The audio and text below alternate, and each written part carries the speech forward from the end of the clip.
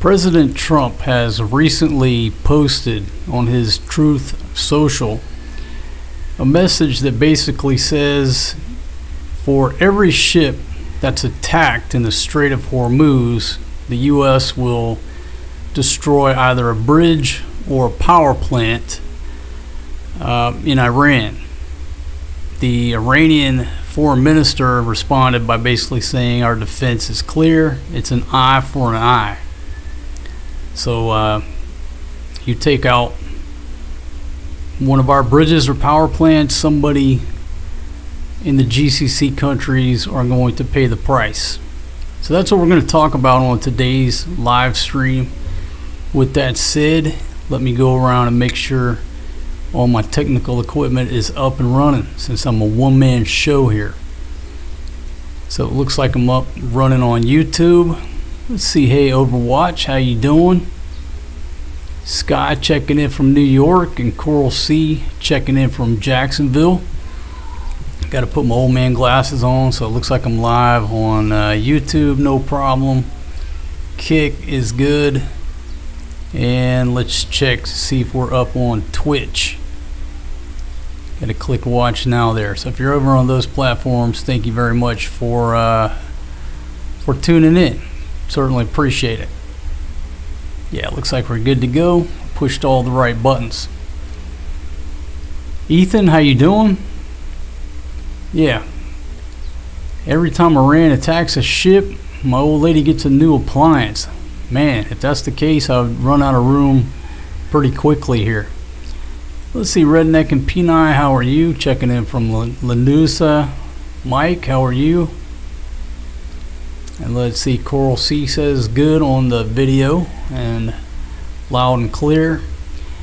Hey, Steve, checking in from New Zealand. Perry in Missouri, and John from South Mississippi. Jay Subic Bay, how are you? All right, cool. So, just before we get started, I was trying to go live about 2 hours ago. Couldn't get my switcher get recognized. Had to do a software update. It's Murphy's Law. When you try to fire up a live stream, stuff will quit on you at the last minute. So here we go. So President Trump puts this out on his Truth Social. From this point forward, anytime the Islamic Republic of Iran shoots at a ship in the Strait of Hormuz, whether it be by missile, rocket, drone, or any other device or weapon, the United States will bomb and destroy one bridge or power plant, including those located next to or in the capital of Tehran. Thank you for your attention to this matter, President Donald J. Trump. I was talking yesterday about how this platform is horrible, DJT. My gosh, you got to scroll through 9 ads just to get down to the meat and potatoes of this one message. Why do you need ads on your particular feed?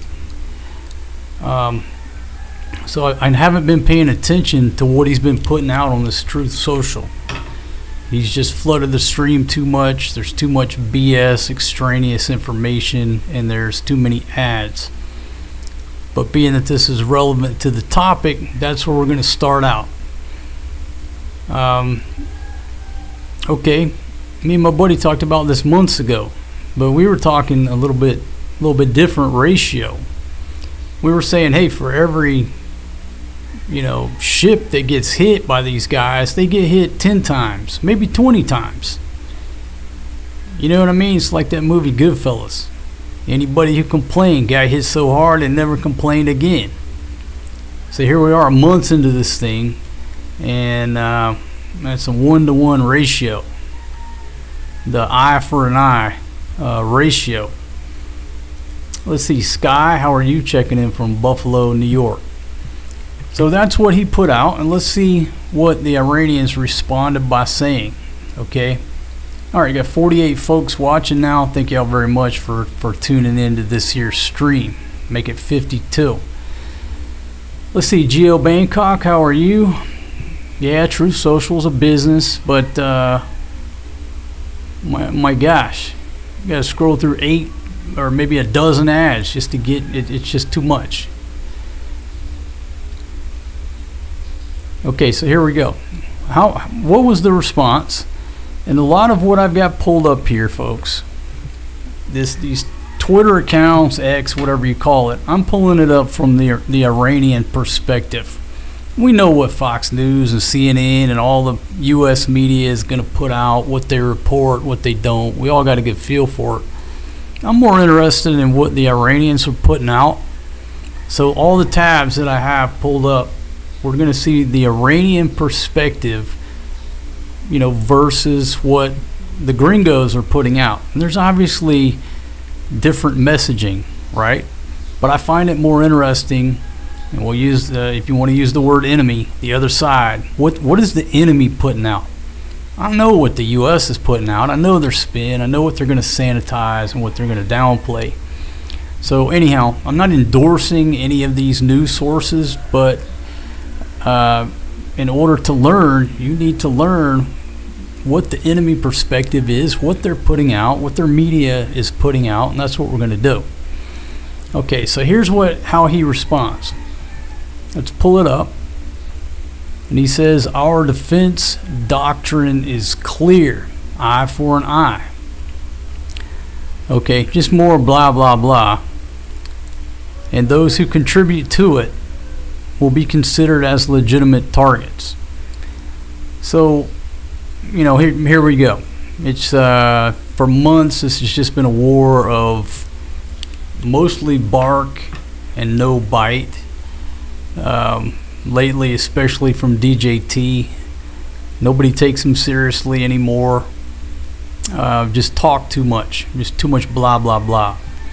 Okay, but now we have a new, hey, you hit a tanker, you lose a bridge or a power plant. Okay, no problem, you take out our power plant, somebody over in Kuwait's going to lose a power plant. So that's their response. Don't seem to be any fear from the Iranians, no backing down. They seem pretty damn confident. All right, over to your comments. Hey Mike, how you doing? Okay, Mike says Iran hasn't done anything to the U.S. We're the bad guy just to get heat off the Epstein files. Ethan says the enemy is nuts. And Chris says there are extremists from the IRGC. All right, so we all have differing opinions about what's going on. But there you go, that's his response. No problem. It's an eye for an eye. And again, me and my buddy sort of disagree on that strategy. If you're going to win a conflict, it shouldn't be an eye for an eye. It should be more like an eye for like a dozen heads. But that's what they're doing. That's the latest messaging coming from the U.S., coming from the Iranians, and that's how we're starting out the chat here. All right, so with everything that's going on, let's just go down the line. We'll start with what CENTCOM has put out. This is 4 hours old. Okay, 5:30 p.m. Eastern Time. Here we go. The schedule of war via Twitter. I don't get it. I do, hey, it's wonderful for me to sit here and be able to put this up on the screen. But why does the military need to be engaging in tweeting about what they're doing operational wise is beyond me. But here you go. At 5:30 p.m., U.S. forces began launching more strikes against Iranian military targets at the commander-in-chief's direction. Those are extraneous words. We do not need that. It's like George Carlin said, people add extra words to make themselves sound smart. Obviously, it was at the president's direction, being that he is the commander-in-chief. So Captain Obvious over at CENTCOM, you don't need to add that, okay? You don't need to add that in there. You're just wasting your time. The mission will continue to further degrade Iran's ability to threaten civilian mariners and commercial vessels transiting regional waters. Okay? Now let's go to this one here, which I thought was kind of interesting. Here they go. Fact checking. Now this is why you got to look at all angles, and somewhere in the middle sort of lies the truth.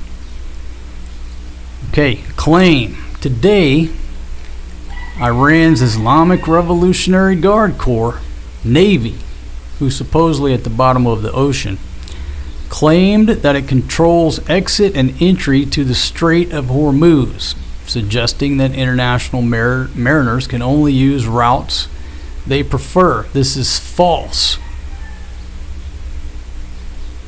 Okay, remember that. This is false. Fact. Iran does not control the Strait of Hormuz. The international waterway remains open for transit regardless of IRGC threats and attacks. Commercial vessels continue to use the strait with U.S. military support. Now they just put that out several hours ago to reiterate their point that no, the IRGC does not control the strait. Okay, so let's just go over here and take a look and see what this UK MTO organization is putting out. And those are the incidents there in the strait, and we'll come up here to reports because everybody's going off of what they report. Okay, so 23 July is when they're putting it out. Okay, they got a report of an incident southwest of Al Sheikh, Saudi Arabia. Reports being struck by an unknown projectile, okay, which has caused a fire. Okay, let's see. That's not the one I'm looking for. Let's see.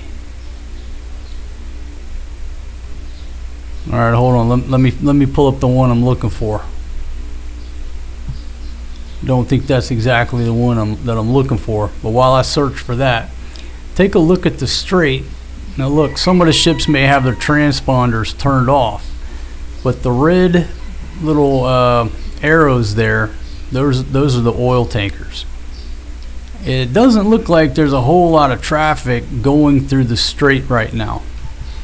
Okay, so let's ask ourselves why. Okay, why is that?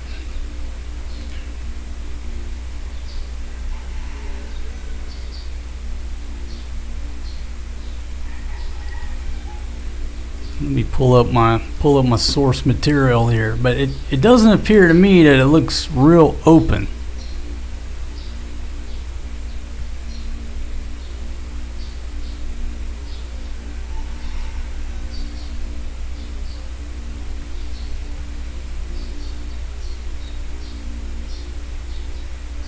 Okay, so 2 hours ago, this is what I'm looking for, and we'll go from there. Tanker caught fire after entering a mined area in the Strait of Hormuz. Now, this is according to the IRGC. They said one of 3 tankers attempting to cross a mined area caught fire, with the other 2 vessels quickly turning back. The IRGC said the ships had been attempting to pass through what it described as an unsafe route in the southern part of the strait. So that's the reporting that I'm seeing floating around. Now, I don't know if it's confirmed or not, but what they're putting out and what's circulating around is that one of the ships coming into the strait hit a mine. Is that good information? Is that fake news? Okay, I don't know, but that's what's circulating around.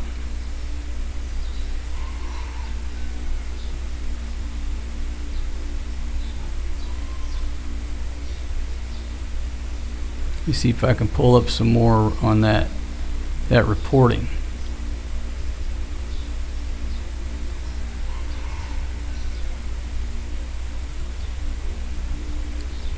And again, folks, not that I believe everything that comes from these guys, but it is smart to see what they're putting out, see what their perspective is.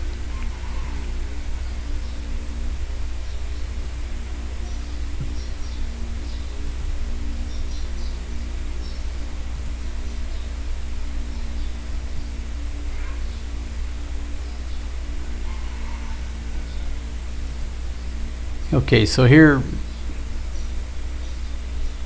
or just to put that up on the screen there, the IRG says a tanker hit a mine in the Strait of Hormuz. Okay, now whether or not that's true at this point, it'll come out. But whether or not it's true, when these shipping companies, in the words, the chismes, the gossip starts floating around that somebody hit a mine, are you going to take the chance of going through there until you figure out what's going on? And again, there may be ships with their transponders turned off, but it doesn't look like, according to what CENTCOM says, that the strait is very open. Okay, it just doesn't look like it's open to me. And I haven't stared at this intently since we first started doing these live streams, but there's not a whole lot going on there.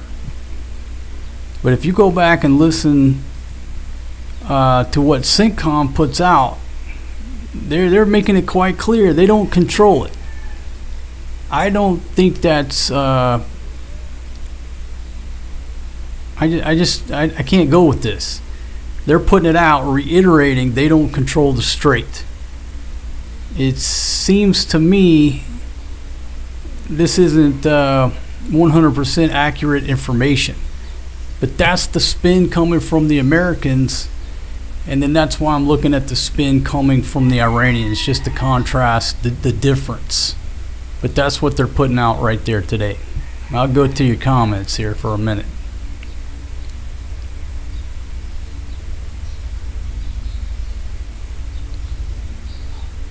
Let's see, LV Club Bouncer, how are you? Let's see, Ethan says Israel will target the leadership.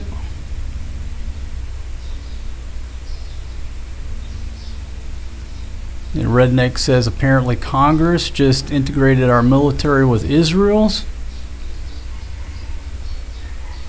Oh, Nelly, how are you? Checking in from California. And Black Diamond says, where's Israel? On vacation, this was their war. I'm glad you brought that up, because there's actually let me find it here. I was looking at travel.gov for the security alerts, see what was going on today. Now, there is a security alert for Israel, but it's not the reason that you would think. Okay, so here we go. Let's read this. The U.S. Embassy is closely monitoring reports of a spike in violence connected to rivalries between Israeli organized crime groups. These attacks appear to be targeting businesses and homes associated with the groups involved. Okay, primarily in those areas, let's see. The attacks have involved hand or stun grenades. Hand grenades thrown at private residences, vehicles, and business properties, often by an assailant on a motorcycle. So we got a security alert coming out of Israel. It ain't got nothing to do with the unrest in the Middle East. It's due to organized crime throwing hand grenades at people's houses. And there you go right there. That's from the U.S. Embassy, Jerusalem. Security alert, July 22, 2026. Okay, so I just thought I would throw that up there when I was checking the travel alerts. And then let's see, they retweeted out again, basically put a new post. There's still a worldwide caution there for us Americans who are abroad.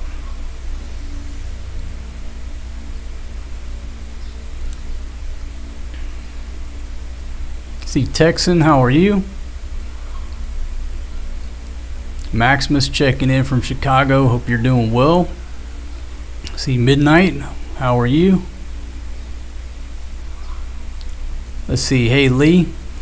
Yeah, if you're the owner, the shipping company, the insurance agencies, every time there's a threat, it don't have to be real. They're not moving those things. hundreds of millions of dollars involved. So whether or not this ship did hit a mine is irrelevant. The information's out there. It's being circulated. It's still going to put the fear into folks to prevent them from moving or carrying on with normal operations.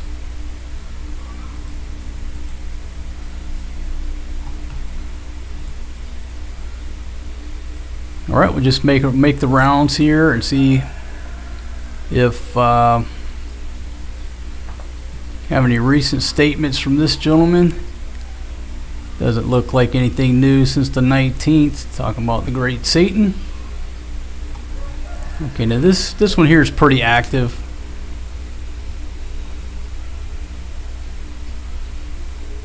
There's an Iranian drone reportedly hitting its target in Aqaba.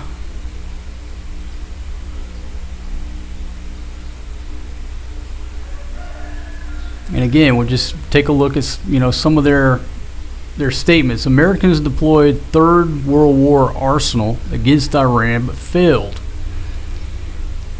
This brigadier general, who's the senior spokesperson of the Iranian armed forces, said that the Americans deployed every weapon they had set aside for a Third World War against Iran, but they did not succeed. I think that's a little bit inaccurate as well.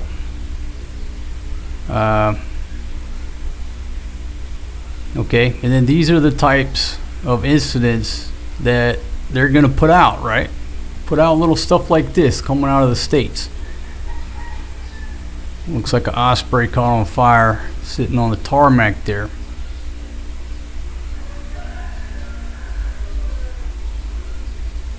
Okay, so this is in reference to what we're talking about here, the eye for an eye.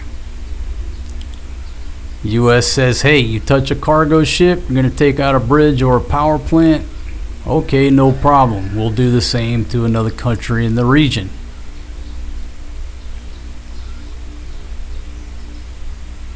There you go.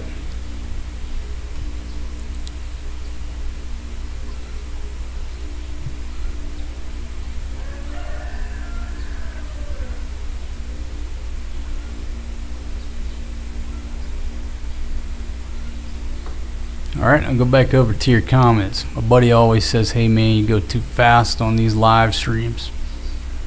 Put too much information up there. And then that's their website right there. So all these sites, all these news organizations, if you check Professor Google, they're all associated with the government, which is controlled by the IRGC. They obviously have a spin and an agenda, and they're not always accurate. But doesn't that sound like any media source, media company in the U.S. still? Iran hits the digital eye of CENTCOM in a retaliatory strike. The IRGC destroys U.S. MQ-9 drones in a fresh wave of counterattack. So again, all this is coming from their perspective. Let's see, Aviation Days, how are you? Yep, I agree. All warfare is based on deception. A lot of deception going on here, but it's like there's just so much talk. There's just too much blah, blah, blah at this point, according to my old lady. Big Joe, how are you? Checking in from Fort Myers, Florida. Jose, how are you? Okay, there you go. You can go through there as long as you go through the IRGC approved routes. Okay, so we go back over here and we look at the strait. As long as you come up here close to their coast, okay, and then pay them some bribe money or whatever's going on the ground there right now, everything's good. But if you go down here where they don't like, and they've supposedly mined this area over here, well, then you get targeted. Just nothing but greedy nutcases. Think about this. This is civilian shipping. Civilian shipping. If you don't come up here where we can take bribes from your ass, we'll attack you. Okay, well, people started going closer to Oman. We just go down there and mine that area. Now you have to come up here and pay us some money. Okay, it's just, they're just greedy pirates. See Red Horse checking in from Nashville. How are you? Is Israel censoring this live chat? Just saw a comment disappear. There ain't no telling. There ain't no telling, my friend. But in staring at this tracker here, we've all stared at it. It looks like a lot of folks are in the AO. They're in the area, right? But this thing ain't open. Okay, it's not open. And so, CENTCOM wants to, let's go back to CENTCOM here. They want to put this out there and tell everybody, hey, it's okay. It's a fact. They do not control the Strait of Hormuz. I think we can all call bullshit on that. They would be better off not putting that out there. Because people with independent thought know that you're bowling. You're full of shit. It is not open. Anybody with hundreds of millions of dollars on the line are not going to take this fact check and put their money on the line, especially with what's going on. But just to show that's the latest coming out of CENTCOM there.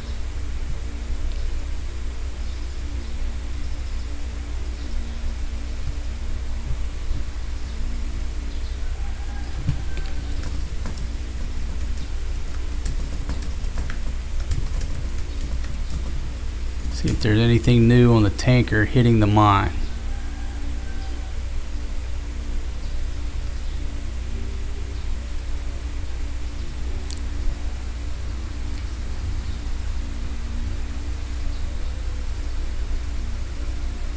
Yeah, so several news sources. Oil tanker caught fire after hitting an Iranian mine in the Strait of Hormuz on Thursday morning. The IRG spokesperson claimed responsibility for the attack. I'll put that back up there while I'm reading this. Okay. Saying 3 oil tankers, incited and tempted by the U.S. military, attempted to pass through a mined area south of the Strait of Hormuz, following a massive explosion and fire aboard one of the vessels. The other 2 quickly turned around and retreated. The statement claimed that the Strait of Hormuz is under IRGC control, a claim that CENTCOM is disputing.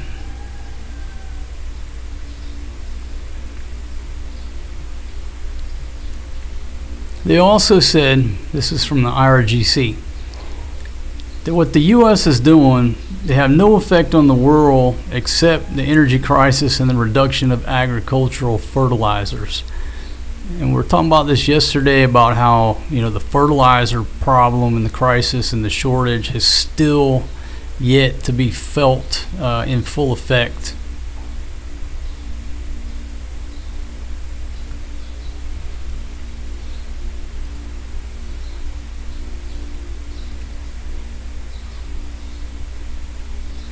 And Red Horse says the U.S. has a blockade. The U.S. controls the strait.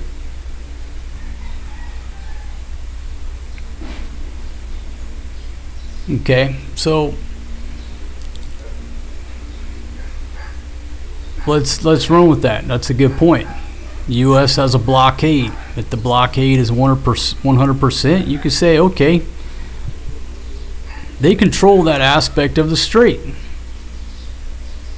But for CENTCOM to say the waterway remains open for transit regardless of IRGC threats and attacks, That's a crazy statement. It remains open. Don't worry about the threats and the attacks. Come on in. The water's fine. Don't worry about them 8 sharks right there swimming around. They continue to use the strait with U.S. military support. A lot of it is about perception. And my perception, if I were a ship captain, my perception is that strait is not safe to transit. If you got $100 million, couple $100 million on the line, I don't think anybody right now gets a warm and fuzzy that strait is open, regardless of threats and attacks. Okay. Chicken Time Maine, how are you? Checking in from Northern California.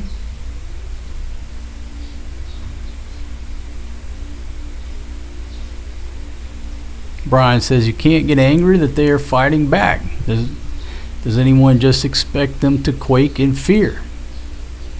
Good point. Papa Smurf, how are you? Checking in from NYC. Reporting that the IRGC is threatening to invade Kuwait.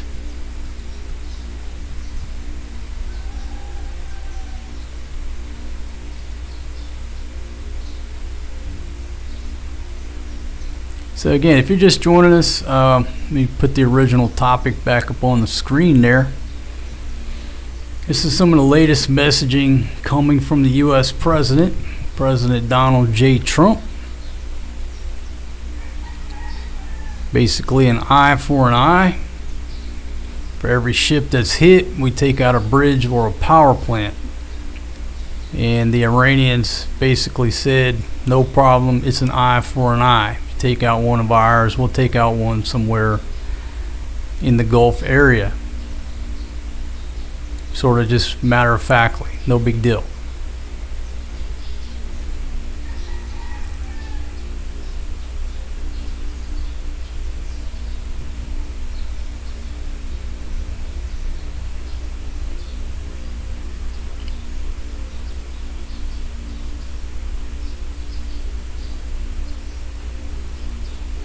It's all about the money.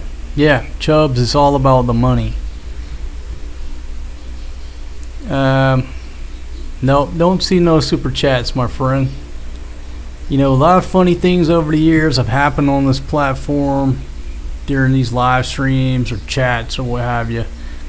I don't know. That's just being conspiratorial, but you know, back during the lockdown when you talked about Fauci and all that stuff, weird things happened. Comments disappeared. You couldn't get a super chat. Who knows? Who knows what they do behind the scenes? Kuya Steve, how are you?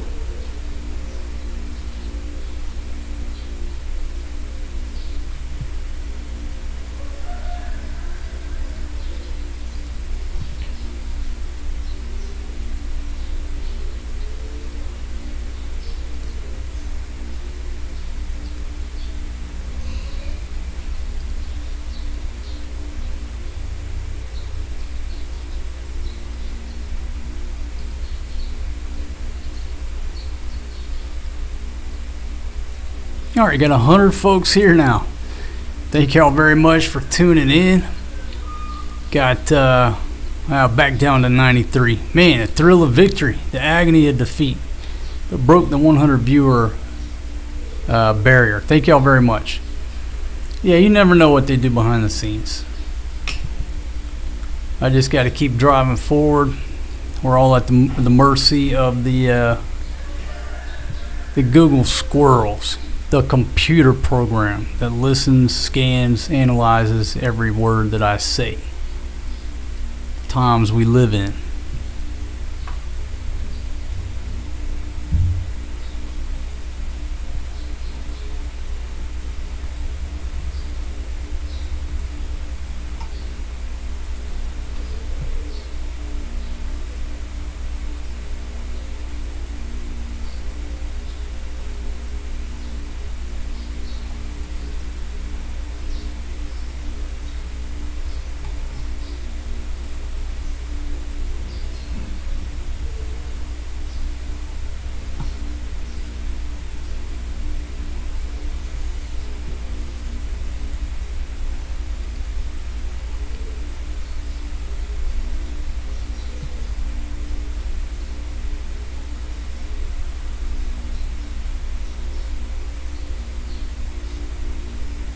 Okay, so let me see if I can get this one pulled up here. No, that's from 20 July.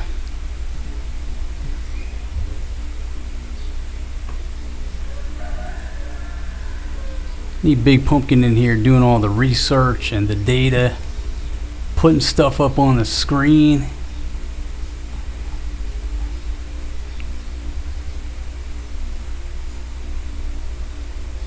Okay, let me put it back up there.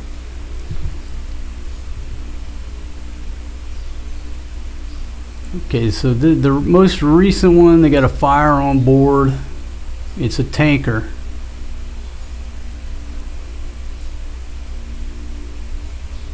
Let's see, and where is this at? 70 nautical miles southwest. So it'd be southwest. So is this the tanker that the Houthis hit? I think that would that be the case?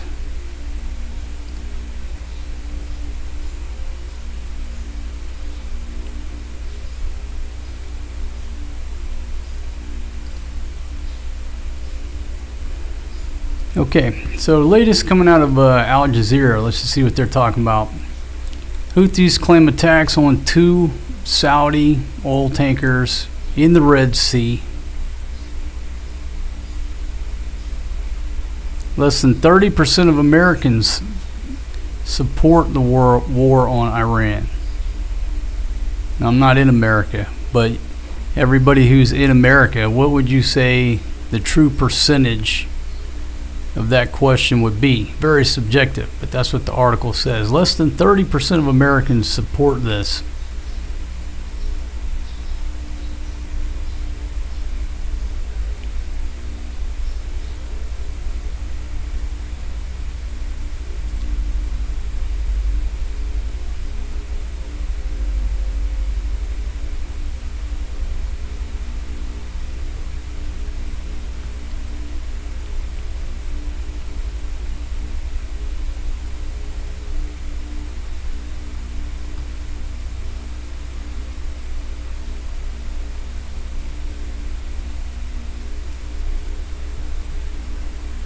All right, so we were talking earlier about the fertilizer and how it hasn't really, the shortage of fertilizer hasn't really kicked in yet. So here's just a quick article on that. The Hormuz closure is creating serious risks for food production in Bangladesh. Look, this is just one country.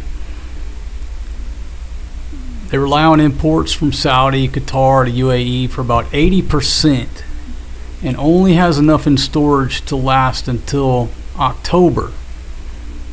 Okay, so they haven't run out yet. A lot of these places, they haven't run out yet, but they're going to. They're going to run out in October. And now the price of urea has risen by 50%. While 3 of the 5 state-owned factories have been forced to shut down due to gas shortages. Okay, so that has the makings. It's the recipe for a serious problem everywhere, but this is talking about Bangladesh. They're going to run out of fertilizer. Okay, the price is up 50%. And 3 of the factories have to shut down due to gas shortages. I mean, you with that recipe, unless something changes, you don't got to be a rocket scientist to figure out they're going to have a serious food shortage going on. As many as 18 million people will experience acute food shortages. Okay. Now, Saudi Arabia has confirmed the attack on a ship in the Red Sea. It's a Saudi-owned vessel, the Encilia, has been targeted while sailing in the Red Sea. Okay. Let me come over here and see if I can move our map around where we can see both areas that are affected. So that's the Strait of Hormuz right there. Let's see. And here's the other strait down here.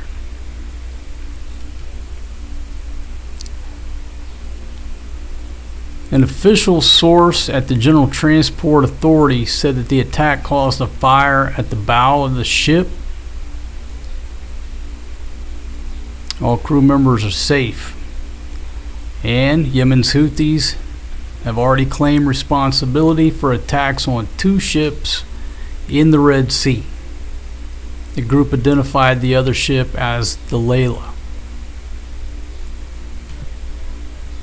Okay, so if you're not really tracking, basically Saudi's got a pipeline. So when the shit got clogged up over here, they've been piping stuff over here, 4 million barrels a day, and then sailing it out through here. Well, now this is choked up as well. Two attacks.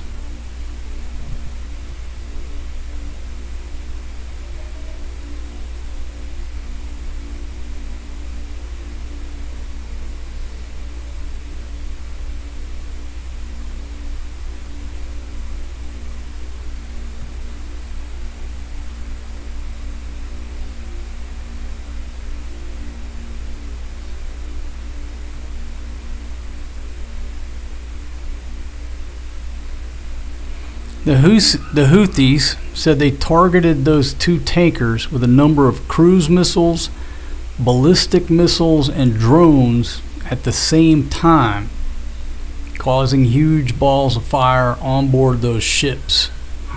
Now that's what they're putting out.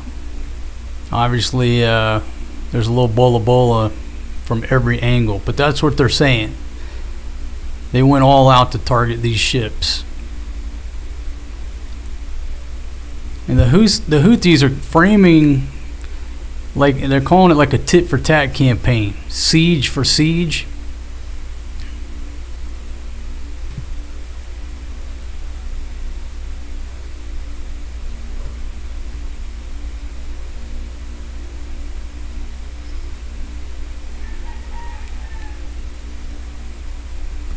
All right, I'll go over to your comments here. Steve-O, how you doing?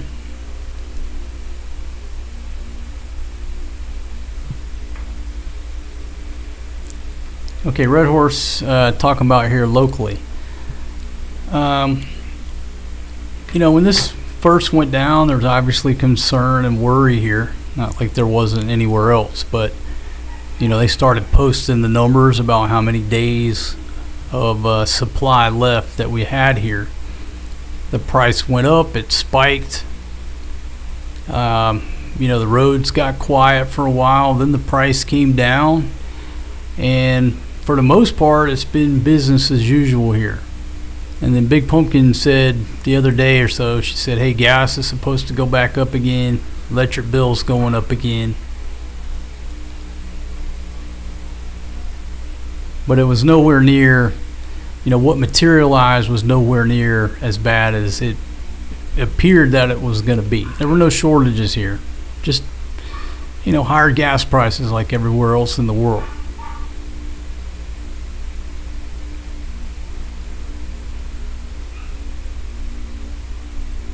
Now you can get pinto beans here.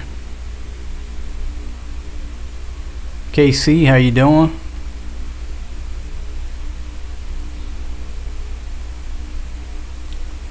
Yeah, Steve-O, I'm not sure how they worked it out. I'd be speculating. I mean, you think that it's Russian oil. I was following it there initially, but I'd have to sit here and start looking it up. I'm not real sure. All I can tell you is that, so far it's been business as usual here.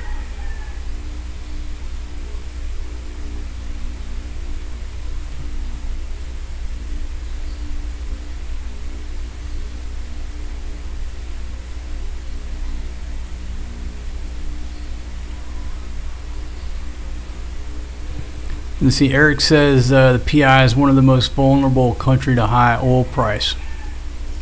Well, what was strange that we were talking about the day before yesterday is, when this thing first went down and they started posting how many days we had of fuel left, it was sort of scary. I mean, you were talking about, LPG, I think was the lowest, like 40 days. I'm just trying to recall. Gasoline, we had 55 days. It varied, right?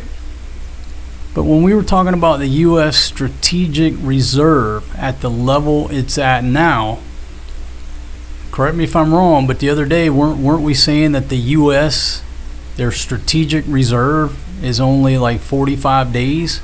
Somebody please fact check that. But the strategic reserve is like at 40% or 35%. I can't remember what it was. We were talking about it a couple days ago. But it was an extremely low number that you would think, being in the United States of America.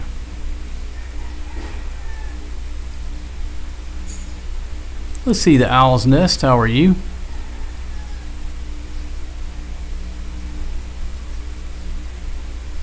Aviation days, many ships gone from Norfolk, economy is hurting.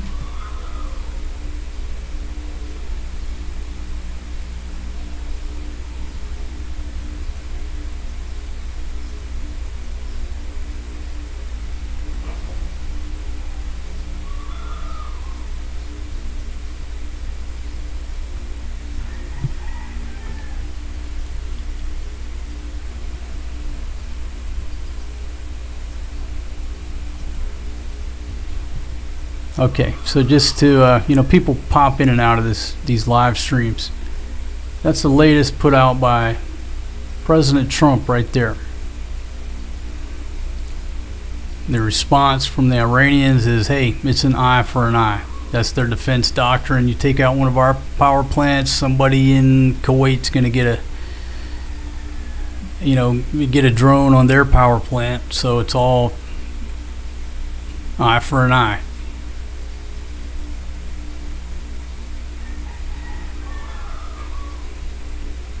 Let's see, Johnman says, I'm curious about how many Filipino merchant marines are in the Strait. There were some articles floating around on that exact topic the other day I was looking at.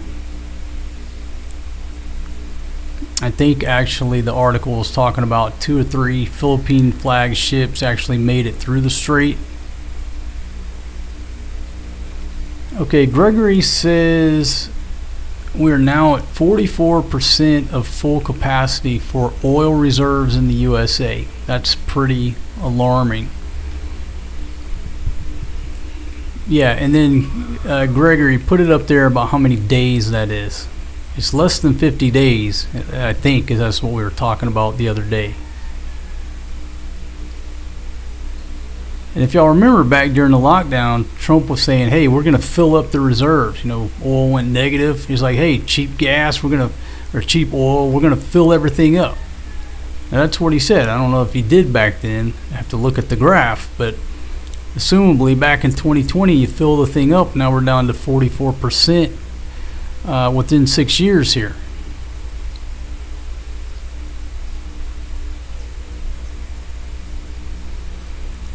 Let's see. Papa Smurf said it's time to take out the IRGC and be done with it. The Iranians deserve better. Okay, let's talk about that for a second. The media doesn't seem to put a lot of emphasis on what the actual Iranians and folks who have left Iran and their opinion is. And when I watch all these activists and all these folks, we quickly forget how many thousands of people they killed back in January. This is just one incident. To show you, when I say they're nutcases, somebody asked me the other day, why do you say they're nutcases? I'm not talking about the people. I'm talking about the IRGC. 2 nights of protests. You can see the videos where they protested in every area of that country. Every province, every county, what have you. They protested. And then the official, I don't want to say the official number, but one number floating around is like close to 36,000 got killed. Over what? Walking in the streets and speaking out against the government. Yes, you're dealing with some nutcases.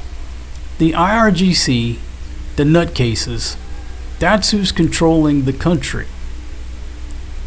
It is never going to be in their best interest to start listening to the civilian government and give up power. They're never going to do it, because if they give up too much power, the people are going to take them all and string them up from a bridge somewhere. Okay, they're not loved. You just gotta watch what the Iranians are putting out. People who are outside the country, these videos that have made it out and surfaced. I saw this one clip where some Iranians, the young dudes, were painting on a wall, and it said something about, "Don't worry about destroying our infrastructure. Freedom is much more valuable." Now look, I just saw that clip, but it appeared in the clip and the way it was presented that they're painting on the wall, "Come over here and hit them. We don't care if we got to sit in the dark for 6 months because you destroyed a power plant. We want freedom from these nutcases." Now, that's pretty strong.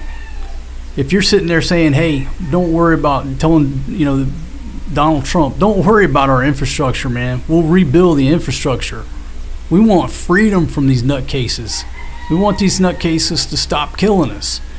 Go and do what you got to do to take these assholes out, and we'll rebuild." That was the gist of what this guy was spray painting on the wall. Something like, "Don't worry about the infrastructure. Freedom is more valuable."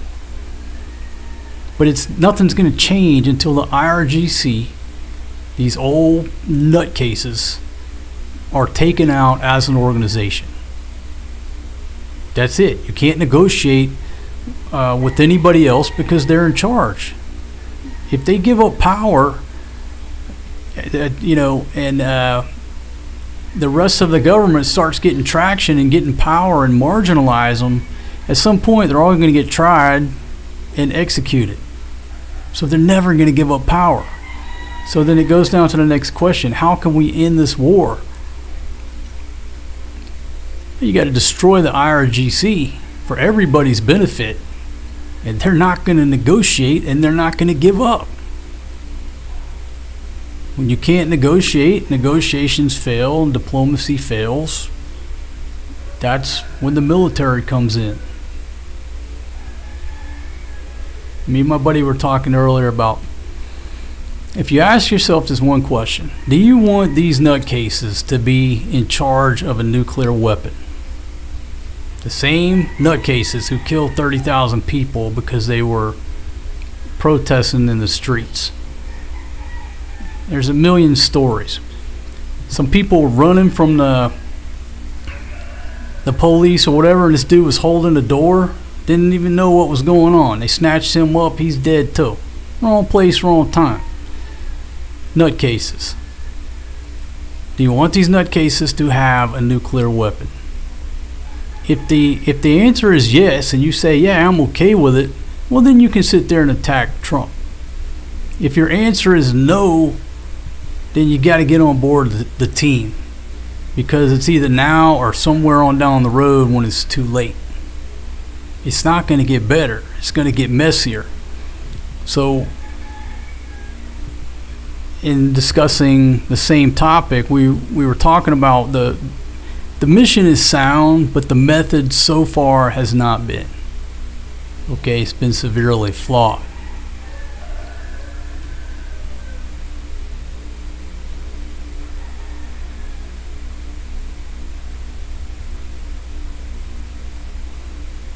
Let's see. Aviation Day says hit the power plants. Okay, again, we're not against the people, not against the people of Iran. Really, not even against the government. The civilian government would probably deal. They want to deal. They want to just go back to making money. They're not in control. The IRGC is. So, how hard is it to manufacture missiles and conduct business when you have no electricity? It's a lot more difficult. So far, they haven't been under those conditions. And again, dude, civilian writing on the wall, "Don't worry about the infrastructure." Okay, our freedom is more important. We can build, you can build a power plant. Freedom's a lot tougher to get.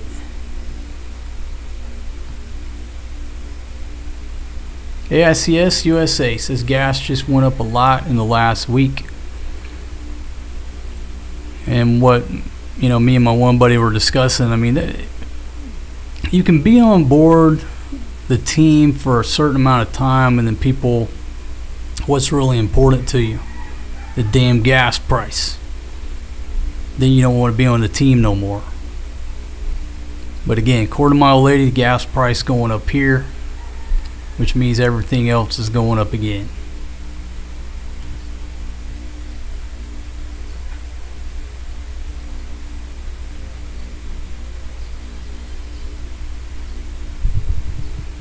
Kuya Steve says Texas is exporting, so it's reasonable to deduce the reserves are fine. Prices are high because of price gouging and high state taxes. Steve-O says $6 here in California. Gas costs $3 more in Europe. I'm not complaining. Very good point. Americans don't realize is that y'all always have the cheap gas. You're used to that cheap gas, and when it goes up, you get upset, as anybody does. But it's still cheaper than most other places in the world. America enjoys cheap gas.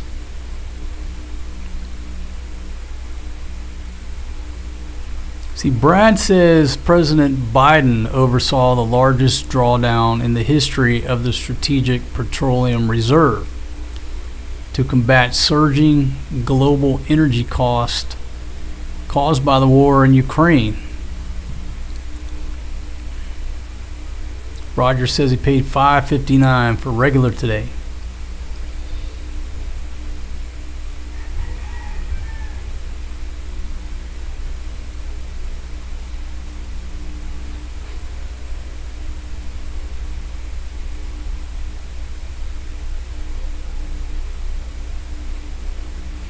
Okay, aviation days. The longer you toy with the IRGC, the more money this is going to cost.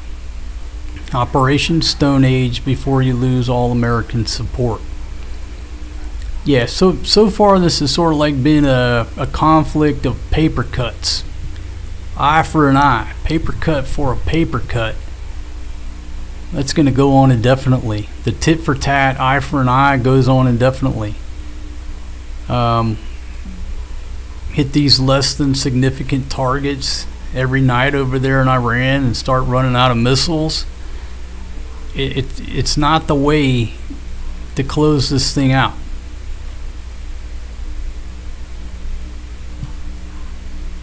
There you go. Imagine the world response if the U.S. took out 37,000 of its citizens.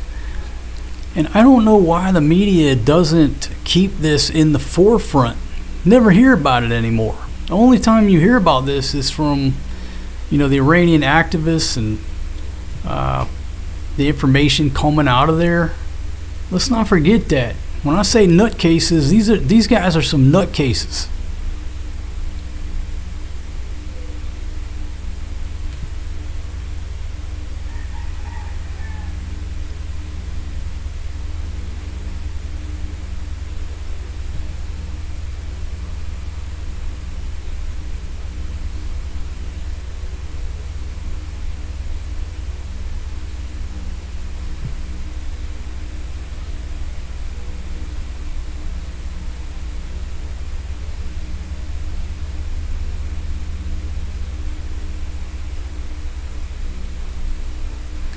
Okay, Gregory says we have approximately 70 days of oil reserves in the USA,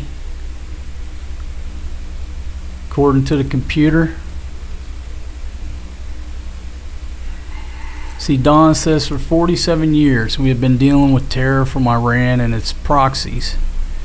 Trump's the only president with the balls to have done something about freedom of the world. Simple enough. Okay, my entire life, probably yours too, from earliest memories, we constantly hear about Iran. Constantly. Problems with Iran. You know what's crazy? I was watching, what's that movie? I Am Legend? Will Smith. Sort of the zombie movie, what have you. In the beginning of the movie, I'm sitting there and he's watching the news, and there's a ticker going on at the bottom of the screen, just like here. And like the last split second of that was something about tensions in Iran. When have we ever escaped problems with Iran, at least in my generation? Not never. I'm tired of hearing about it. I don't want these assholes to have a nuclear weapon. I'm on board with that. But the strategy so far is just paper cut, which could continue to go on indefinitely. Lost a lot of the momentum and the public support, which is important. But I think at this point, if something is not decisive, we're just kicking the can down the road. We'll be in the same shit in another 20 years. Every 10 years, something happens with these guys. They want more money. The ship's got to pay more bribes. Enough is enough. Okay? Just destroy the IRGC as an organization. That includes everything about the organization. And then let's go from there. And I think some deals will be achieved.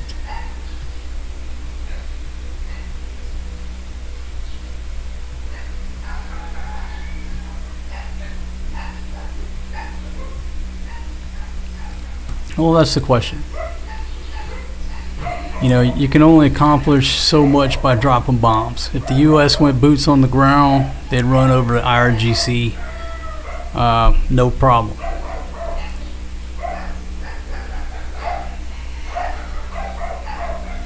Steve-O says, how much of this is fabricated to just keep the war machine oiled? Every president since I can remember has found a war to participate in. Of course, it's the military industrial congressional complex. I call it MIC. You typically hear it the military industrial complex, but Eisenhower wanted to call it MIC, and they talked him out of putting the word congressional in there, so the story goes.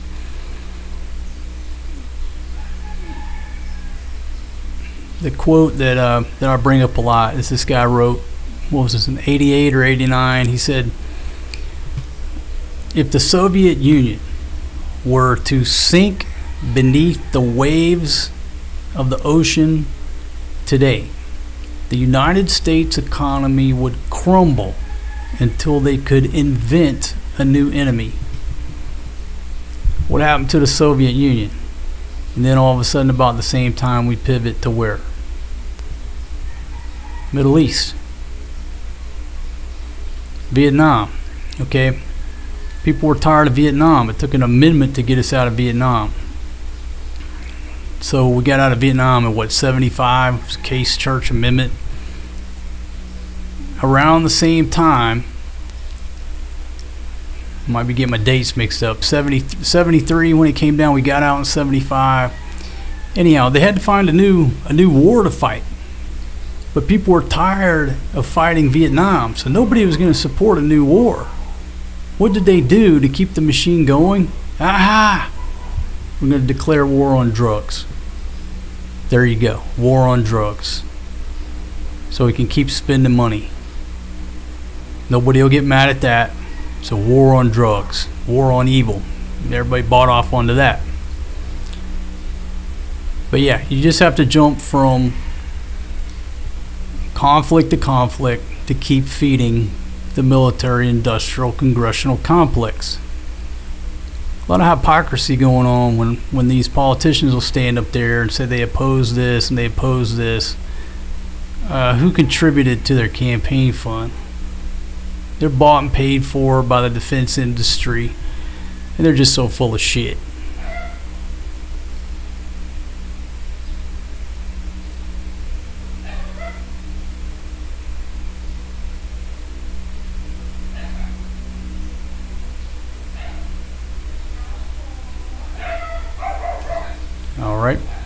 Again, folks, if you're just joining me on today's quick live stream, what you got on the screen there is what the president put out.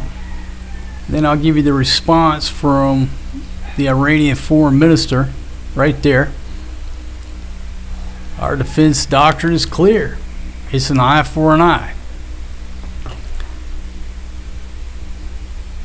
You hit a ship, we're going to take out your power plant near Tehran. Okay, no problem. Now Kuwait loses a power plant. What's the end game of that? Just slowly every night, hit one place, just keep dragging this thing out?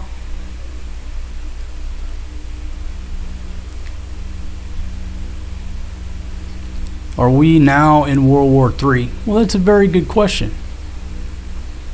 Well, let's go around the horn at the percentage of the globe that is in some type of war or proxy war. Russia, the Ukraine. You got the U.S. supporting the Ukraine against Russia. Now the U.S. versus Iran, which has turned into all the GCC countries probably against Iran, right?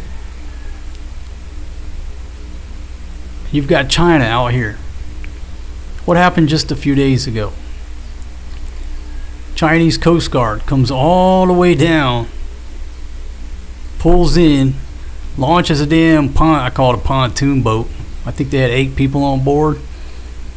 Coming up real close to the BRP Sierra Madre with Philippine Navy and Marines stationed on it in the Philippines. Fucking with them. There's a clash. Paddles versus batons. Philippine sailor gets whacked in the head by a Chinese baton. Minor injuries, but this isn't the first time this has went down. In the past, a guy lost his thumb. In the past, a Chinese ship collided into a Chinese ship. Looked like some guys lost their lives. But I was reading an article yesterday that the question was, what will trigger the U.S. defense pact with the PI? And it's a death. At least that's what they said. That's what the article said, quoting the president. If somebody dies, that will trigger the pact. Now, will they absolutely do that? I don't know. I'm just telling you what open source reporting and what he was quoted in a news article as saying. So it seems like if you look at the landmass, there's a big chunk of the world right now that is in some type of war, with everybody else just sitting on the sidelines, but could very easily get caught up in it. I mean, just take a look at a map. If I had a map, maybe the next one I'll just do it. I'll shade in all the places that are involved in conflict, and those are just some right off the bat. I mean, hell, Thailand and Cambodia were slugging it out. I know I'm leaving a bunch off the table, but it pretty much seems these days like a majority of the world is in some type of conflict.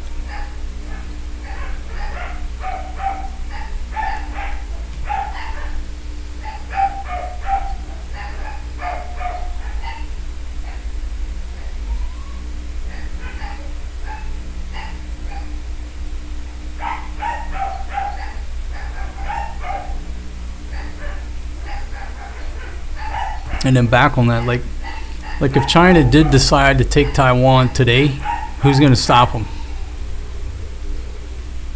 It's a question. Who's going to stop them if they want to take over Taiwan today? Do we think that the U.S. military can take on China right now with what's going on in Iran? Fight 2 wars? I mean, it's a question.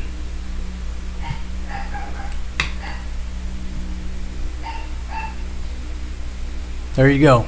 India and China, Pakistan and Afghanistan. And maybe that's what I need to do. Just take a world map and shade in every country that's involved in some type of warfare and see who's left.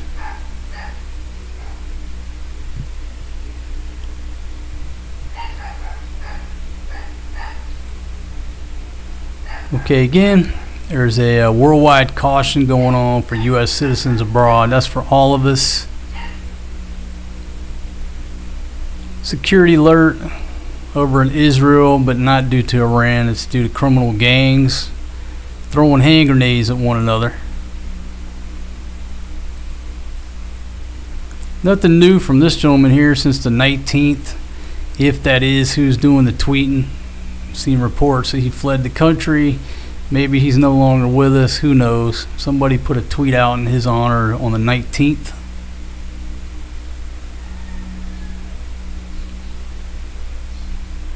And this news agency here, like all these news sites I'm pulling up, okay, they're all influenced and controlled by the IRGC over there. Okay, so whatever's on here, just take it with a grain of salt. This is their perspective, okay?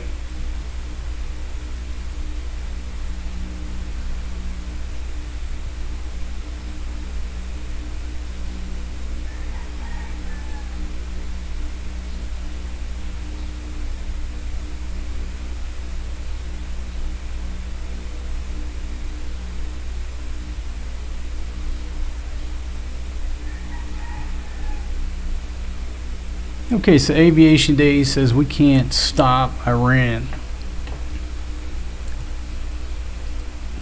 I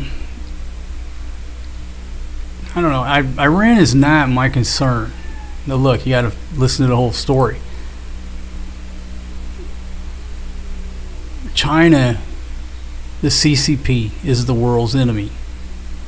I think the IRGC can be destroyed if you go in there, target them, basically take the gloves off, go in there and target them, whatever you got to do. The people don't want them there. Leave the people alone, leave the civilian government alone, go in there and hit these old hardliners, and give the people enough power to take over. So I don't think it has to be a protracted, long, drawn-out thing because the population hates these motherfuckers. I'm not worried about Iran. I think we can take Iran. It's China that I'm worried about. You want to know where my priorities are? I'm just worried about the CCP. Boom! Kuya Steve coming off the top ropes. Thank you very much, man. Contributing to the Tao Fund. Hope you're doing well. See, Red Horse says Taiwan confuses me. If you fill out any documents for them, it says China on the letterhead. So have they already quietly been occupied? You know, it's like, will the U.S. defend them? They leave it not clear. So I don't know. I mean, I know the history and everything.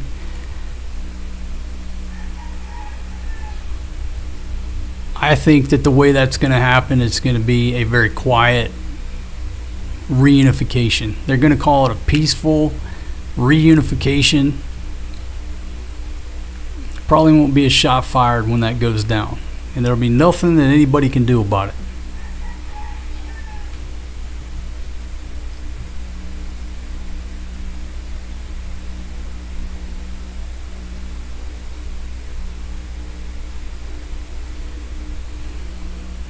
Now, it's very hard to kill or destroy an ideology. But again, if you listen to the people, you listen to the activists, it seems that this population is being held hostage by these nutcases. There's no love lost there if the U.S. comes over and targets the IRGC. There's not going to be any love lost from the people.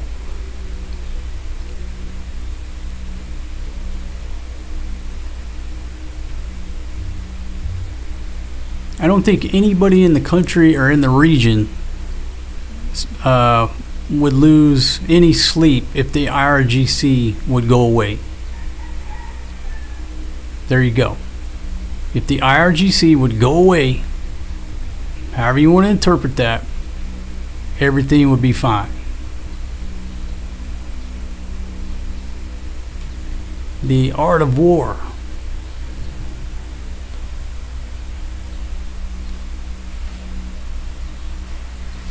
Right there.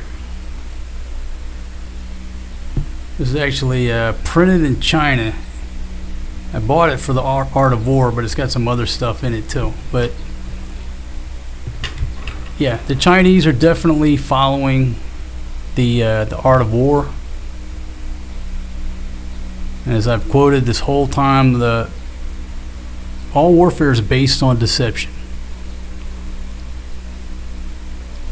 There's obviously deception going on from both sides, but there's just way too much blah, blah, blah, too much bola bola. The too much bola bola and the too much blah, blah, blah, at least on the U.S. part, Trump is losing. He's losing public support. There's too much talk, too little action. Nobody fears him anymore. Nobody respects him. And he's losing the support of his own people because there's just too much talk. That's all he does. Talk, talk, talk, talk, talk. Now here's a paper cut. Well, I'm going to destroy a civilization. And you take out a damn fishing boat. So his bite is not like what his bark says. If he had early on put out one, hey, if y'all don't do this, it's going to be shock and awe tomorrow, and actually followed through with it, well, it would be a different story. There's just too much blah, blah, blah. The Iranians obviously aren't believing the shit, but now guess what? Your own people aren't believing what you're saying. So that's been a extreme error in the communication part. There's two things. If you're gonna bark, you gotta bite. If you're not gonna bite, then you probably need to shut the hell up a little bit more. You just cried wolf too many times, and that's why you read these articles. Only 30% of the Americans support this. People these days have a very short attention span, especially us Americans. You keep saying you're going to do something, you're going to do something, you're going to do something, and you never do it. Well, we just quit listening to you, quit believing you, but we don't even want to listen to you.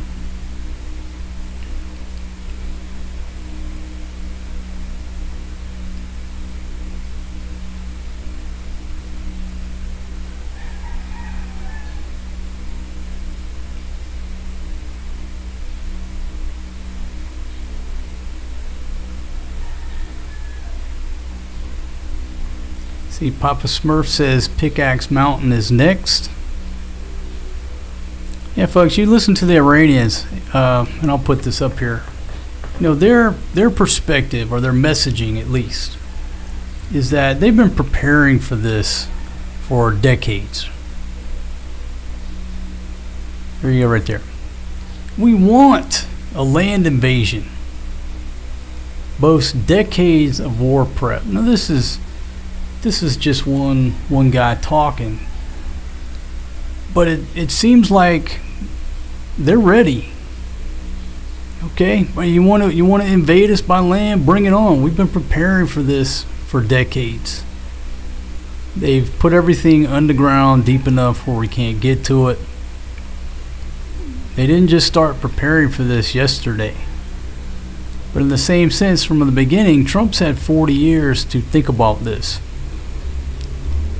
And what I still find hard to believe is that he already had 4 years as the president looking behind the scenes. He knew what was going on. Then he's got 4 years to even sit at the house and strategize on all this shit. And now he's back, and it hasn't been very decisive. At least until this point. So far, nothing has been very decisive.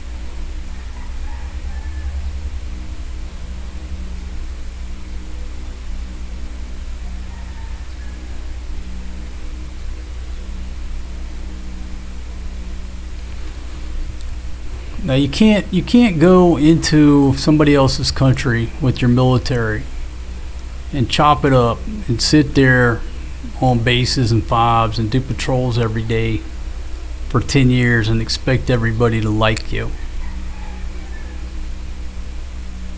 Even if they love you at first, after a few months, they want you to go. But I wrote in my first book, if you take a platoon of Marines or platoon of soldiers and move them into your neighborhood, in the suburbs, and have them just do normal what they do if they were deployed somewhere abroad. You think they're cool for the first week or so, and then you want them to get the fuck out of there because their MRAPs are blocking the road. They're making too much noise. They're up at all hours of the night, scaring the goats, scaring the kids, right? No, so to go and sit somewhere for 10 years, just by human nature, it's not going to work. People are ready for you to go home. In the beginning, they love you, but no, to go sit over there for 10 years, it's not going to work. People have to start realizing that. Hey Benito, how you doing? Checking in from Texas.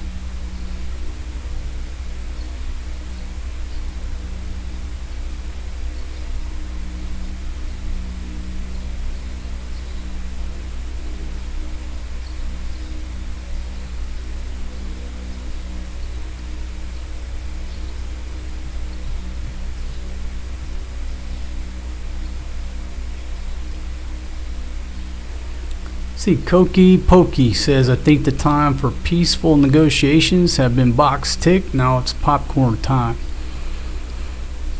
Yeah, there's not going to be any negotiations with the IRGC. It's not in their best interest to negotiate anything. Again, the civilian folks up there, they would probably negotiate, cut some deals. We could all live in peace in some form or fashion. But if they come out and say that, or they get caught coming out saying that, they're going to get schwacked like everybody else. Who's in charge of Iran? It's Ahmad Vahidi, the guy in charge of the IRGC. As long as at this moment he's still among the living. That's who runs Iran. So that's the problem. Even if they have been talking to people these past few months, you're negotiating with people who don't have the power. They don't have the wasta. Hey David, just go down in the description, and the link to my Amazon page is down in the description. Yeah, I think in their mind, in the IRGC's mind, they think they're ready. Okay, but there's a big difference in preparing for decades and just burying your shit underground to where we can't get it versus U.S. ground troops closing in on your ass. There's a big difference. So yeah, I believe them. I believe right now they're feeling froggy. They are feeling froggy. So far, they're doing a good job winning the PR war. They're hitting back. But you want to go force on force, man on man, it's going to be a big different story if it comes down to that. They're going to get a rude awakening.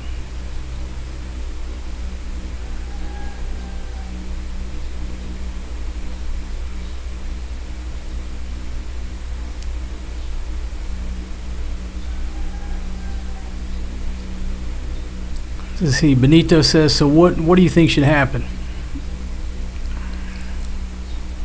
I think it's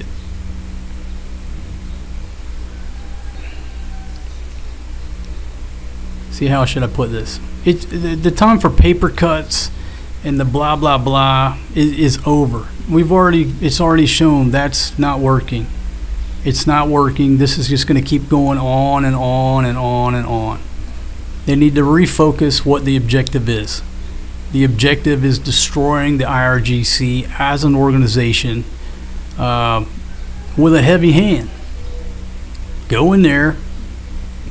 If you say 100%, you knock them down to 20%, and you tell the rest of the Iranian people, hey, now it's yours.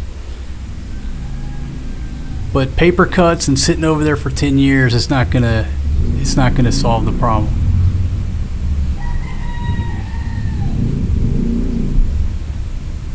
I don't know if that answered the question. But do I think negotiations are going to work at this point? Nope. Because the people in charge do not want to negotiate. It's not in their best interest to negotiate.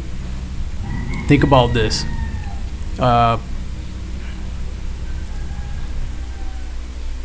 You've already been involved in some heinous shit. The population knows it.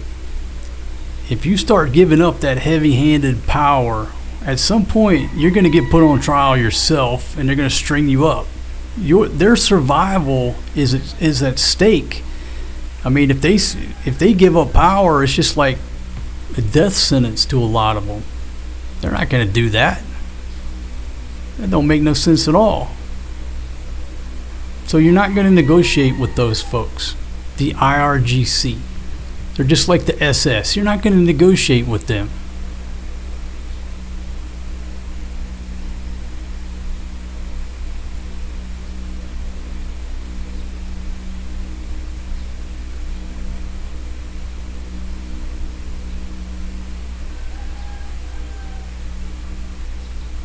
That's a good point. Jay says the American population cannot stomach casualties from ground troops. You know, even if you go back to Vietnam, where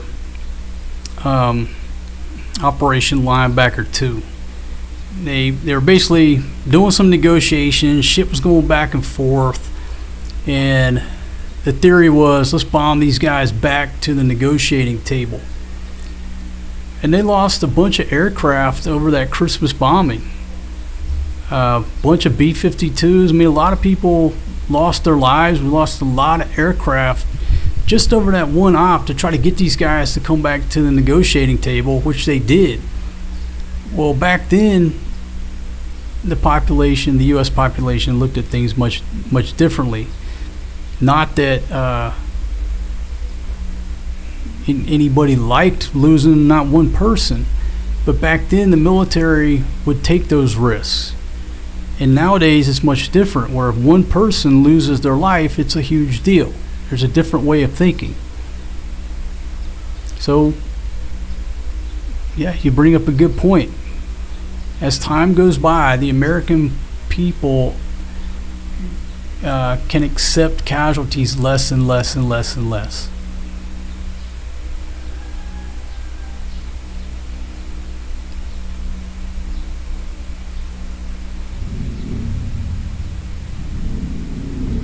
DB Explorer says, I hate to see more U.S. soldiers die over this mess. We all do. But if nothing is done, and in 10 years these guys have nuclear weapons, that's pretty scary. Some of the other countries who have nuclear weapons is scary as well, but I think these would be the scariest. If we just did nothing and allowed them to build up that arsenal.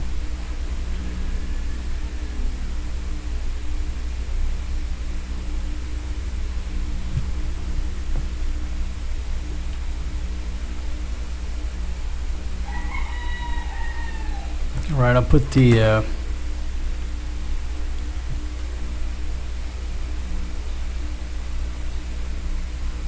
let's sort of zoom in on this here. I'll refresh the screen. And if you're not tracking, the Houthis have hit 2 Saudi oil tankers. That's a little bit too far there. I have to refresh the screen.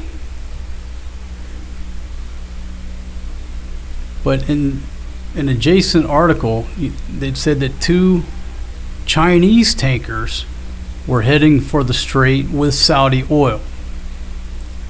So the question is, are they going to let the Chinese tankers through even though they're carrying Saudi oil? Now, according to what I read, they hit the Saudi tankers. But then my question is, are they going to hit the China tankers that are carrying Saudi oil, or will they voluntarily stop?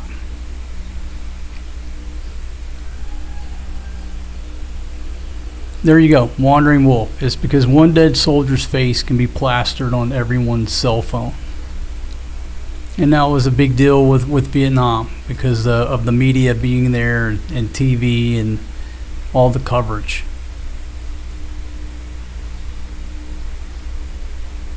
See the Professor, how you doing? Checking in from Koreatown.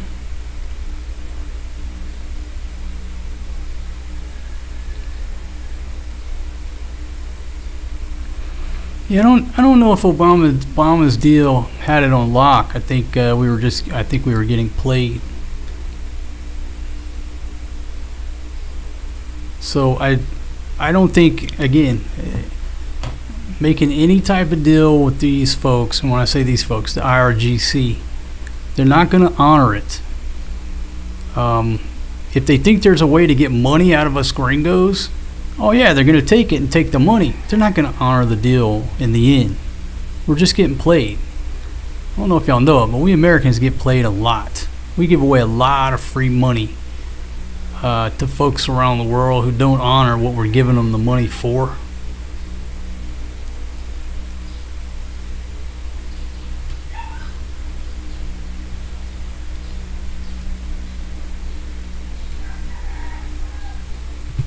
Okay, Kuya Steve says the map shows heavy traffic.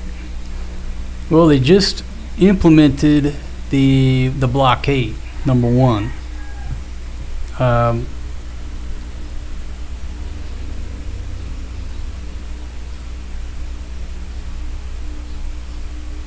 we'll have to sit back and wait and see what happens. But in the opening hours, go back up here. In the opening hours of their blockade, the Houthis have attacked 2 Saudi oil tankers.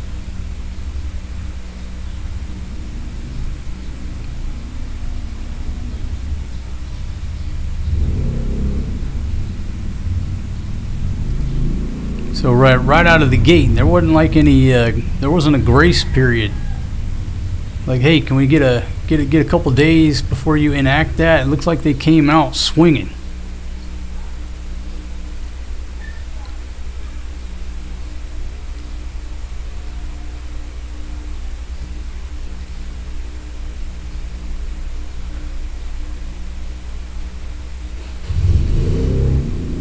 So again, the U.S. has completed 12th consecutive nights of strikes on Iran.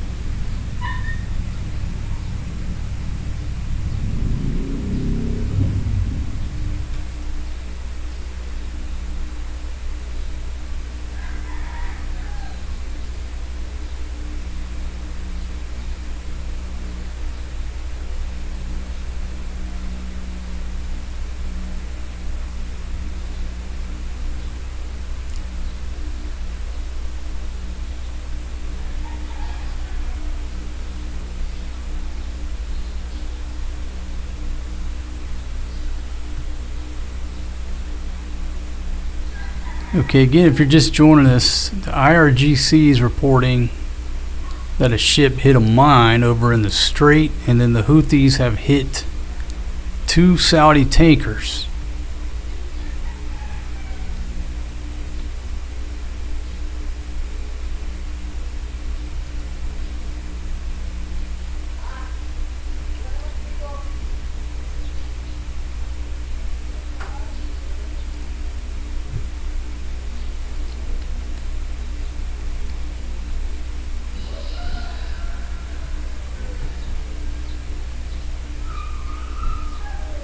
Okay, and just here's the example of there's just too much talk. The same shit has been said over and over. Anybody tell me if this is news? U.S. Secretary of State Marco Rubio said on Wednesday, no nation has the right to restrict the free flow of commerce and travel through international waterways, including the Taiwan Strait. We're just saying the same shit over and over, right? Matter of fact, he was here in Manila, and when the Chinese attacked those Philippine Navy guys, I don't know if he was in the air coming this way, but basically when Rubio got here, that was what I guess when he stepped off the plane, or at some point during the flight, he learned that shit went on. So you wonder, did China said, hey, Rubio's coming to Manila, go over there and create a fucking incident that would just totally fuck up his trip. Whatever he had planned in his mind, now he's going to focus on this. How can you not? The timing of it. They go down there to where these guys are on that old ship, their duty station. Fuck with them. Take some video. It makes international news as Rubio is coming into Manila. They did that shit on purpose.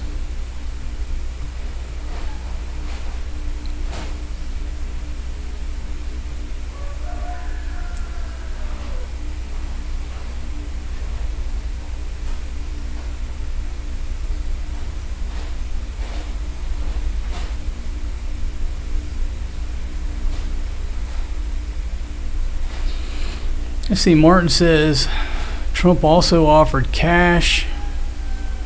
At least Obama got a deal for no nuclear bombs. Okay, well, let's just think about this for a minute.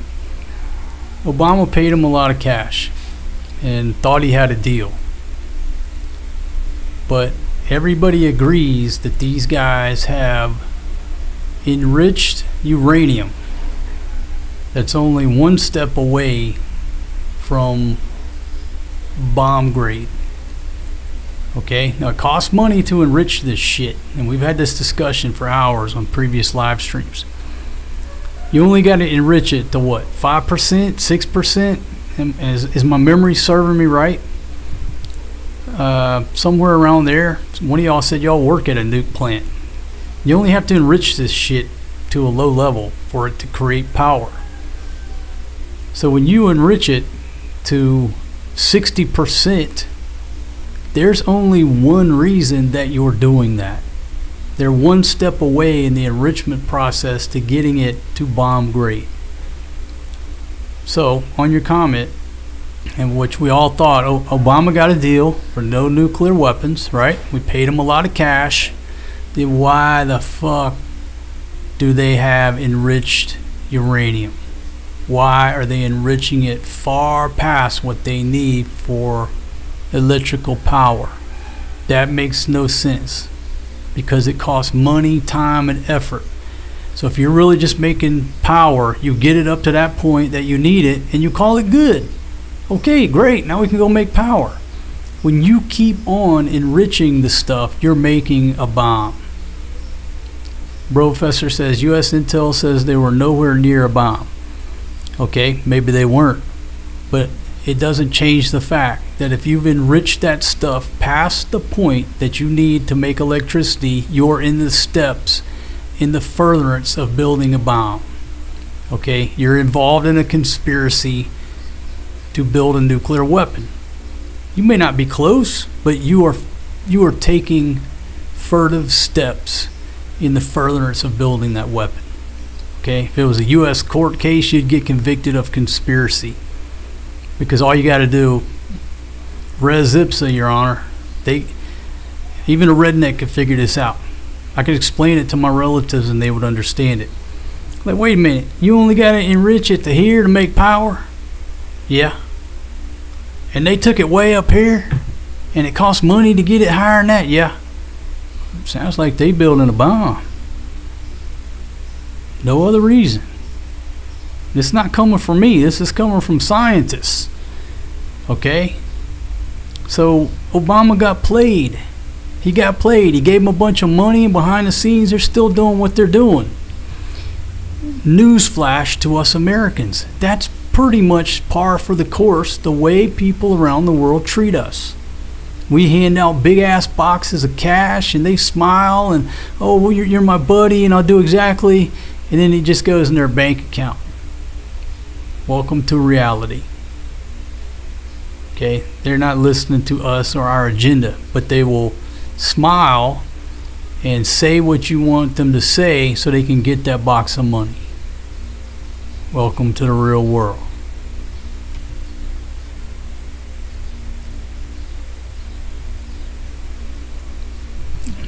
Nah, Brian, don't believe that. They never stopped. They took the money, but they never stopped. They'll always take the money. If they think they can sign some ink on paper, which Americans think is some binding ass agreement, Americans and our paperwork, right? The rest of the world looks at that. You mean if I put some bullshit ink on paper, you're going to give me $300 million? Where do I fucking sign? Okay? The rest of the world don't give a shit. It's about the cash. Give a shit about agreements. Give me the money and I'll tell you what you want to hear. We're not stopping doing what we're doing.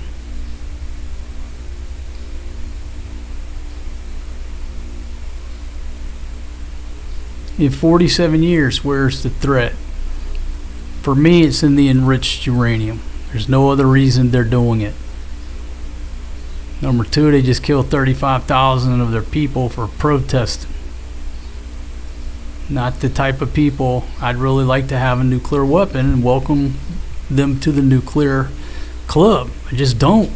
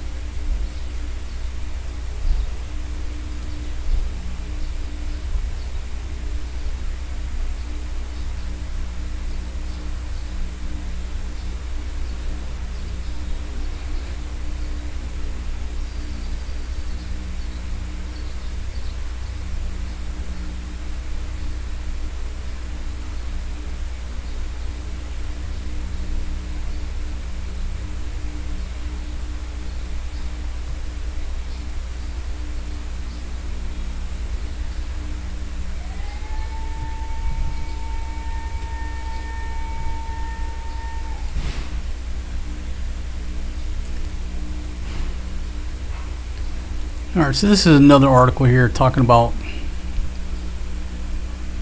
See, Iran declares U.S. radars suffered a dark night of missile strikes.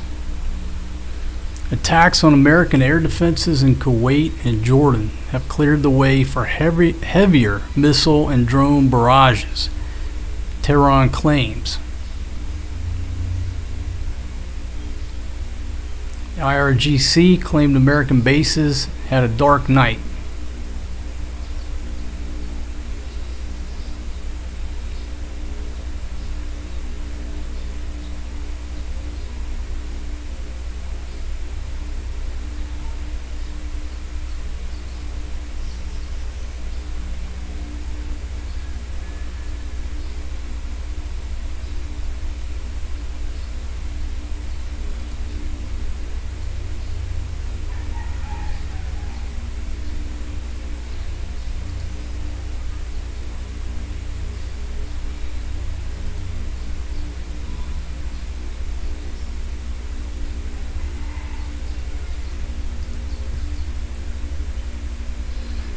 There you go. I agree with you, Stereo Apple. Nothing nuclear should exist. We don't need power that bad. I'm with you. Unfortunately, that's not reality. But wouldn't the world be a much better place if that technology had never developed?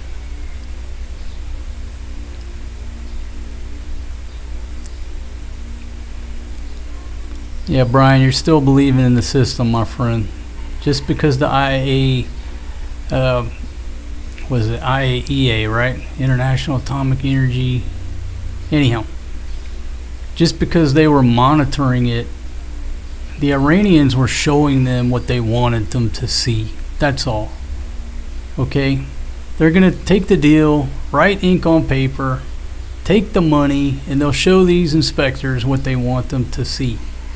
So just don't believe all that. There's a way it's supposed to be and what people say they're going to do, and then there's reality.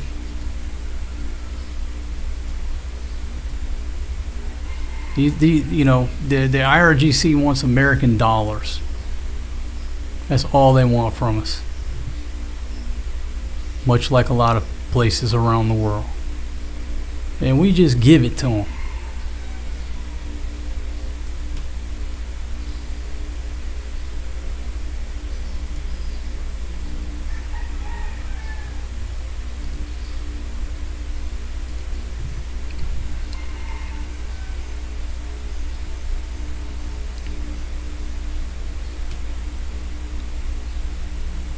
Okay, so if you just joined me, that's the latest, not the latest, but one of the latest tweets, or whatever he calls this over here on his platform. It's a shitty platform with way too many ads on there, DJT. My God. Like 10 pop-up ads the minute you hit refresh the screen. So Trump threatens to bomb Iranian bridges, power plants over ship attacks. Iran says they would respond by sparking power outages in countries hosting U.S. troops. And again, let me see if I can pull up that video clip.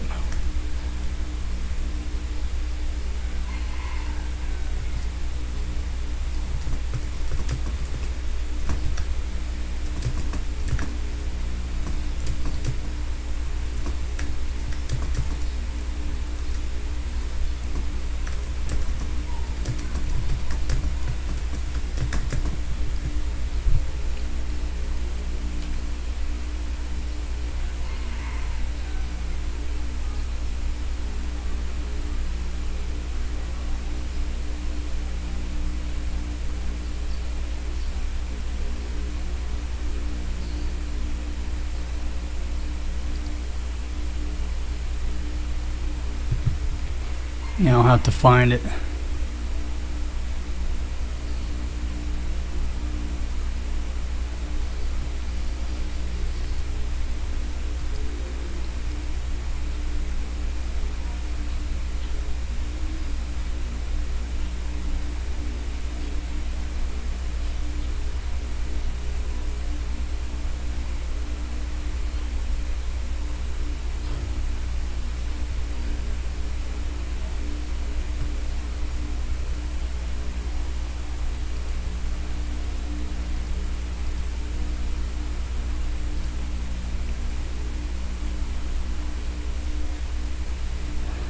Alright, so 4 minutes ago, coming out of, let's see, Al Jazeera, Secretary of War wants $70 billion more to keep fighting. I think y'all were just talking about money for a second there.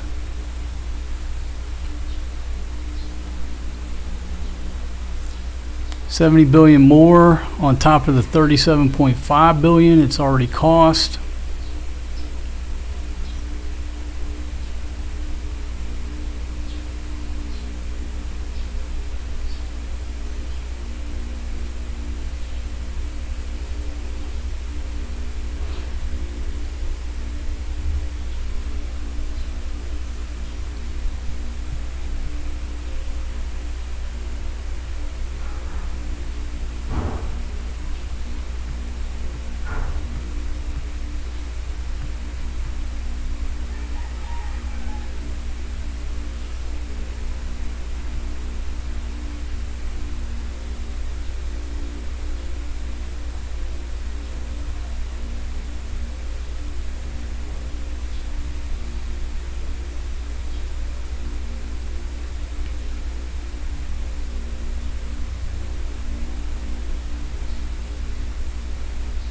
Let's see, Professor talking about sitcom not being straight about the number of wounded.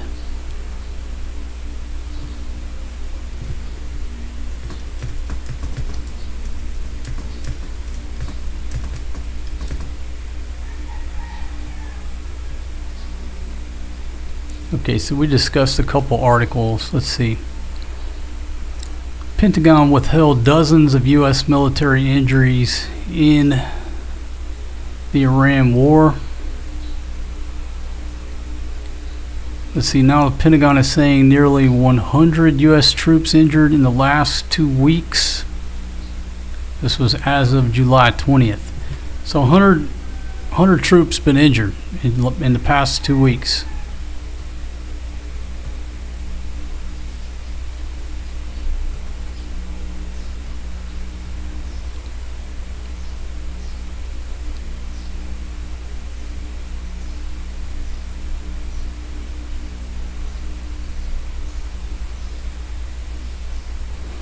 Okay, but with that said, they leave this till the end. Nearly 100 service members were deemed to have some degree of injury, with 96% of those since returning to duty. Okay, so the 100 sounds like a huge number, but with 96 going back to duty, if they go get checked out for a concussion or something like that, that's going to be considered an injury. So 96 out of 100 went back to what they were doing. But if you look at the headline, how is the Washington Post going to frame it to get your attention? Nearly 100 U.S. troops injured. You're thinking everybody's laid up in the hospital. You get all the way down to the end of the article, then they admit 96 of them went back to work.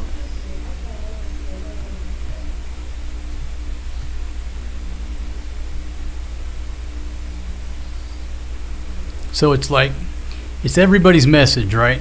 CENTCOM's going to try to downplay it. Then you take the Washington Post, they're going to try to amp it up. Everybody has a damn agenda.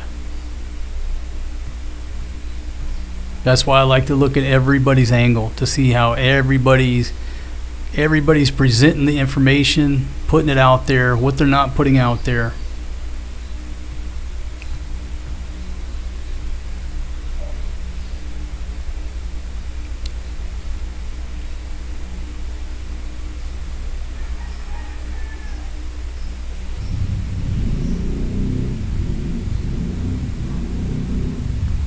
Okay, and again, this is coming from the same article from the Washington Post, right? And they're talking about the concern over the lack of protection at U.S. installations. But let's look at these numbers objectively for a second. One military official familiar with the matter said that since the beginning of military ops on February 28, Iran has launched 8,500 drones and missiles. 8,500. Of those, approximately 100 have gotten through U.S. and regional partner air defense systems. Now, nobody knows if those are exact numbers or what have you, speaking on condition of anonymity. Okay, but we're easy to jump on folks when somebody gets hurt or killed. But let's do the percentages. What if there's 8,500 launched and only 100 got through? What's the percentage of those who actually got through and hit their targets? Somebody do the math and put it on the screen. So again, you can amp anything up if you leave out certain information. You can downplay stuff if you add certain information. It's how is it going to be presented? And I'm not even sure if that's an accurate stat. That's what's coming out of the Washington Post. 8,500 launched, 100 got through. Now 100 is a big number, but if you look at the percentage, the success rate versus 8,500 is very low.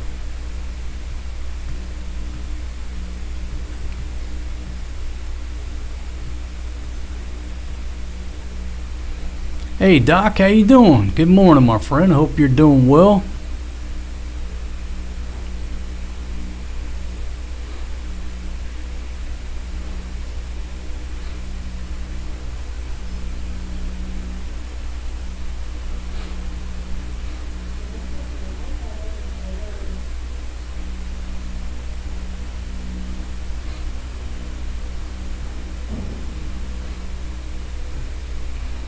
Okay, so let's see. Professor's reporting 17 dead. Is that the total number to this point?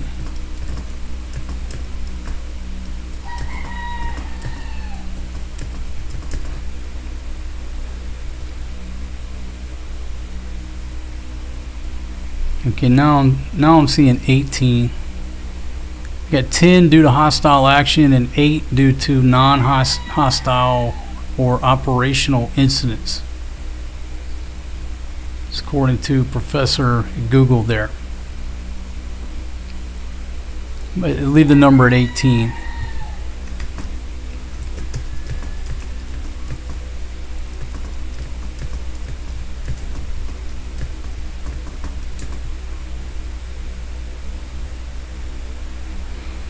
Okay, and then we contrast that to what I was talking about earlier, back there in Vietnam when they were in the process of trying to negotiate something, they ordered Operation Linebacker 2. It's the 1972 Christmas bombings. Just in that one op, late in the war, when they're trying to just get these folks to the negotiating table, there were 43 U.S. airmen killed.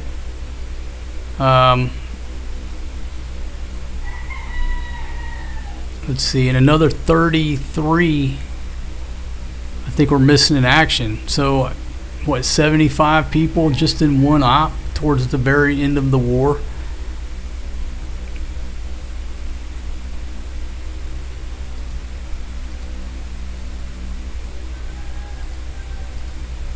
Nobody wants to see anybody lose their life, but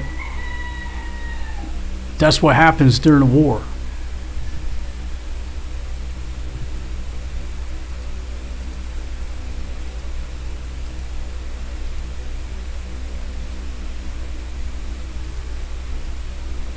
I think my opinion, my point is, hey, if we're going to do something, if you're going to pull an op, get it done. Just do what's got to be done. It's going to be messy. It's not going to be pretty. There's going to be casualties, but get it over with, where we don't sit there with people continually losing their life for 10, 20 years. Go in there, have a clear plan of action, get it done. There you go.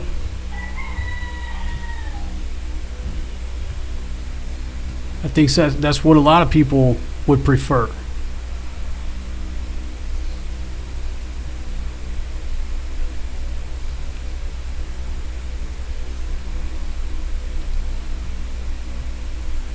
Hey Samuel, how you doing?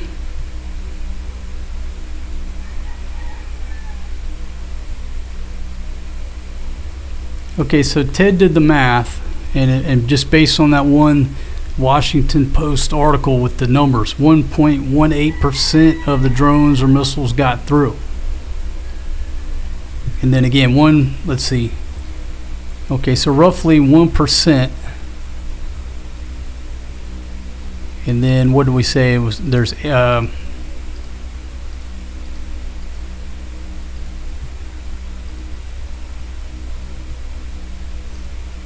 U.S., we've had 18 troops killed in action.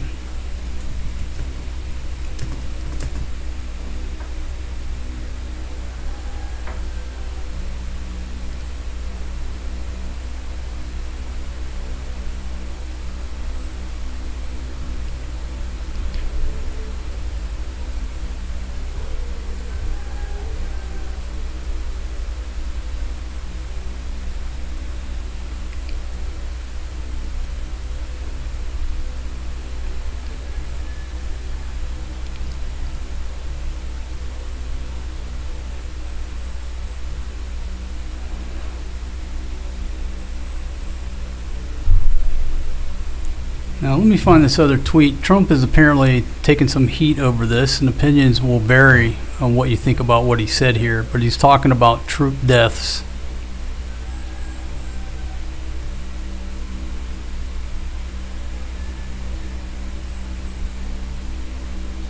I try to pull it up on his Truth platform, and it'll take me 5 minutes of clicking out of ads.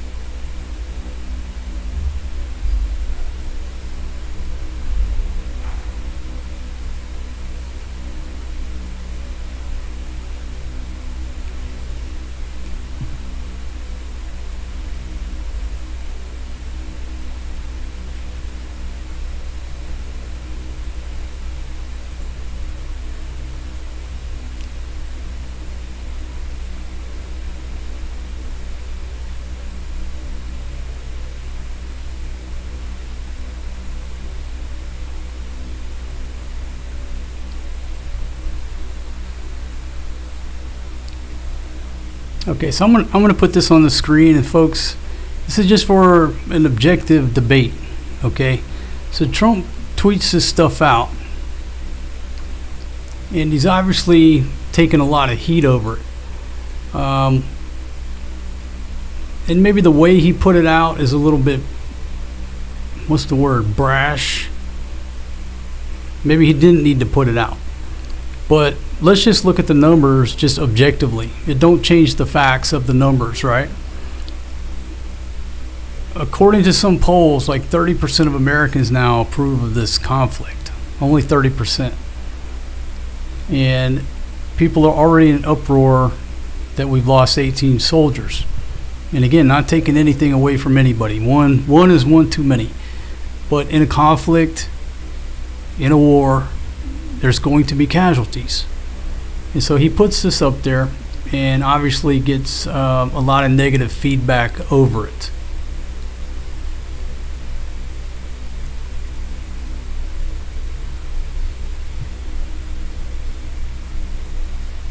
So just wondering what you think about that.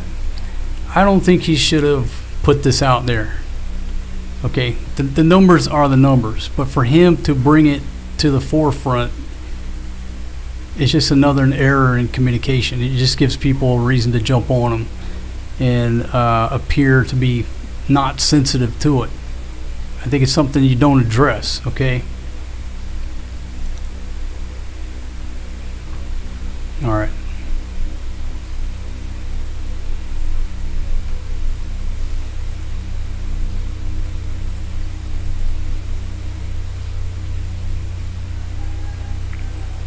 Okay, again, here's some of the latest news.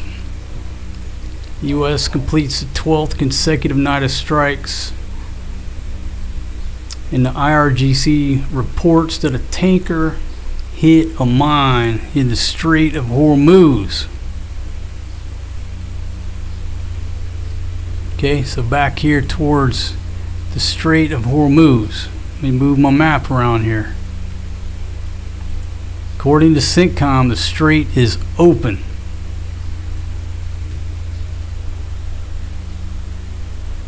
"100% fact, according to CENTCOM. It's open for everybody." Well, that's a tanker and that's a tanker. At least one's with their transponder turned on. But it doesn't really look like it's open compared to what I've seen in the past.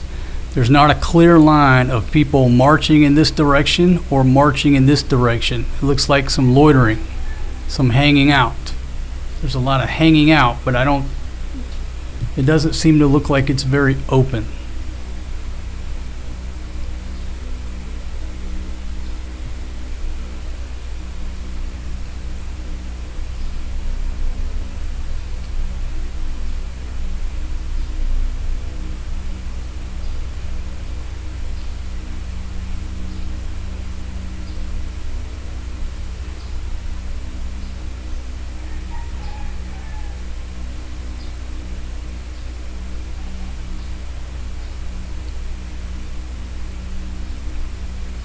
See, Papa Smurf says he's watched 6 ads since I've been live. Yeah, I guess I'm complaining about my own show. Hey, ads are what keep the thing running. But on DJT's Truth, there's just too many. It's just like there's too many. There's too much in the middle. I can't even find the tweets. It's just so hidden by the ads. There's too many. He needs to tone it down a little bit.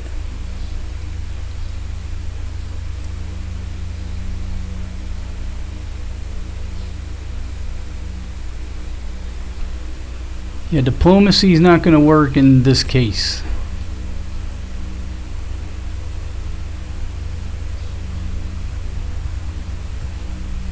Just don't see how diplomacy is going to work with the IRGC. They only understand the stick.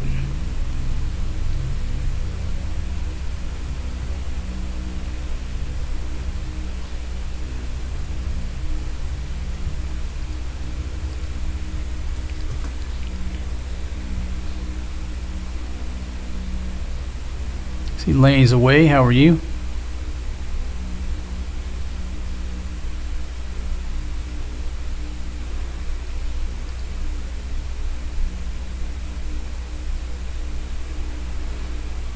Okay, so now this is, I didn't realize this was going down. Lavrov and Rubio hold talks in Manila. The top diplomats of Russia and the U.S. are meeting in person for the first time since September of 2025. Russian Foreign Minister Sergei Lavrov and U.S. Secretary of State Marco Rubio have begun their meeting on the sidelines of the Association of Southeast Asian Nations Summit in Manila. Details to follow. So again, Rubio's on the way to Manila. The Chinese go out there and start screwing with the Philippine Navy. Turn that into an international incident if you just use basic terms. Made a big incident out there, made the rounds, so when he lands in Manila, that had just went down.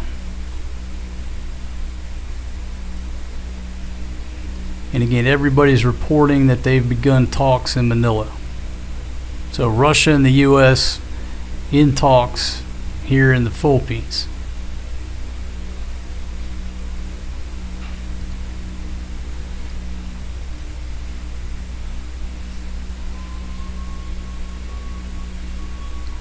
Coming out of the AP, Rubio to revive prospect of U.S. helping end war in Ukraine in meeting with his Russian counterpart.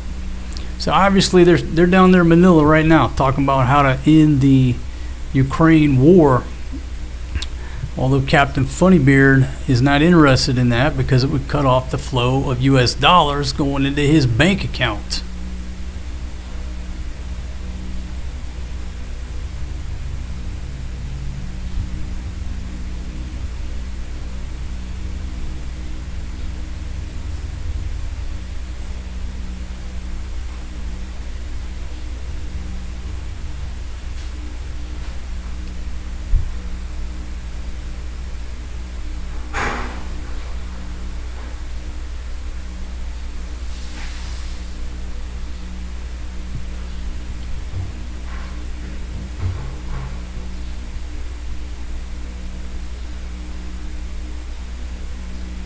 See, Red Horse says Rubio will be the next president.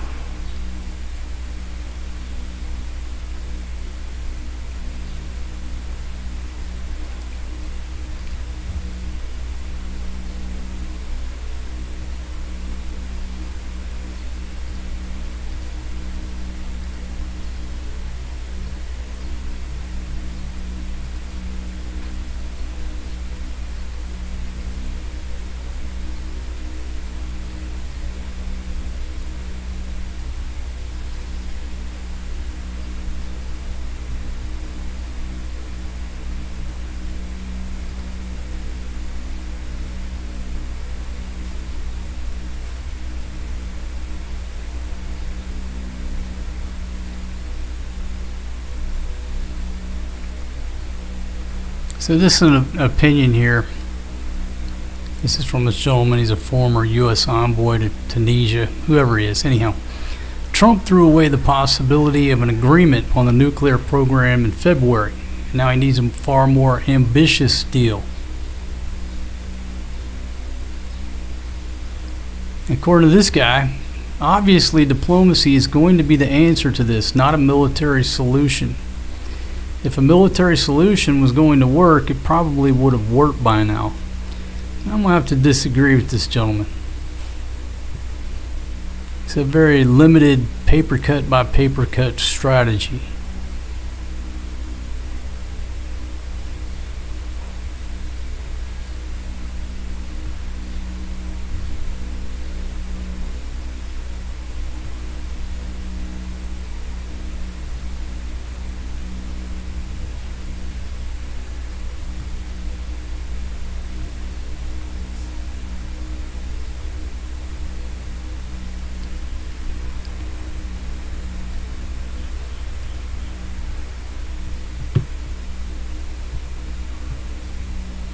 Okay, let's come over here and see if this source.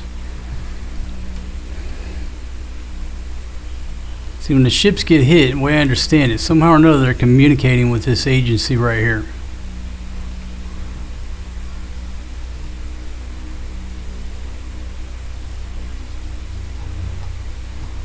So, no new reports from when I put it up on the screen. Again, the Houthis have attacked 2 tankers, and then a tanker over in the Strait of Hormuz has hit a mine, reportedly. So they say.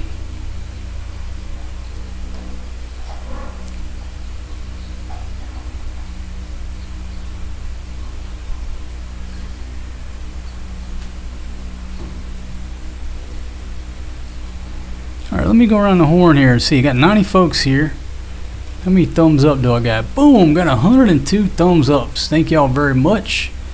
2 thumbs downs. Certainly appreciate the thumbs downs as well.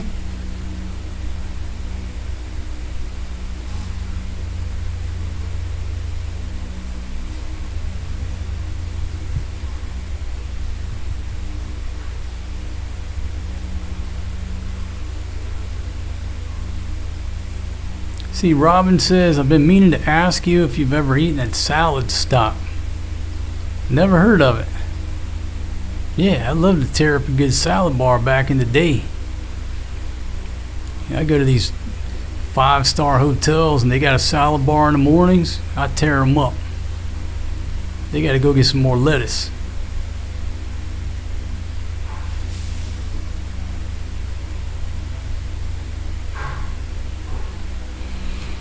Elaine's Away says Trump broke 90% of his campaign promises. Well, they all do, though. I'm not disagreeing with you, but it's nothing new to me. How do you tell a politician's lying? Well, his mouth is moving. If he says he's going to do something, he ain't. Going to make my life better, they're not. Put more money in my pocket, ain't going to happen. Only going to take more money from all of us.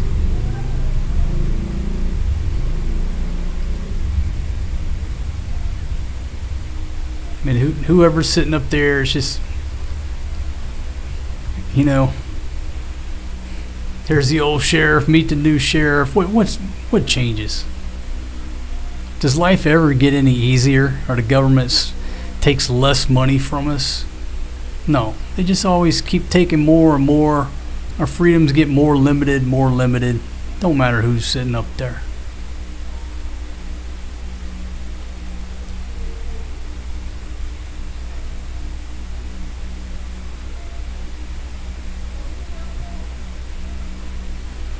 See, in Lane's Way says the landscape as we know it is about to change drastically.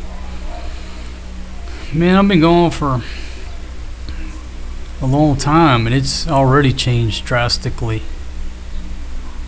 You know, when I go back to the US, I don't even know the place. And so many of y'all throughout the years have told me about shit I've never heard of. Hey man, you can't say that. Why not? It's already changed so much. And I agree, it's going to change even more. Kenny and Subic says, don't mess with the lettuce at Taco Bell. Oh, what's wrong with the lettuce at Taco Bell? I sort of heard about that. There's a, hey man.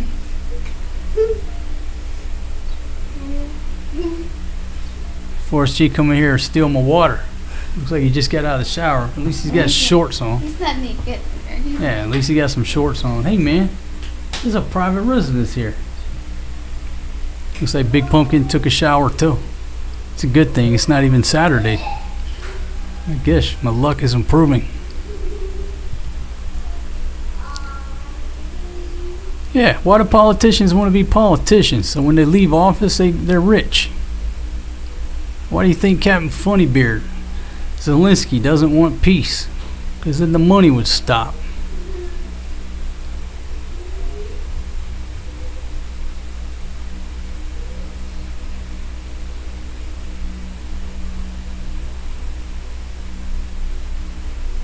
Red Horse says people gotta Got a little problem with the lettuce from Taco Bell.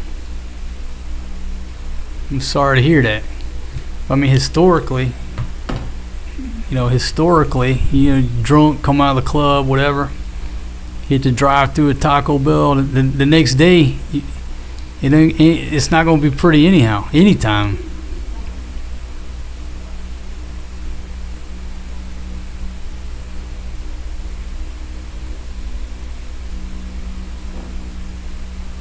See, Mark says a $2 billion profit for DJT, not even half through.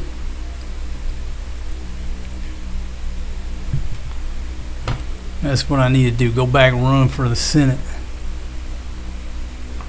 Put some money in my pocket.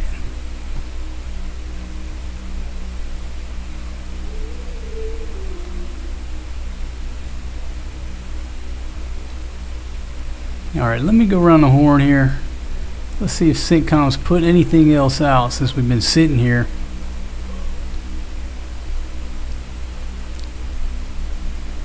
Well, no, just giving their play-by-play, tweeting their exact what they doing. At 10:30 p.m., completed another round of strikes for the 12th consecutive night.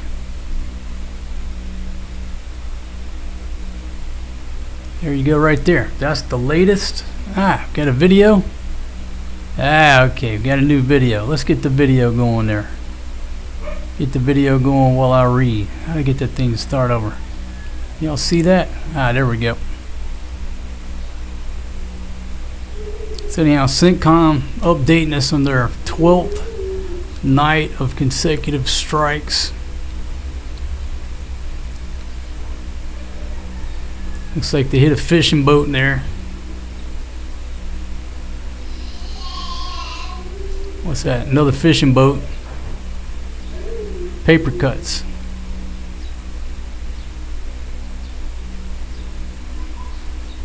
Okay, look like a bulldozer.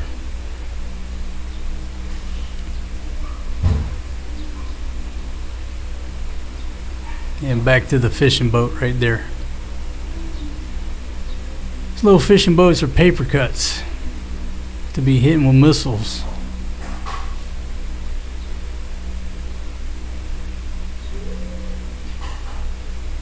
Maybe that bulldozer over there on one of those mountains.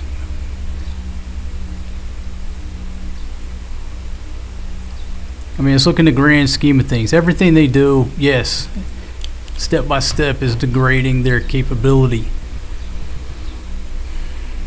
But 12 consecutive nights of hitting the 19-foot center console fishing boats, in the grand scheme of things, it's just paper cuts. At that rate, it would take like 50 years to get this thing concluded.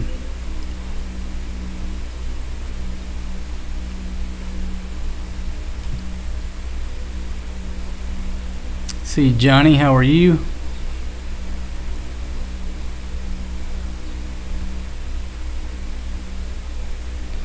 Maybe, probably, possibly laying mines. But there's a million damn fishing boats over there. You know what I mean?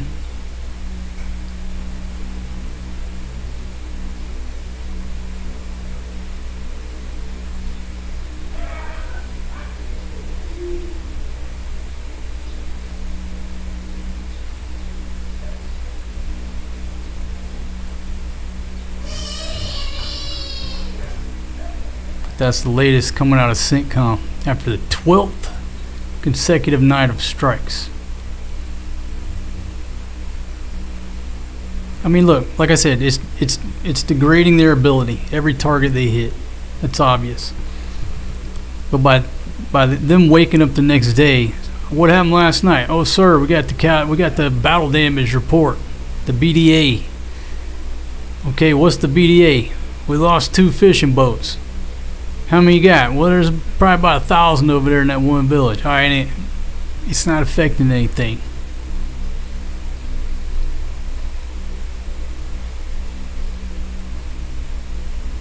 At this rate, it took a long time.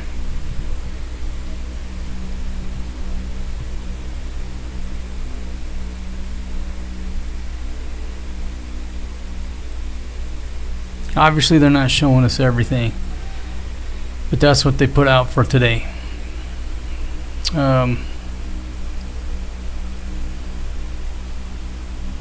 Not going to change the course of the war.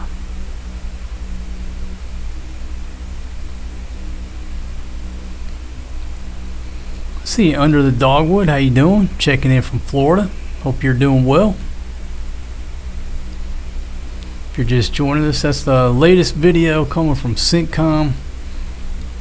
Taking out a bulldozer and some center console fishing boats.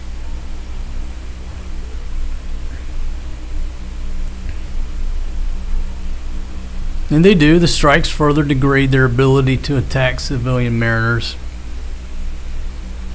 But you know, as we see in Somalia, those guys will take any type of boat with an outboard on it and take over cargo ships with some AK-47s. It's not very decisive.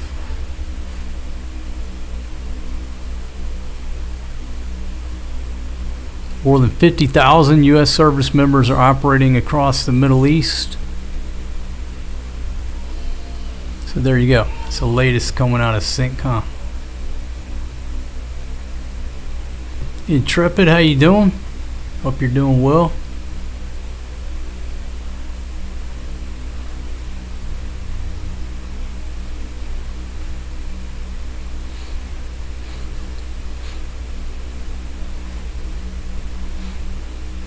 Yeah, I mean, they hit one boat and there's two more right next to it. What are we going to do here? Like I said, this is going to just keep going on and going on. They got to come up with a different strategy. They got to come up with a different, more focused plan, or this is...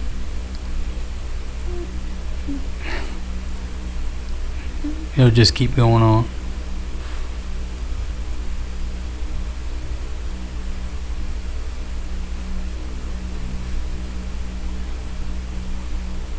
See, I must be totally frank. How are you? Checking in from Cebu City. Roger, how are you?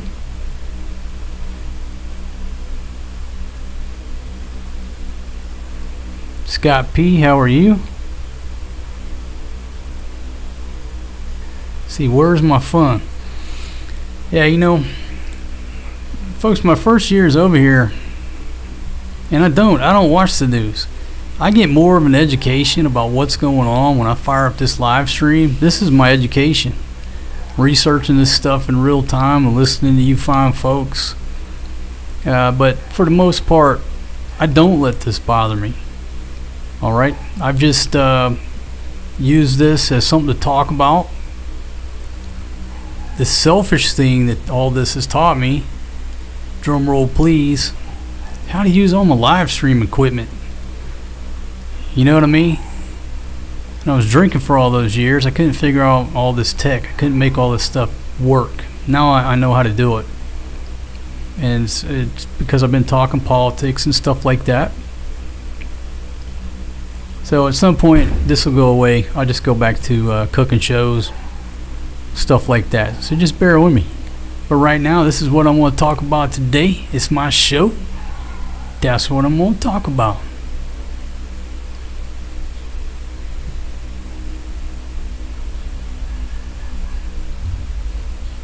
I got to get me a guitar over here too. Yeah, took out the killdozer.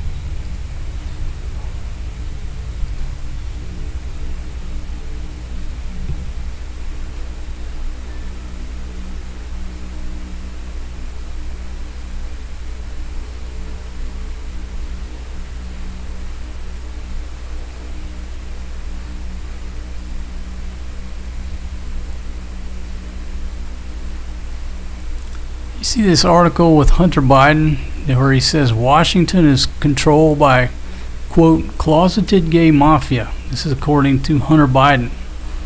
Former U.S. President's son also claimed that everybody knew Lindsey Graham was gay.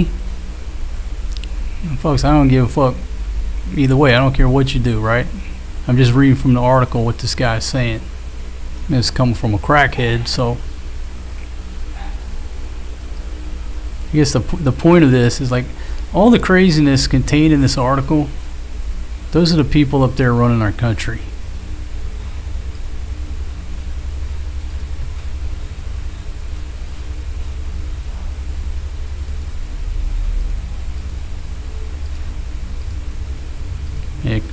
Crackhead saying that this organization is what runs the place.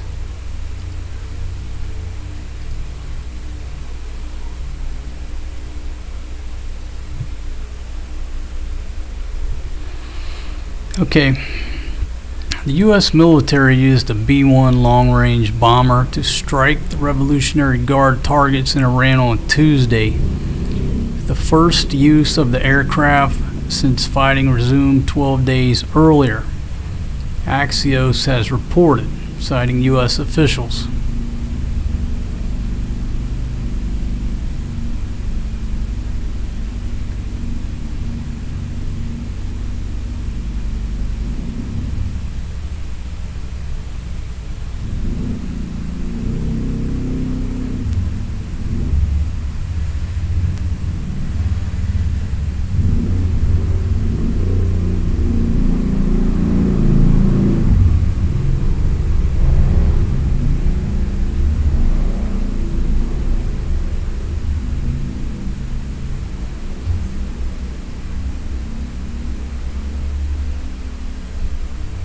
Okay, so here you go, 3 hours ago.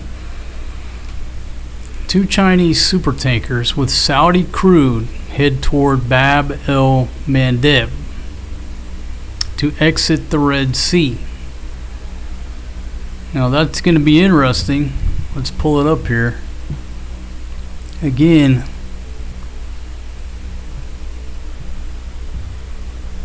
make that thing a little zoom out there. How are the Houthis going to react to this situation? They've already lit up 2 Saudi oil tankers. Okay?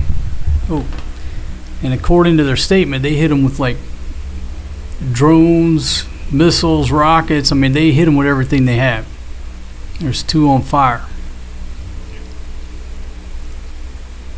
So here's two Chinese tankers headed out, but they're carrying Saudi crude, which is, the way I understand, is still in violation of the Houthis' blockade. So the question is, are they going to hit the Chinese tankers, or are they going to let them go? Guess that'll be the question.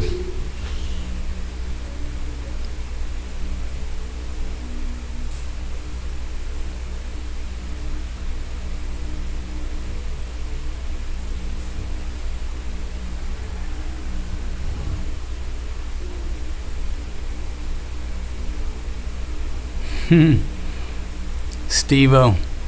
Yeah, this is typically, no, I don't watch any of this stuff, but this is different. I'm sitting here having a conversation. I walk into a place, they got CNN or Fox News on the TV, I turn around and walk out. Can't stand it, can't deal with it. I don't watch the news. This is my education here. And again, the big education is now I know how to run this equipment. So tomorrow, I might change it up and talk nothing but about problems with my Filipino wife, which I'm sure people would much rather hear than this stuff here.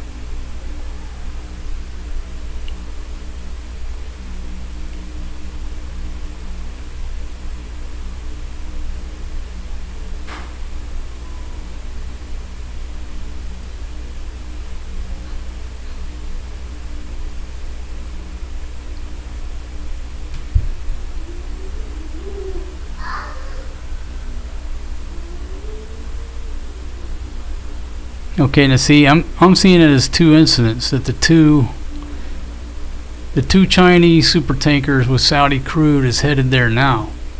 The ones that got hit were Saudis, or am I mixing this up?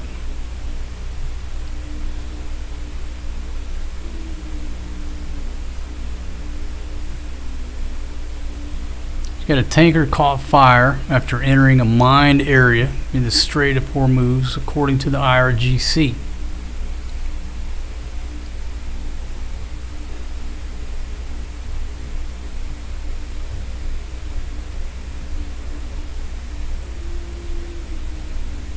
Okay, 6 hours ago, the tanker was hit by an unknown projectile off Saudi Arabia.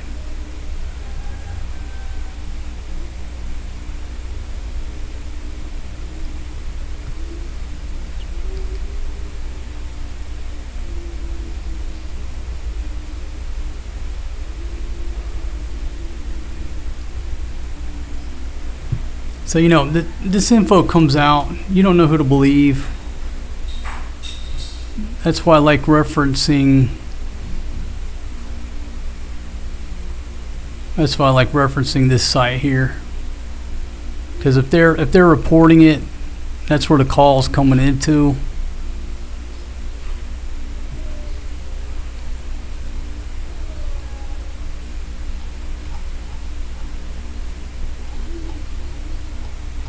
So there you go. That's the latest one right there. Just talking about that one.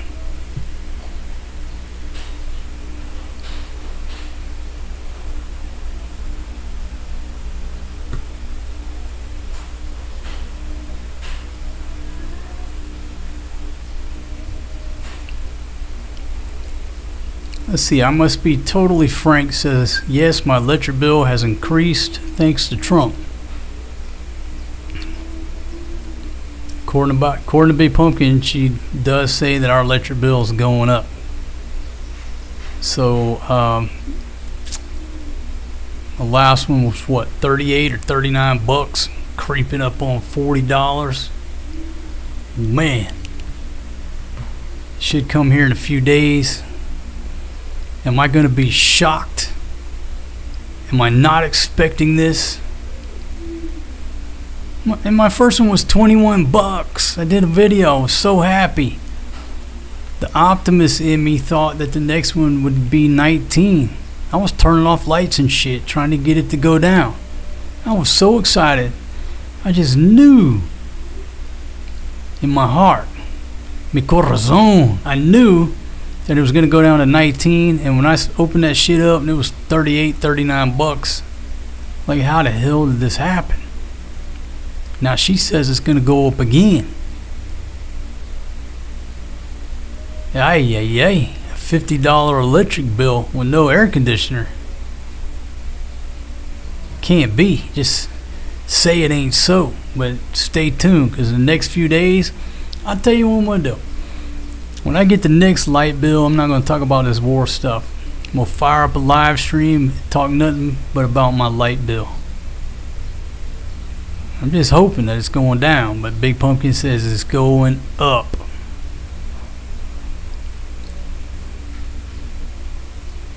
Hey, Kel, how you doing? Yeah, the folks over there, they don't do nothing. They don't do nothing but get a free check. Other people do the work over there.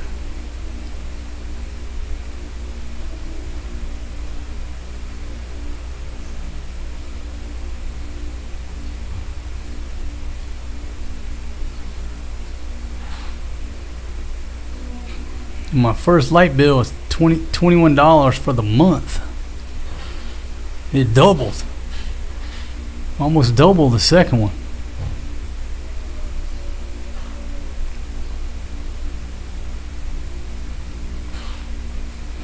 Hey Chris, yeah.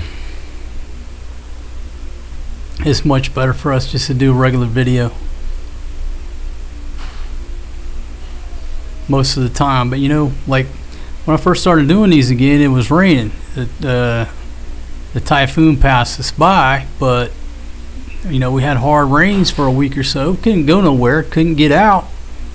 I'll fire up a live stream, no problem. Big Pumpkin has not brought me no coffee. She offered earlier. I told her to bring some water.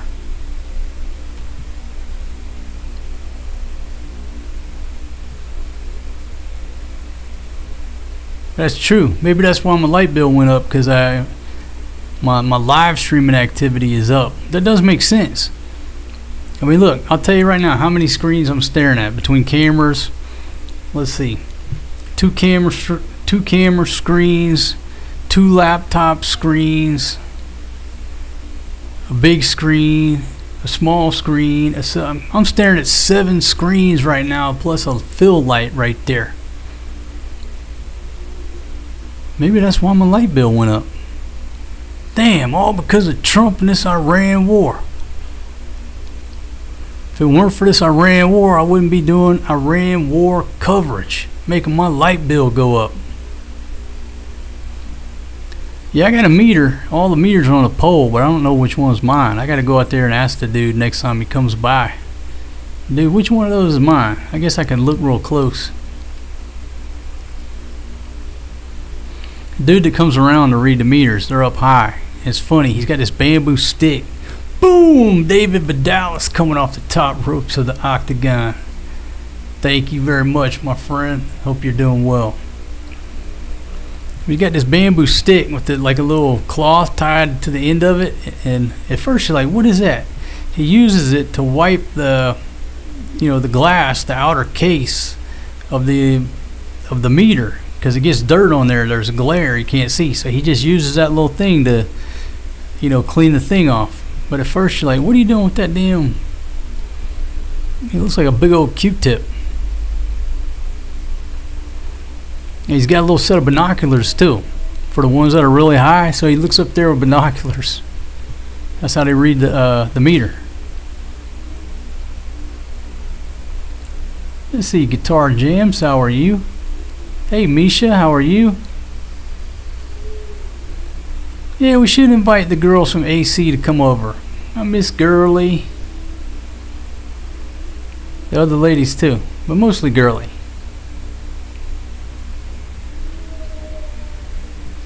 Because she's so sweet. Such a nice lady.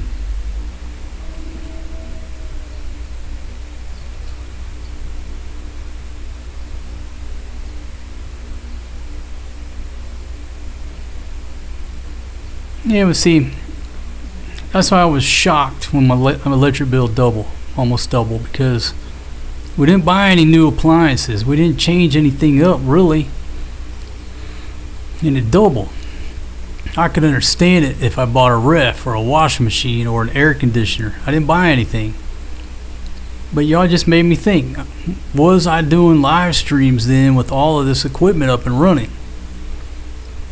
Because filming, you take the camera and you're just staring at a laptop, sometimes a big screen. But right now I got so much stuff going on, that's probably why it's just sucking up that electricity. Man, oh man. Yeah, no room for error there. Dirty meter and binoculars. That's how they do it.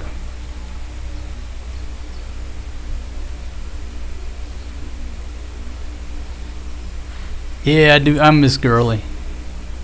She's funny.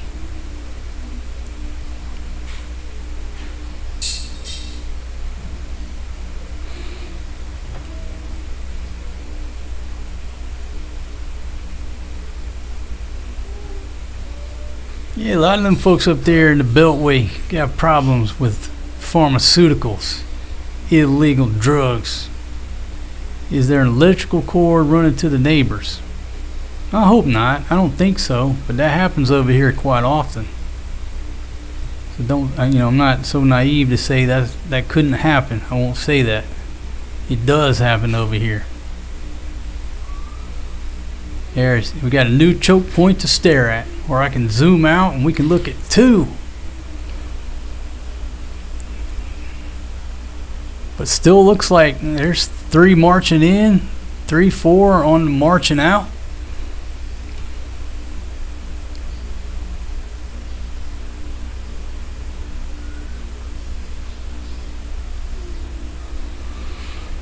Yeah, Kel, they were talking about that earlier. See, I'm not really tracking on that. Congress just sold out America, and now they're combining Israel's military with America's. They will now get direct priority funding. Yeah, I'm not... I've heard y'all talk about it. I'm not really tracking on it. I'll have to read the verbiage, the ink on the paper.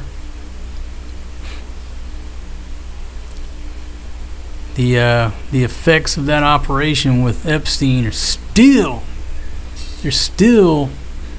reaping the benefits of that blackmail op. Boom! Kenny and Subic coming off the top ropes of the octagon. Forrest G, get out from under my chair, man. I could easily lock the door and this not happen, but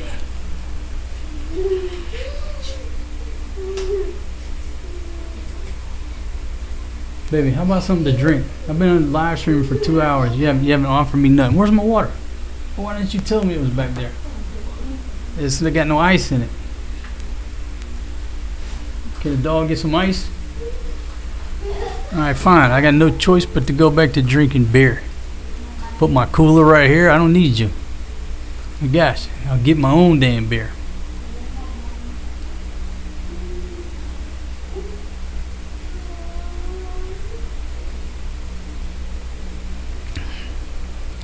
Alright, so let's see. Termy Cobra comes in there with a different opinion. The money spent on Iran is nothing. We lost $9 billion to the Somali Minnesota fraud scandal. Yeah, what a good deal there, right? The money we're spending getting rid of a nuclear-armed Iran is an amazing deal. There you go. Good point. People complaining about the money we're spending over there. And hell, you lose it to a scam right there to the Somalis. What was I saying earlier? Okay, people don't want to listen to our ways or our opinions or whatever. They just want to take our money. Smile, shake our hand, take the picture, give me the money. Let me scam you out of some money. That's all we want.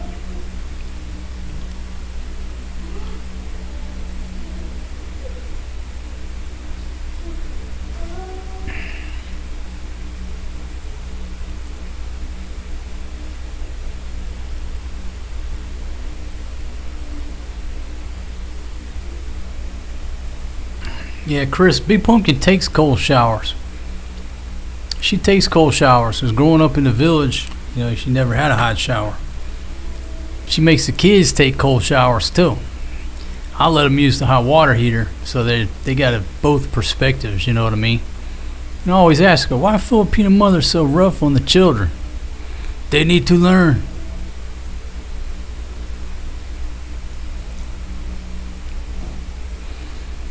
Hot water use will burn up the kilowatts fast. Yeah, that's a good point what somebody brought up. It's been cool here because of the rain, so we've been using the hot water heater to take showers because it's been cold. So crazy that the fact that it's gotten cooler, my electricity bill went up, possibly because I'm taking more hot showers. When it's hot, you just take a cold shower. Save the planet.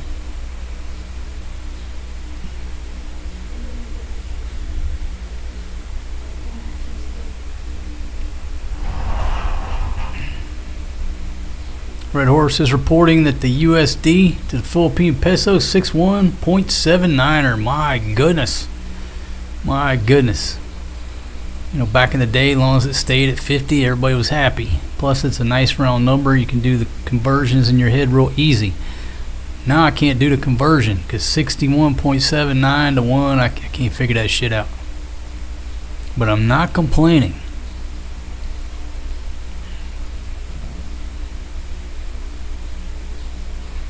People need to learn to thank the British above all that built the USA and why people have good living now. All about perspectives, right? From the British perspective, we're still a breakaway colony.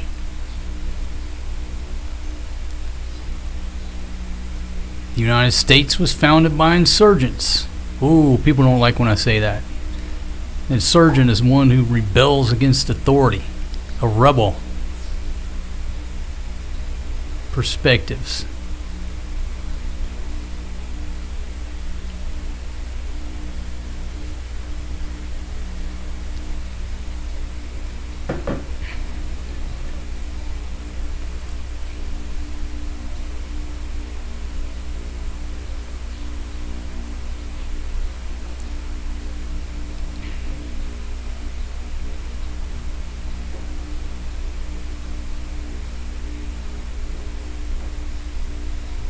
Had a buddy for a short period of time.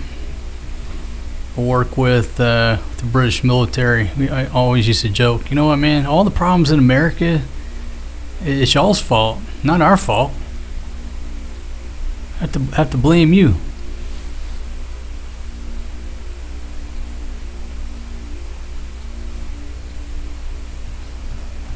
That's a joke, by the way. 2017, Top James says he built his house. The exchange rate was mid-40s. Yeah. I mean, it used to be as long as it was 50, I was good to go. It must be totally Frank says, I'm here for the Kill and Guitar Battle Royale round 2. Oh, but I threw a curveball in there. Some of y'all fine folks said I needed to get a moderator. I don't know how that works. I've never had a moderator. I believe in freedom of speech. So I don't have a moderator. Okay, this guy's the moderator. So I said I don't want to moderate nobody, but I could just, I don't want to say throttle. I could throttle it a little bit. So I clicked the box that said you got to wait 30 seconds in between your chats. You can still say what you want to say, but the battle royale has to be a little bit spaced out so other people can put their point across too. I don't know if it's working or not. Somebody will have to time it between Kill and Guitar Jams or whoever battling it out. If you count 30 seconds, that's how much they got to wait. I think that's fair.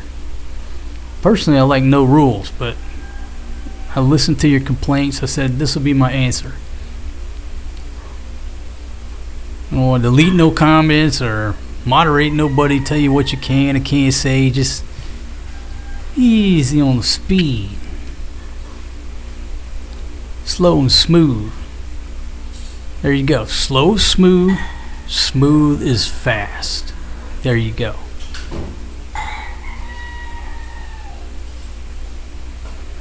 Free speech equals vigorous debate equals lots of comments equals lots of money. No problem. I just give you 30 seconds in between what you're going to put out there so you can write longer.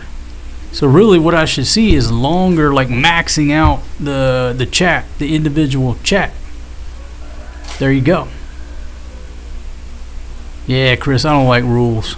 But I was curious though. I don't know if I've ever done that before. I was like, let me click this box, and it had 60 by default. I said, no, that's too long. Let me drop it down to 30 and see what happens.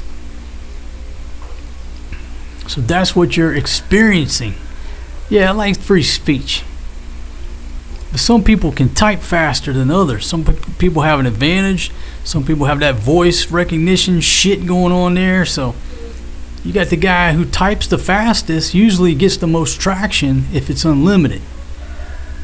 You know what I mean? Is the world fair? No. Is it fair that a dude can type faster than you, therefore blast you with more information? The world ain't fair.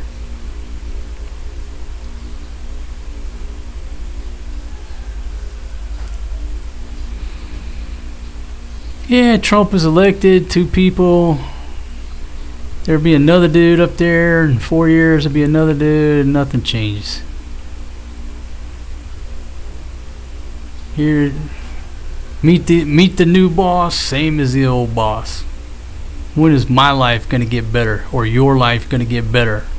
Well, they're going to start taking less money from you and give you more freedoms.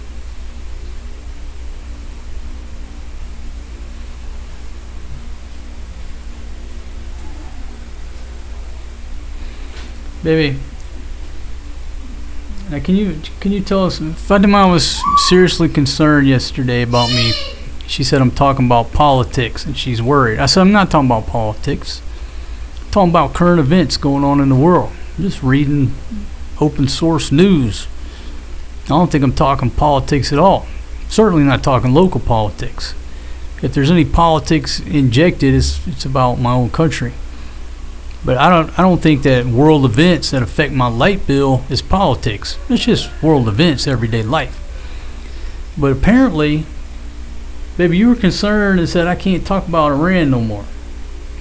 And why is that? Can you tell us why? There was a girl here. She doesn't even want me to tell you the story. But I would just say there was a local incident with a...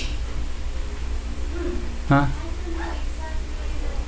Y'all have to look it up. She don't even want me to talk about it.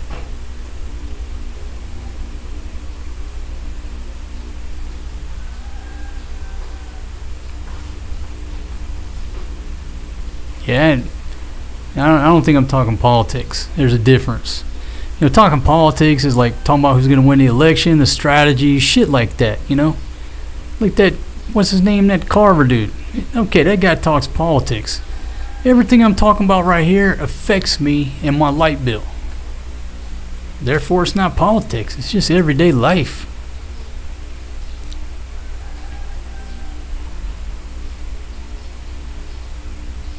That's it. The man with the gold makes the rules. That's what King said on Platoon. What did he say? Rich always been fucking over the poor. Always have, always will. Ain't news to me. I'm originally from Mississippi. I know everything there is to know about being poor. That's it. World War III is above politics. That's what we were talking about earlier. Somebody said, hey, are we in World War III? And they just haven't announced it. Well, take a map. And maybe I'll do this. I'll just get a map, color in all the states or all the countries that are in an active war. If you colored it red, there would be a lot of red on that map. A lot of land mass right now are all at war. You could say it's World War III.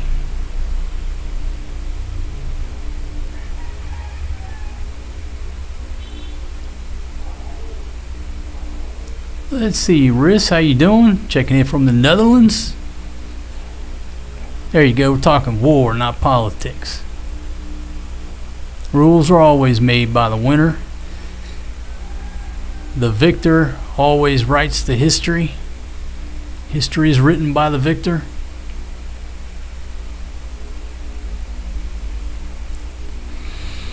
The Red Horse Adventure says after what Obama did, there will never be another black president ever. Well, I have a different perspective.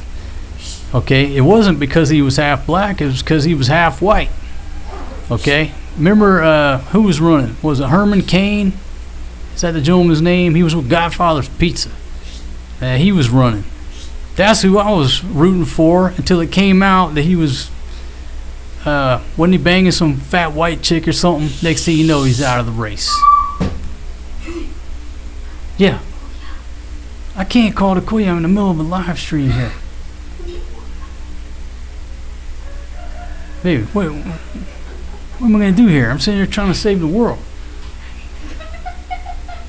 Well, you should have planned ahead. You should have got some load. You should have texted the Koya, or you could have just told him, hey, pick me up at this time. Or you already told him, right? It's 1:02. He's on Filipino time. He'll probably be pulling up in about 3 minutes. No, I got faith in him. No, I tell you what. If he's not here in two minutes, just wait longer. I hear him. Baby, I hear him. I got faith in the man. I hear him. He's coming. I can hear that trike from a mile out. I got ears like a dog. I told you that's him. Oh, that's not him? That's not him. Well, I told you I heard a trike. You said it's him. All right, give him 2 more minutes. If not, I'll put my sign up and take a break. So apparently her transportation is late. Did you tell the man to be here at 1? Yes. He's usually about 2, 3, 4, 5 minutes late. We are in the Philippines. Okay? It is Filipino time. Remember? Okay. Just give it a few minutes. I may have to go here and take a 15-minute break if this dude don't show up. She's always disturbing me. They are separate wars, not the same war. Are they really? Ukraine versus Russia, the U.S. is supporting Ukraine, which means the U.S. versus Russia. Russia supporting Iran versus the U.S., it means Russia is fighting the U.S. China's over here fucking with everybody. Is it separate wars, or is it beginning of World War III? Alliances will eventually settle and be more clear.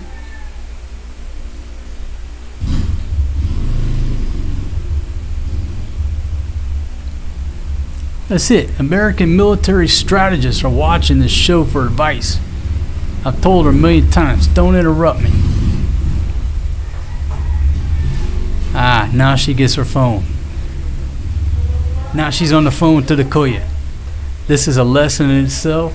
She did not want to use her load to make that phone call, folks. Look at her laughing. Now we figured it out. I might be a little slow. But sooner or later I'm going to catch on to your game, Big Pumpkin. She came in here, interrupted my world-class, award-winning live stream, talking about world events because she didn't want to spend, 4 pesos of her load? You cannot make this up. I just only have 2 phones in my How is that my problem? I don't care if you got 2 or 0. I'm not. That's your phone. This is my phone right here. See, I need my phone because it's connected to the camera, right? So there you know. There you go. That's why she interrupted me. She did not want to use her load on her phone. See, Top James says Obama bombed 7 countries.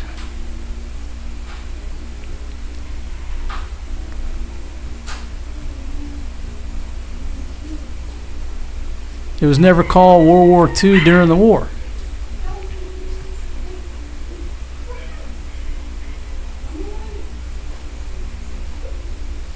There you go. So another good point, like somebody brought up way earlier, is we're in World War III. It just hasn't been labeled World War III yet. This is just a march toward all-out global war. Did I reduce her load budget? And folks, load here in the Philippines is like minutes, money put on your phone, right? Very few people here got monthly packages.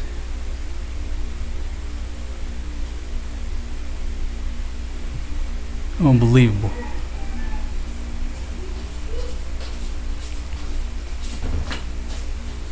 Hey, buddy. Hey, man. Of course, she's getting ready for school, my friends. You ready to go to school? You just come to get some of my water rolled out.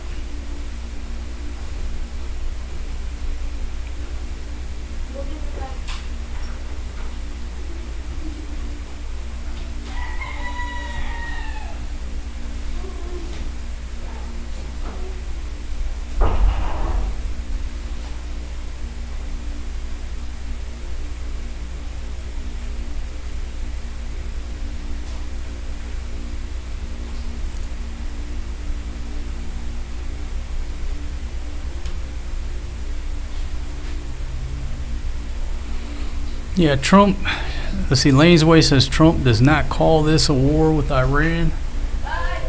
Bye, baby. Bye, son.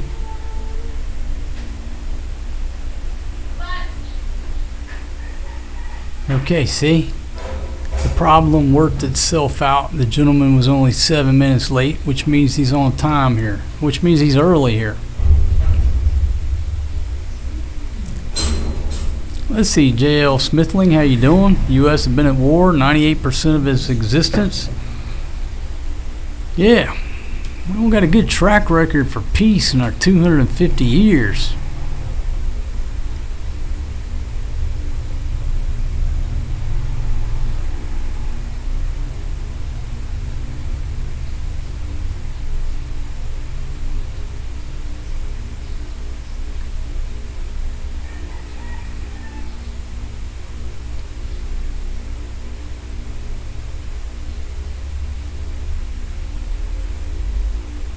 All right, so everybody's all definitely got different opinions on what's going on.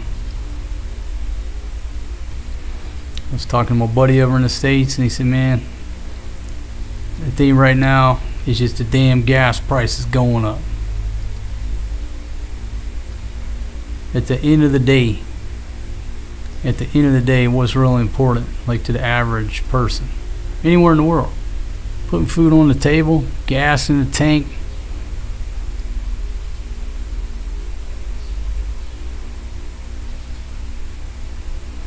People making these decisions ain't worried about our gas price or the price of Jimmy Dean sausage on the breakfast table. They ain't worried about that. Nor will they ever.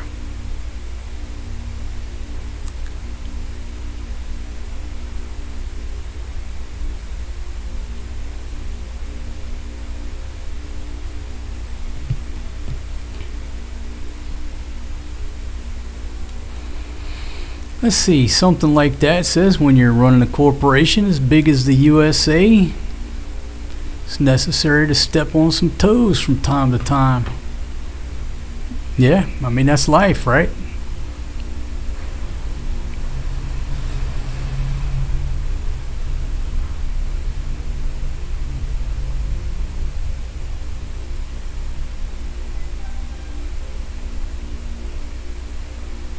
All right. Let me go refresh my screen here from CENTCOM. Let's see if they got anything new here. We're just looking at their latest press release. Let me refresh the screen.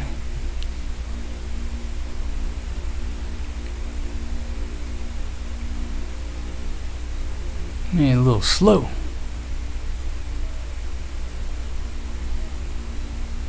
Anything new coming out of CENTCOM? Nope. Just their report letting us know they completed 12th consecutive night striking Iranian forces. And if you're just checking in, let's see. Somehow or another I got off topic there. Hold on, let me find. The point of this live stream was what Trump said on his little Truth Social here. I'm basically saying, okay, if they hit a ship in the strait, I'm going to take out a bridge or a power plant, possibly near Tehran. And then their response was, okay, it's an eye for an eye, no problem. Go ahead and take out a bridge or an electrical plant, and we'll do the same over in Kuwait or where have you.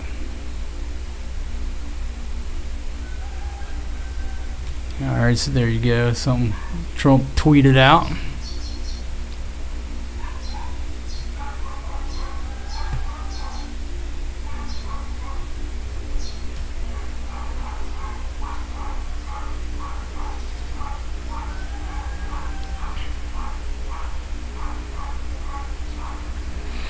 I watched this documentary briefly yesterday.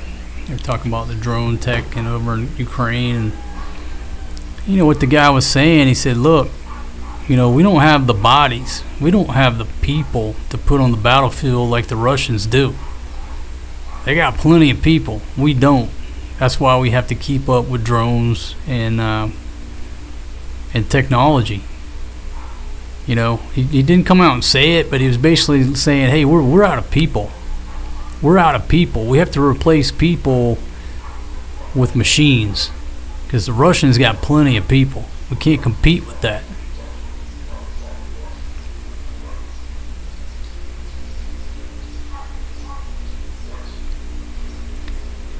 Yeah, Chris says, hopefully China doesn't decide to attack us because we've wasted all our ammunition. Well, again, the question earlier we posed was, what if China decided to take Taiwan right now? What could the United States of America do about it? Nothing. They would just, strongly, not condemn, they would strongly condemn the actions of the Chinese Communist Party. Would strongly condemn it. That's about it.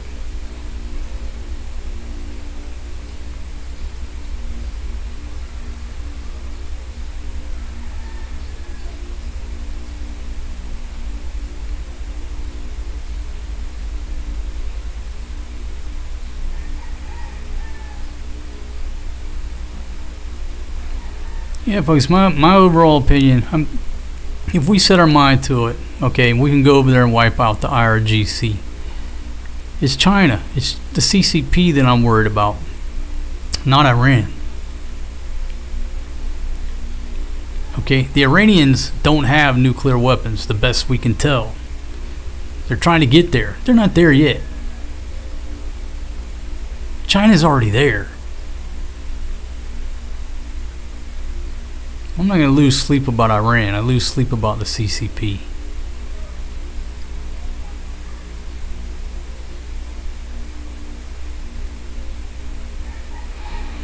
No, and whether we all care or don't care about Taiwan, it doesn't change cold hard reality of what's going to happen. It's personal to the Chinese. It's a small rock right off their coast. It's personal. It's about face. If they don't take it, they're going to lose face. They're going to reunify it. The peaceful reunification of Taiwan. Is the U.S. willing to go to war? A very nasty conflict to prevent them from doing that?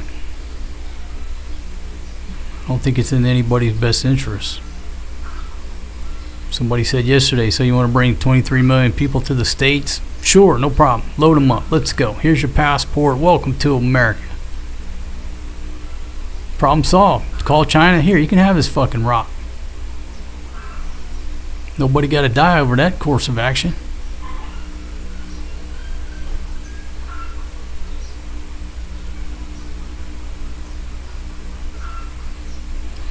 Okay, Kel brings up another course of action there. I mean, hell, let's look back during the lockdown. China could have easily taken Taiwan back then. During the lockdown, when I've said this for years, all China's got to do to cripple the U.S. is close the ports. We run out of parts and toasters. Then in 2020, it happened. Hell, you couldn't get a new water pump for your truck.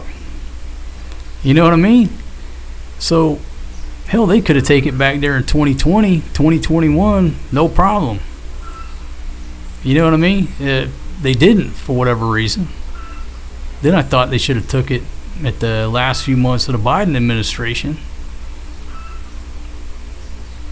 We'll see what happens. But it'll obviously play out in a lot of our lifetimes. We will see what happens. Before I take a dirt nap, I'm sure I'll see what happens.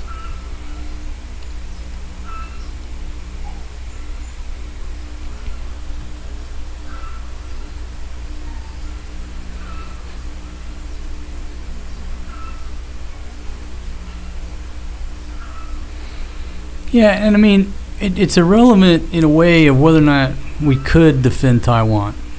It's about, is the juice worth the squeeze to the United States people? Okay, that's the question. Look, your heart goes out to everybody, right? But can we save everybody in the world? Is it worth trying to fight that conflict right off of their shore with a massive industrial base, trying to bring our equipment from the other side of the globe? It's not a good recipe for success on our part.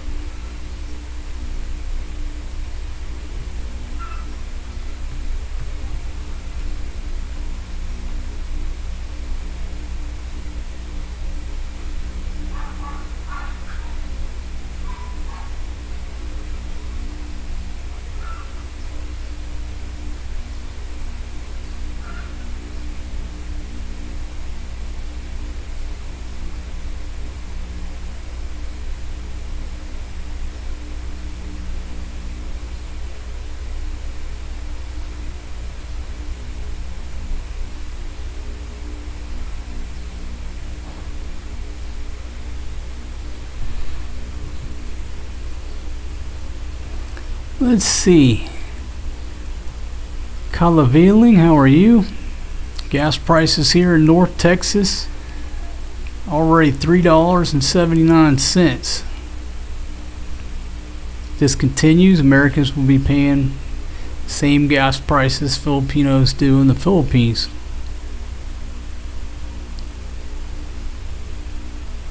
And again, that's what we Americans don't really always understand, is that gas is cheap in America compared to a lot of countries around the world. So when it goes up, it's probably still not at, or maybe even equal to what we're normally paying.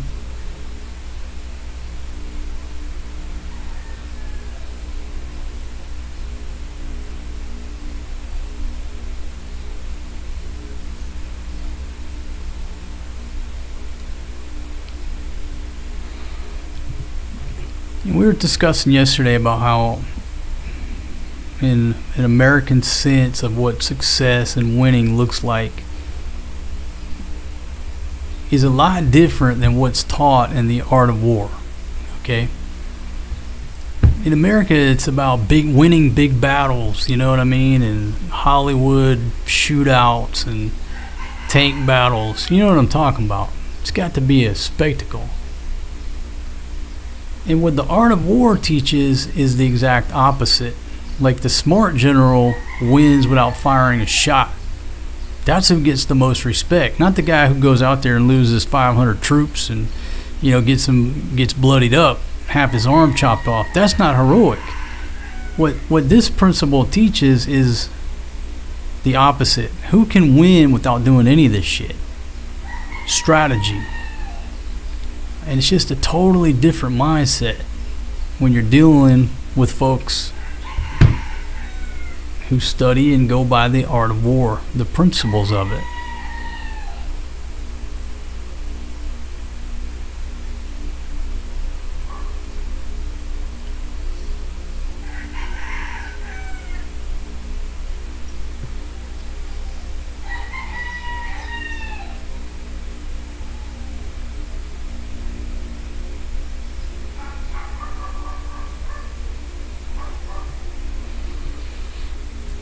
Yeah, the U.S. does appear to be losing the war, and Iran does appear to be winning, but that's because it's been a war of blah, blah, blah and little paper cuts. Bombing fishing boats at night.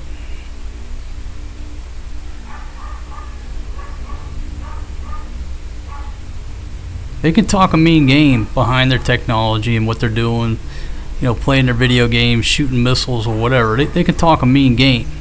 They're not going to be talking that mean game when a platoon of Marines start coming their way. They're going to be running the other fucking direction. It'll be a big difference. Now, am I saying or am I wanting it to go to a ground war? But you got to understand, okay? Trump orders CENTCOM to open the gates of hell. Launches strikes. That's not the gates of hell. The gates of hell, sending a missile or a drone to take out a fishing boat, dude, you're just running your fucking mouth. And they're enjoying it. But if they go to boots on the ground, it's going to be a totally different story, okay? We Americans are pretty good at fighting. We kill each other every day in America by the droves. We're pretty good at that.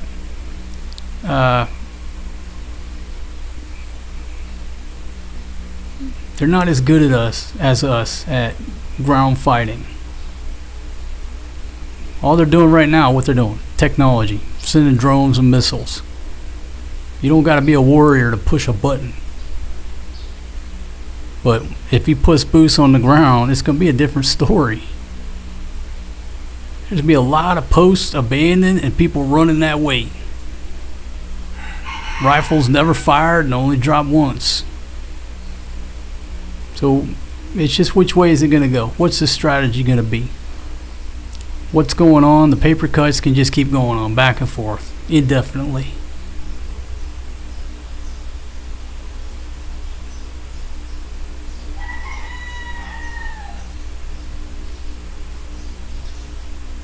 But mark my words, you put boots on the ground, they're going to lose.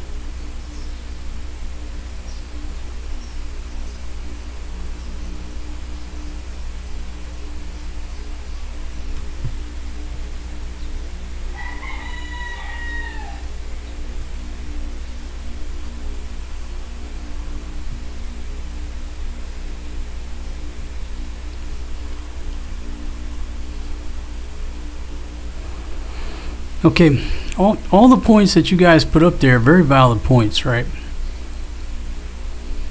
Now, everything that's going on over there, these guys haven't been sitting in the dark. They haven't been sitting in the dark, no running water. They've been doing all this stuff under pretty optimal conditions so far as I can tell. So the gloves haven't come off yet. It's easy to run your operations and run your mouth and tweet shit out when you got electricity and running water.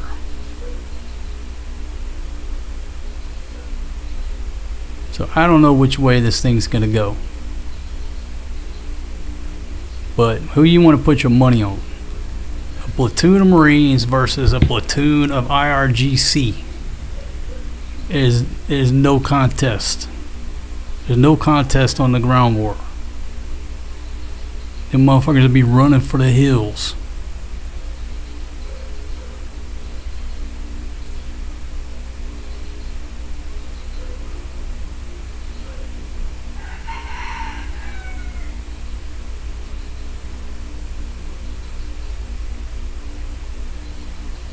Everything takes time. Yeah, good point.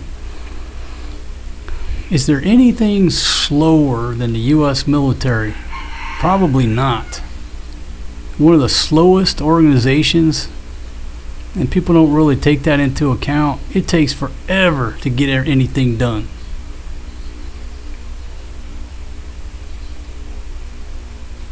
So does that mean they're not doing something? They're not planning nothing? No, it means that anything they do is slow. Hell, back in Iran, you had a QRF, quick reaction force. Take them an hour to get out of the gate. I'm like, that ain't quick. Take you a fucking hour just to roll out of the gate.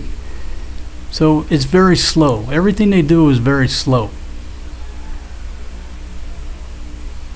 So right now what we're seeing and what we're talking about, these paper cuts, they're just biding time, putting pieces of the, putting people and equipment and everything in place.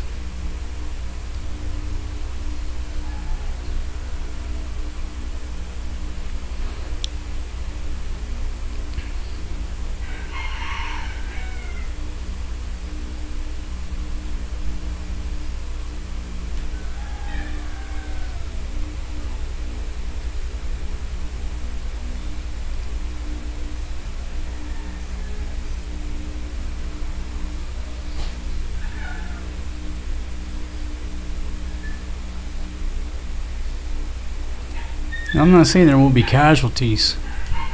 It's a war. But you're not going to take, compared to the United States soldier or Marine, you're not going to take a bunch of Keystone cops and do battle against U.S. Marines and win. You're not going to. Right now they're looking good. Why? They're pushing buttons on technology. Go look at that one video where their special ops unit, whatever, took that cargo ship. They're wearing fucking masks that look like they made them on that movie Django Unchained. Not very inspiring if you watch that video they put out. You're like, it looked like they're wearing homemade masks on their face. They just all ate the hell up. They look like a bunch of Keystone cops, and this is some special unit taking the cargo ship. So right now they're riding the technology, the missile, the drone, the stuff that they can push a button on. It'll be a different story when you go man on man.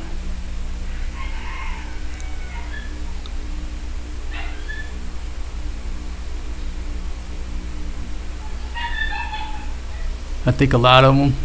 Just go down. A lot of them will cut and run.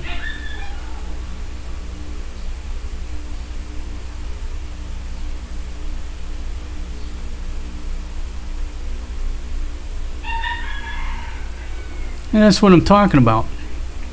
The people already hate the IRGC. So all you got to do is give them enough momentum to take over, and they'll string them bastards up themselves. That's why the IRGC can never let up any power. They can never make no deals. They don't want to make a deal. They don't want to lose any of that power. They run the risk of getting executed.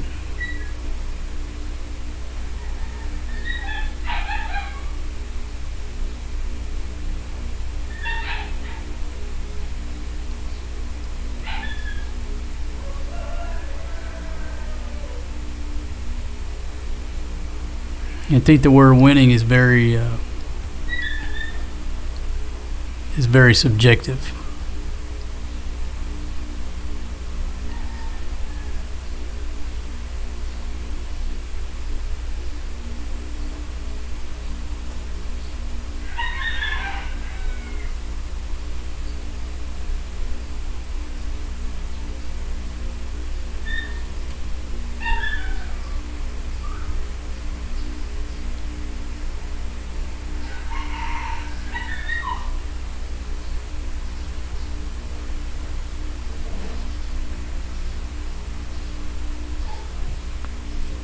Let me go around and check my technical equipment. Am I still up and running on all these platforms? Looks like I'm good on YouTube. Got 112 of you fine folks out there hanging out. Looks like I'm up on Twitch. Still streaming on Kick.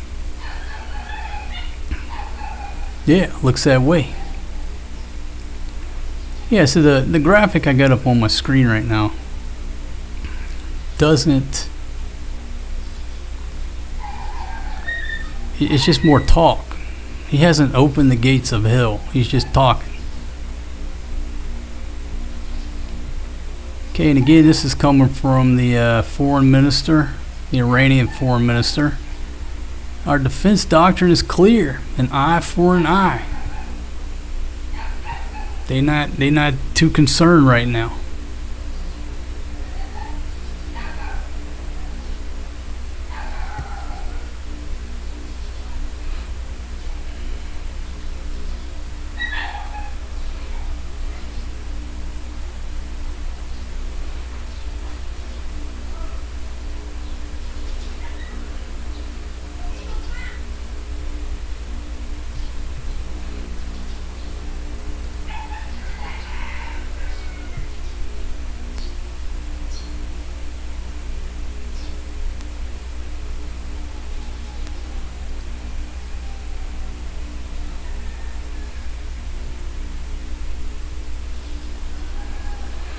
Hey Douglas, how you doing? We couldn't defeat Korea, couldn't defeat Vietnam, we couldn't defeat Iraq, and we sure the hell can't defeat Iran. Well, again, it's very subjective what, how winning looks like. What does winning look like?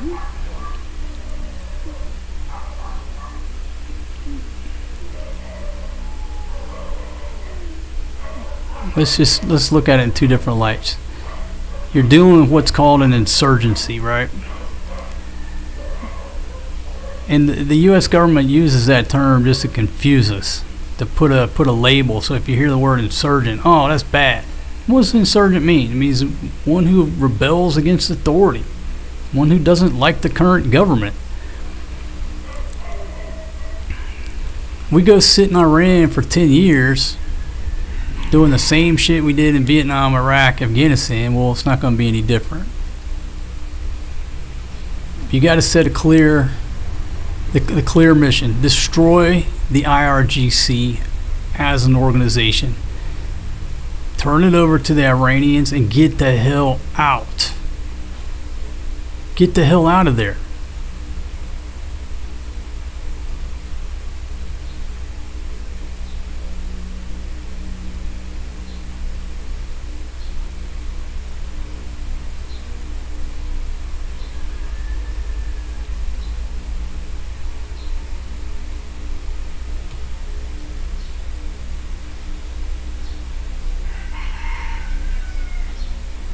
See, Martin says most Americans don't want this war. What do you think they will say if a lot more Americans die over the war in Iran? That's what we were talking about earlier. Americans,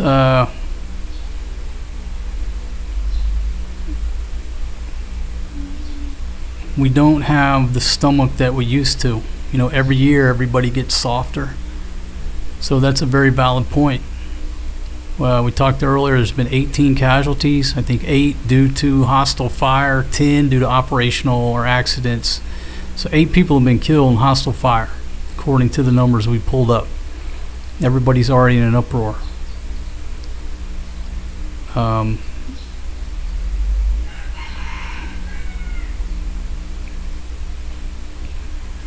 So it's a good point. Are the American people willing to go the distance?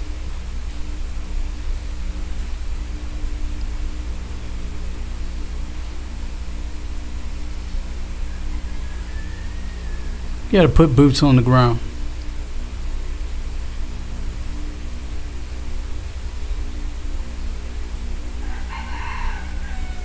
Hey, old hippie, how are you, my friend? Just talking about the mysteries of life.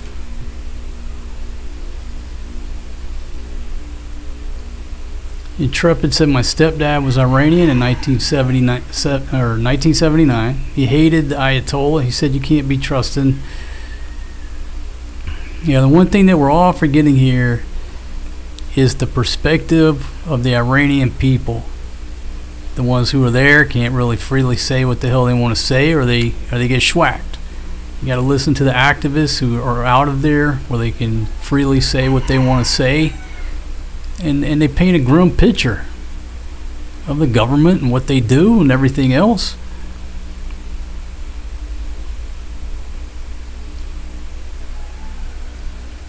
Lane's away. Take care, my friend. I'll see you on the next one.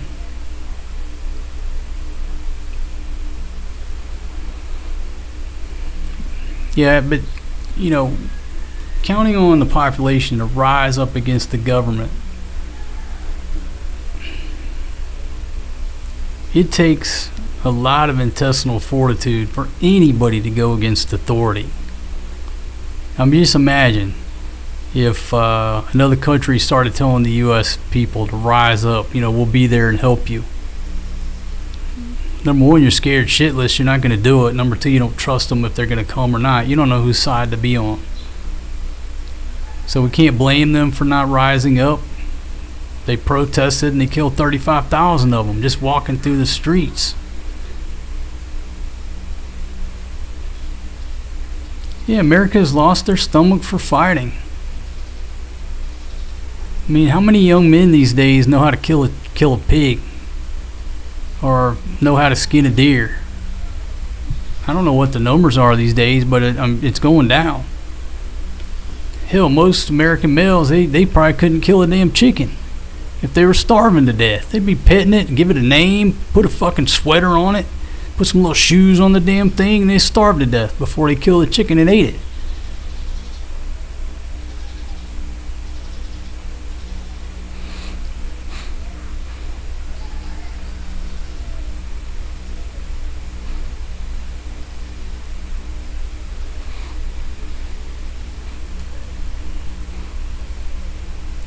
See, Chris says it's been set decades behind. I see. I don't know if I go with that.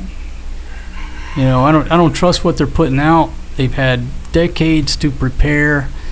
Did they put this stuff deep enough where our strikes didn't affect it? I don't trust it. I don't trust anything. I don't trust what they told the international community.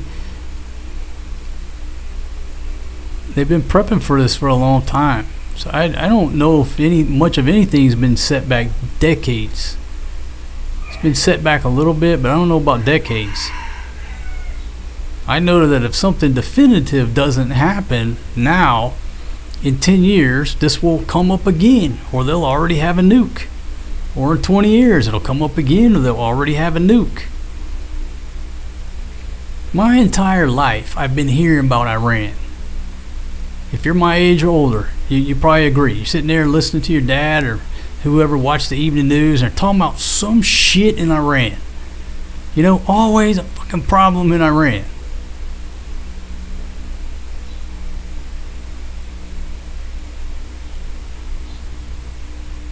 There you go. Most American men can't change a flat tire on their car.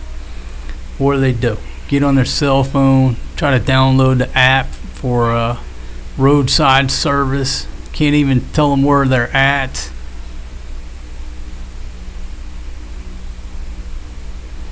there you go.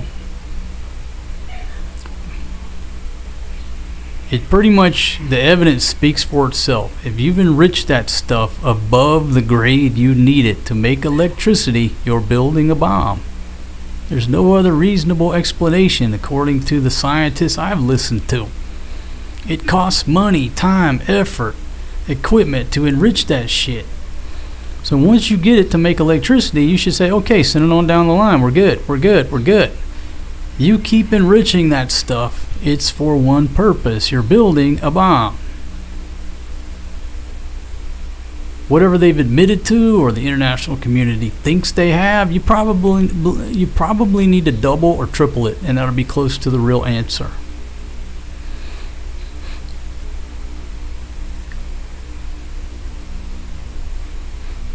$2 billion a day, it's reported to cost for this war. That would pay for everyone's health care, but your government always has money for war but not health care. Okay, I hear you.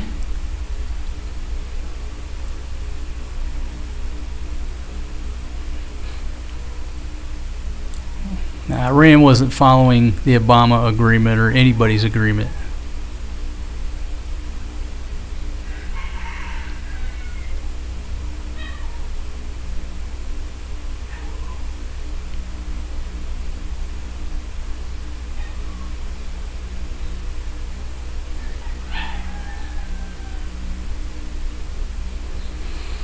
Well, I mean, it just goes back to ask yourself this question.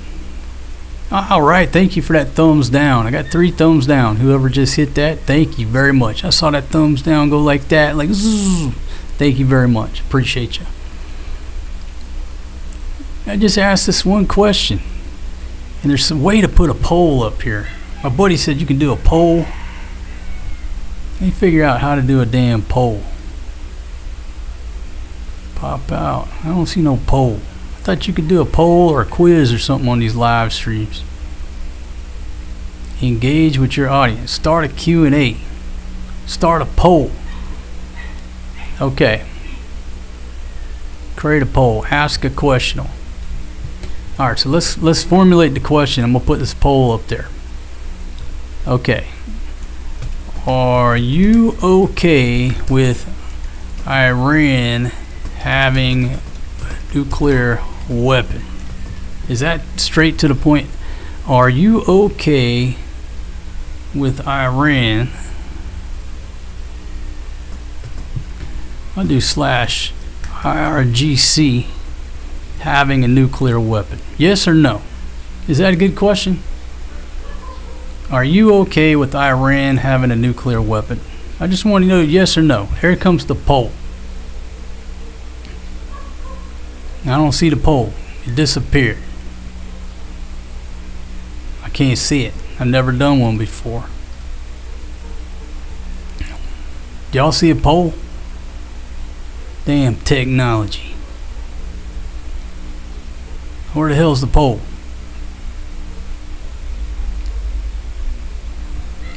It disappeared. I don't see it.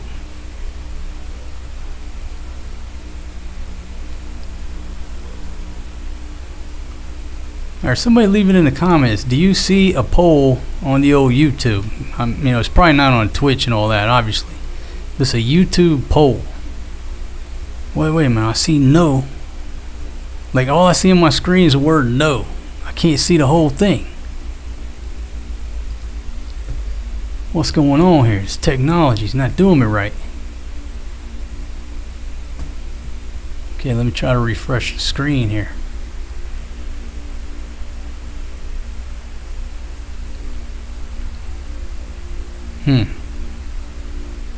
Something ain't working right on my end here.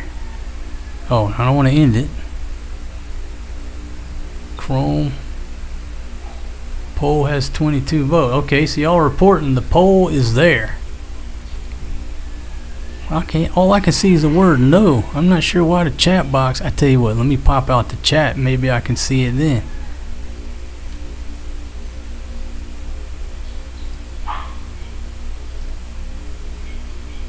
What the hell? I still can't see it. Somebody playing a joke on me here. All I see is the word no and 83% up there. I can't even vote my own poll. Chinese trying to block me on this show. Come on now. Well, I can't comment on the poll because all I see at the bottom is the word no.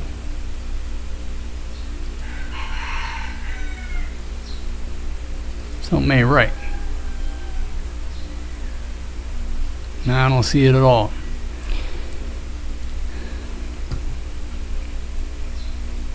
%83 no. Okay. Go to history here. Reopen all windows.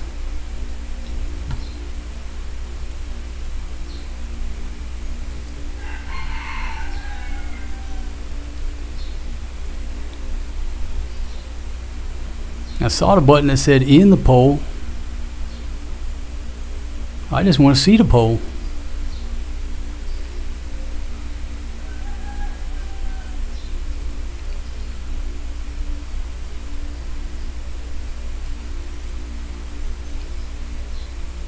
Okay, old hippie says it's up. I'm gonna try my other laptop here. I don't know.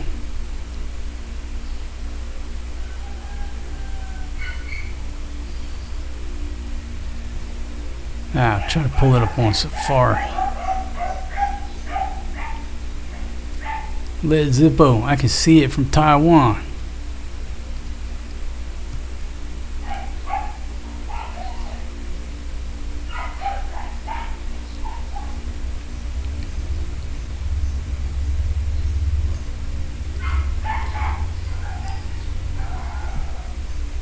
See, I can see it now, but I'm not logged in on this one. I can't see the numbers.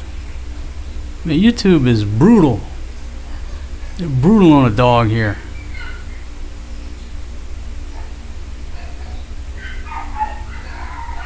There, let me just start fresh. Let me get a new tab open. If you're just joining me, I'm trying to see my own poll here. Trying to see my own poll.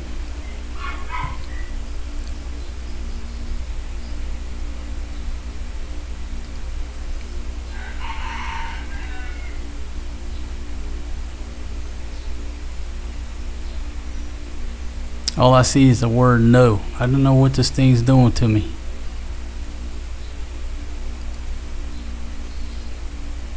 The only thing it does is in the poll. Alright, well, I just have to trust y'all's numbers. I'm seeing 87% no. That's all I see.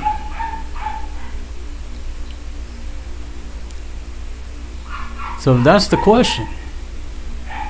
Wapong Bacalao says 86% say no and 14% are lying. Okay? Alright, with that, I gotta go take a 10-100. Okay? I'm gonna go take a 10-100, so I'm gonna take a break.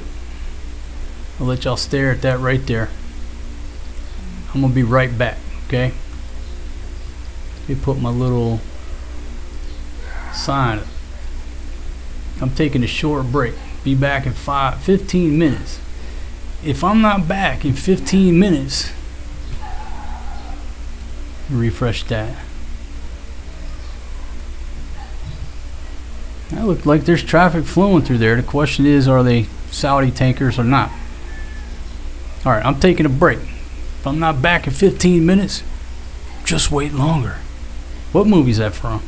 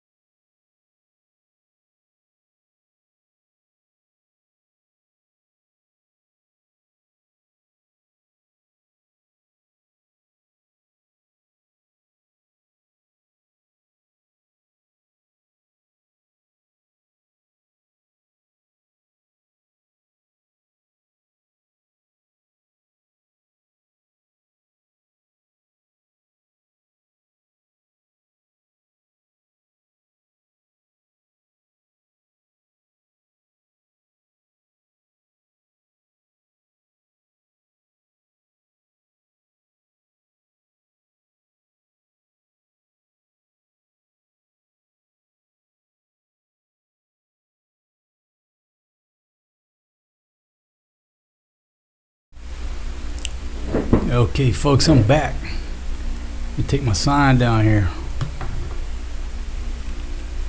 Follow my sign here. Taking a short break. All right, I'm back. I'm back like a bad dream.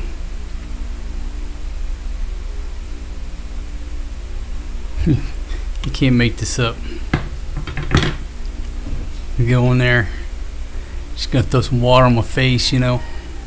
Get a little soap. Turn the faucet on. Ain't no water right now. I'm like, damn.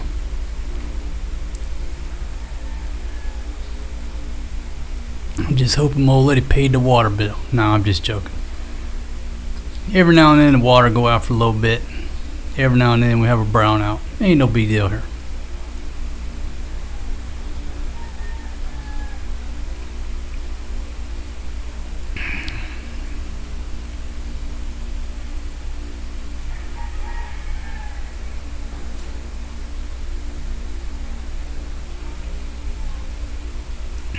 Okay, looks like everybody's battling it out in the comments. Good, healthy debate. Somebody tell me how we're doing on the poll, since I can't see the poll. You know what? Maybe I could look. No, because if I put my iPhone, it'll disconnect from the camera. It's ridiculous. I can't see my own poll.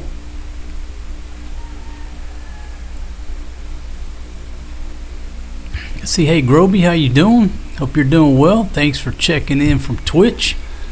Folks, I'm up on Twitch and Kick. So if you're on those platforms, thanks for hanging out. Thanks for hanging out with me. I think I got like 20-something followers on those platforms. So thank you very much.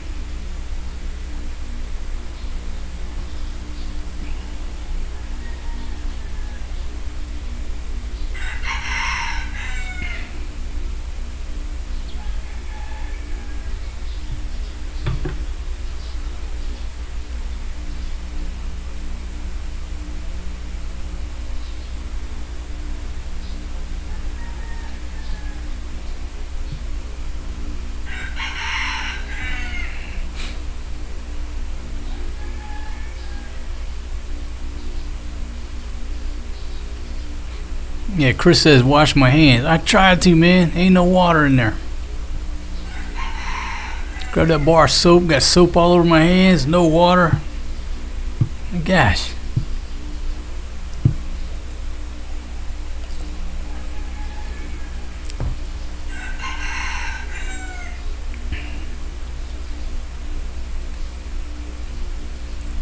Chris says it's a bad question. We don't want any country to have a nuke. I agree with you, although not steeped in reality. The question should be, was Iran close to having a nuke? Well, close is very subjective, but if they're enriching uranium, they're taking steps toward developing a nuke. Now, I was just asking your opinion. Okay, so Top James says 82% say no, I'm not okay with Iran having a nuke. 18% say yes. Okay, well, let's just apply some logic. Okay. Logic says if you are not okay with them developing a nuke, 82% of us, then DJT is doing what has to be done. Although messy, unpopular, going to cost them politically, but 82% of us say no. We don't want the IRGC, the people who just killed 35,000 of their people reportedly, to have a nuclear weapon. They killed 35,000 of their own people. What do you think their threshold is to use a nuke? They have a very low threshold. So 82% of us say no.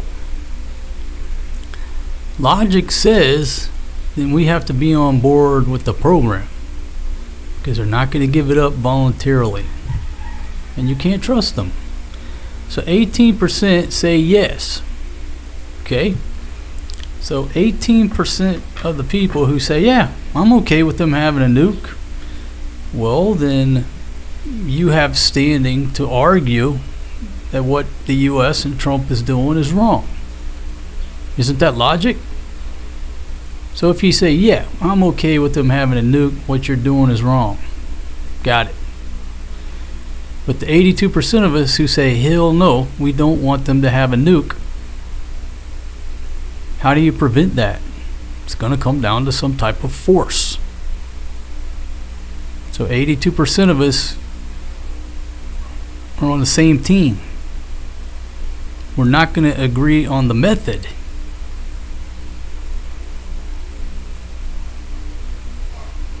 Well, there you go. Now do a poll asking how many want to go die in the Iranian desert to make it happen.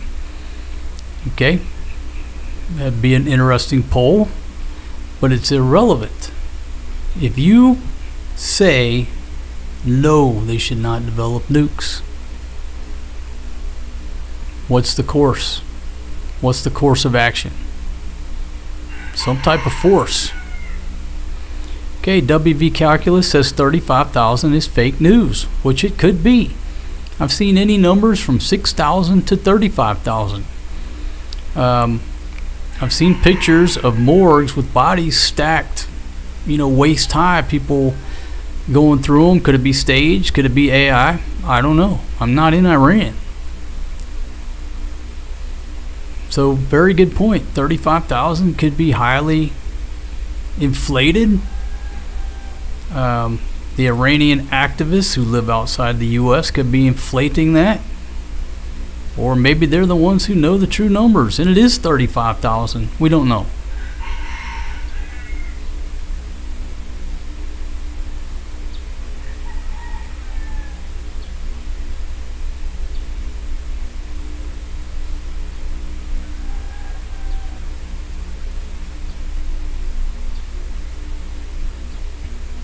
Okay, Kel says, why not? Pakistan has nukes, North Korea, and they're at peace. I would have preferred to derail both of those way back in the day. It's not reality. We didn't derail them. Now they're in the club. More people who are in this club, the more chance something's going to kick off, and then they're going to point the finger at this person over here. My solution yesterday, turn back time, us and the Soviet Union band together and say nobody else in this club. We do whatever it takes, nobody else is in this club. We even hear that somebody is starting a program, we destroy it. Brutality. That's it. But again, it's not steeped in reality. The question still stands. You want these guys to have nuclear weapons? I do not.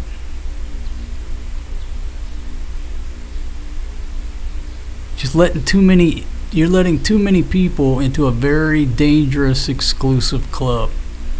The members of the club aren't truly properly policing up who they allow into the club. Why? Greed, contracts, money.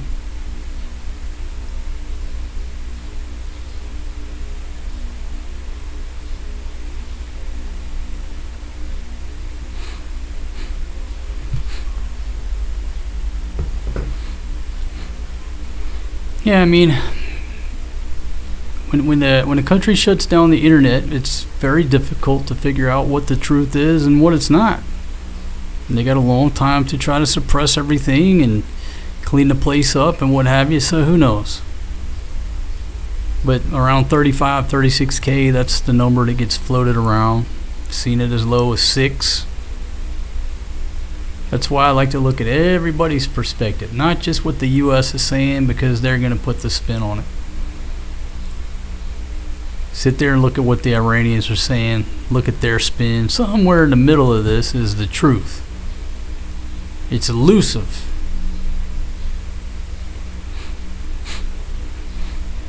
Okay, Justin says, Trump just announced Saudi Arabia can have nukes. Why do they get to join the club?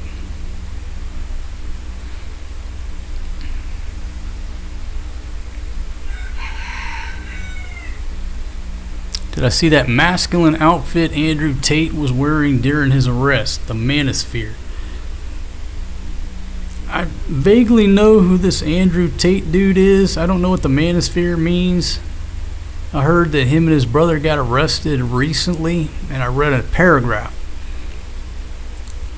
And it said there were some assault allegations by two chicks who admitted they were in a intimate relationship with the guy. So when I read that, it's about money. It's about money and other things.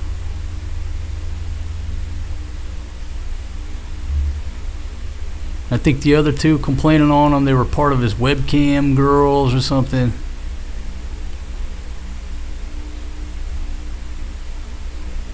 Other than that, I don't know much about it. I don't know what the manosphere is.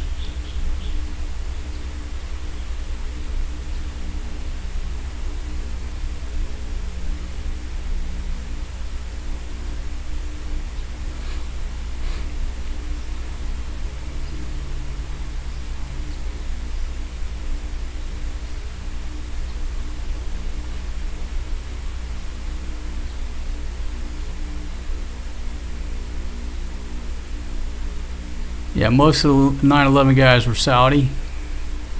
Yeah, it's memory serves me correct. I'm getting old. What, 15 Saudis? 15 Saudis. What, one Egyptian, one UAE. Yeah, my mind's clouded. Yeah, they were mostly Saudi.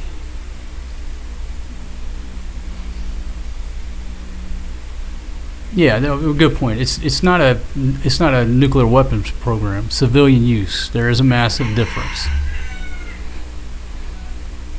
But it's also a stepping stone if they decide to go that route. All right, so Mike brings up the poll. 84% say no nukes for these dudes. 16% say yeah, let them join the club. Okay. Like I said, we all have differing opinions on things. It's just good to see where everybody stands.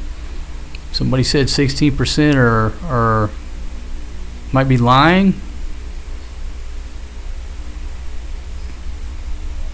I just don't think there should be anybody else in the club, period. Especially not these guys, but the next person up for bid, up for application to join the club, my answer is automatically a no. We already have enough people in the club, enough problems. We don't need you to have a program and have problems and something go wrong. Something launch accidentally, something cook off accidentally. No.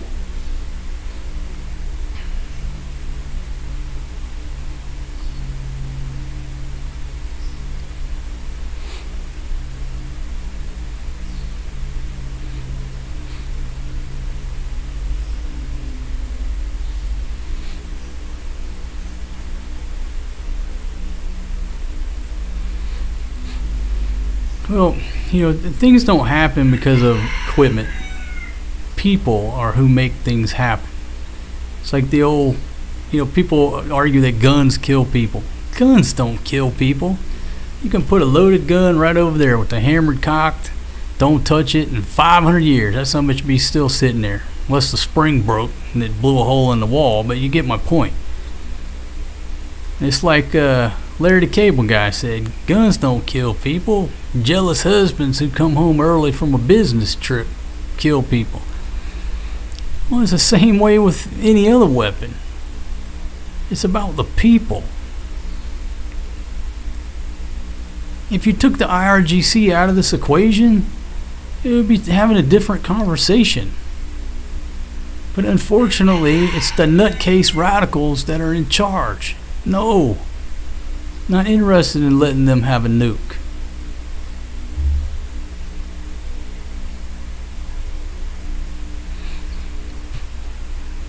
The poll keeps changing. We all keep voting. I can't see the damn thing. I'm telling you, I got the page pulled up. I opened it up in a new tab. And all I can see is the no. It says 82%. I can't see anything else. I can't scroll down. What can I do here?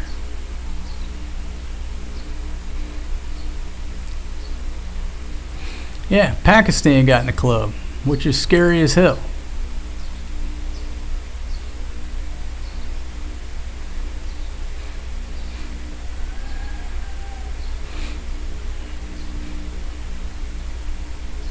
Yeah, but it's all about the people. You know what I mean? It's about the people and their threshold for using whatever weapon we're talking about. You got good, stable people, they never have incidents with guns. You take some, crazy nutcase, he comes and shoots up the place.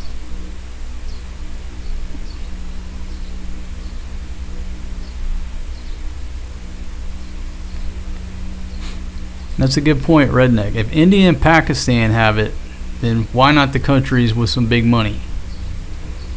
So if we Saudi starts as a civilian program, it will eventually develop into a weapons program. It's a stepping stone. If we're not down with it, they'll do it in secret. They'll join the club.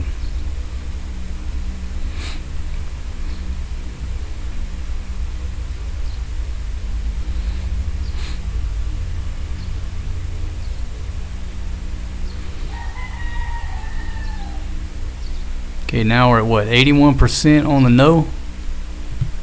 Or do I need to refresh my screen? That's pretty cool. My buddy told me about those polls. That's the first poll I think I've ever done.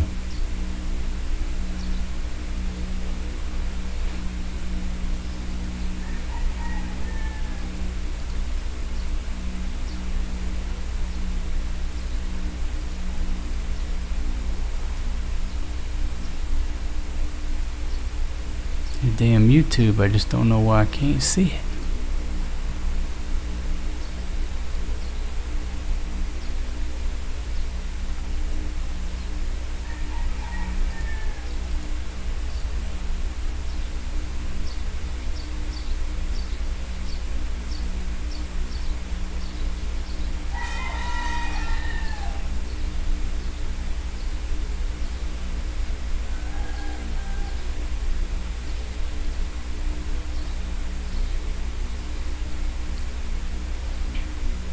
Alright, so 19%, almost 20% of the folks say, yeah, let them have them nuclear weapons. I ain't got a problem with it.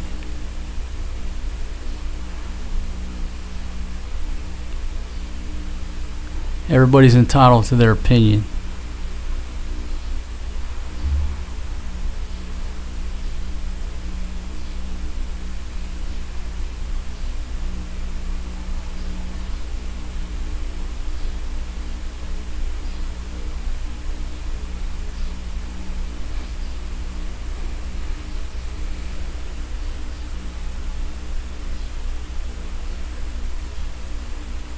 Yeah, I'm not sure. Some people are jokers, so 2-3% of them probably jokers. Maybe the true number is probably like 10 to 15%. Say 12% truly think it's okay.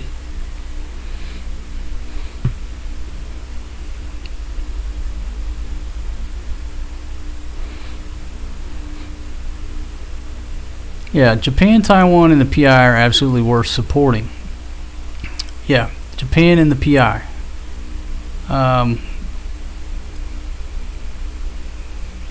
Is Taiwan is the juice worth the squeeze? At some point, you have to hold what you know you can hold. So holding Taiwan, defending Taiwan, my God, retaking Taiwan. Japan, the PI is a different story. Already here.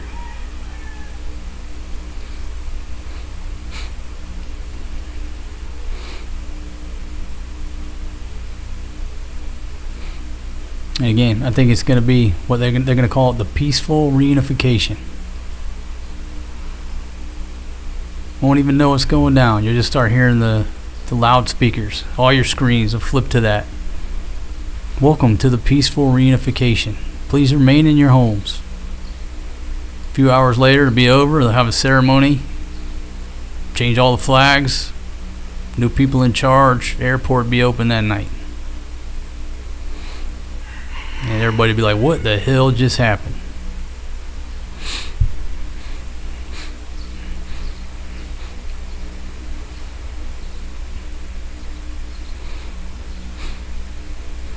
You'll ever see that movie, The Sum of All Fears, with Morgan Freeman?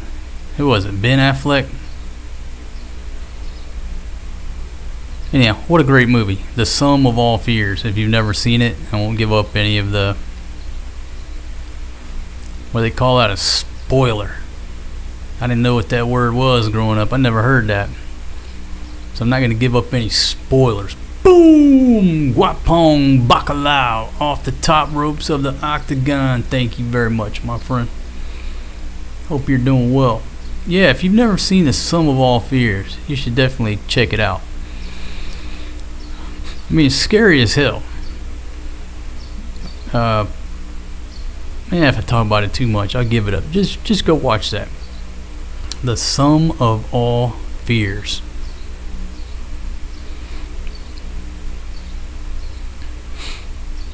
Okay, very good point. The Ukraine is bombing Russia, and Russia has nukes. Alright, so let's discuss this. There's obviously a lot of restraint. As much as Putin is made out to be the bad guy, there's a lot of restraint going on there. Imagine if another country was hitting the U.S., hitting Washington, D.C. How many hits would we take before at least a small nuclear weapon got sent their way and put an end to it? Would we sit there for years and allow somebody to drop missiles inside our country on a daily basis? It's a question. It's a question. What would the American people demand? The American people would demand, hey, put a fucking end to this. We don't care what you do. They just killed my grandmother over here and my neighbor. Took out the Krispy Kreme. So how many strikes would it take before we really put a hurting on whatever country was doing it? That's the question. I don't see a poll on YouTube. Did the poll go away?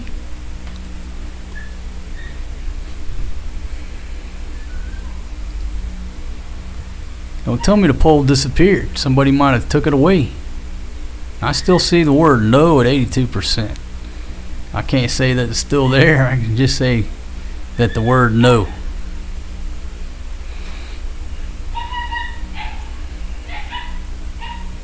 Thank you very much, Guapon. That's for the 19% who said yes. I appreciate it.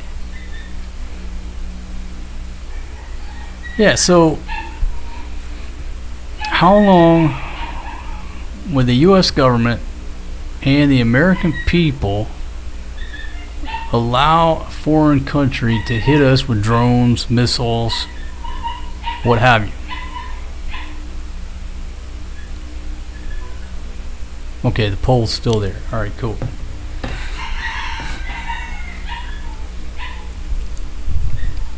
I don't think it would last 2 years. A lot of restraint being shown by Russia. Okay, you fight at the border, the frontier, what have you. Everybody's out there on the front lines fighting. That's one thing.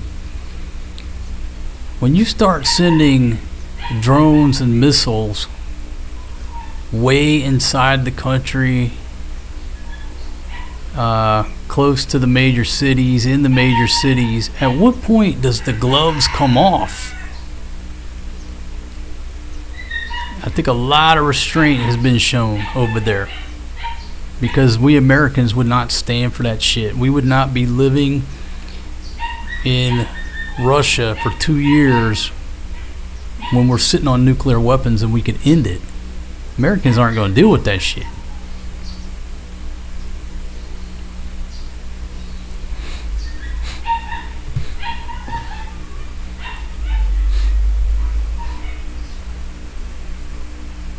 Am I still here? Yeah, I'm still here. Too bad this shipping tracker can't put like a little fire. Look, I'm not wishing that, but like highlight these that have called in and said, hey, we're on fire or what have you, so we can know where they're at. Guess that's asking a lot. But it looks like there is still traffic going through that area.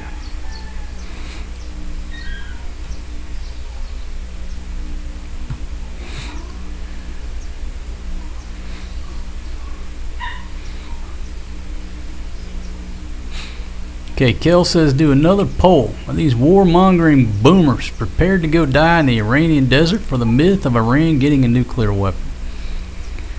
I don't know if it's a myth, man. I mean, when you're already enriching shit beyond civilian stuff, it's not a myth. It's a goal. If nothing's done, they're going to have it.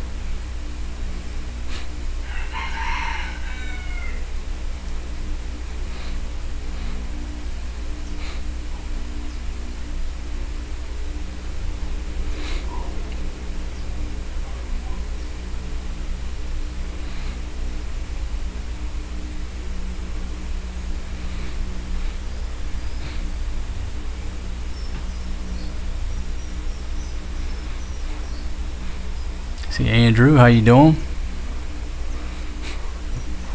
Yeah, I mean, the argument could simply be, why should one country get it and another country not? Everybody has the inherent right to defend themselves.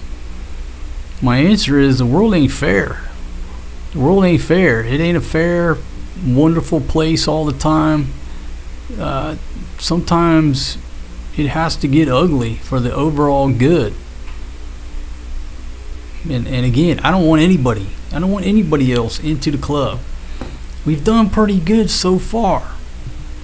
Realize the U.S. dropped 2 on Japan at the end of World War II. I'm tracking on that history. But since then, we've had nukes. There's been very close calls. If you study history, holy shit, there's been some close calls. Not only of us launching at them launching at us, but just damn accidents. How many broken arrows from the U.S. are laying around the world right now? Go search Tybee Island. Somewhere around Tybee Island, Georgia, there's a thermonuclear weapon that's probably embedded like 15 feet into the swamp or the sand, relatively shallow, that they haven't found yet. And it's a very interesting story because the argument was the core in the weapon? And the military and the government came out and said, no, they didn't have the core. They didn't have the nuclear core. The pilot said, I signed for the core. Who do you believe? I believe the damn pilot. He knew what he signed for. That's just one example. So there have been all these close calls. Since the first weapon was developed, we've been very lucky. Very lucky. Hell, the one accident, what was it, South Carolina or North Carolina? The aircraft crashed into each other in the air, whatever. I can't remember the exact thing, but the weapon fell, hit a field in South Carolina or North Carolina, and every safety but one failed, if my memory serves me correct. That's the story I read. Now, I wasn't there, but they said every safety failed but the last safety. If that last safety had not held, there would have been a nuclear bomb go off in an accident. So with all of this data, right, and all of these incidents, humanity has been way lucky so far. Do we want to add more players to this club? More room for error, more room for accidents. And accidents interpreted wrongly can lead to nuclear war. So no, I don't want nobody else to join the club. That's just me. I don't give a shit who you are, how much money you got. The answer is no. Let's figure out a way how to take them away from the smaller countries. How about that? Not go up. Let's make the club back down as low as we can get it. That's just me. Ain't nobody gonna give that up voluntarily.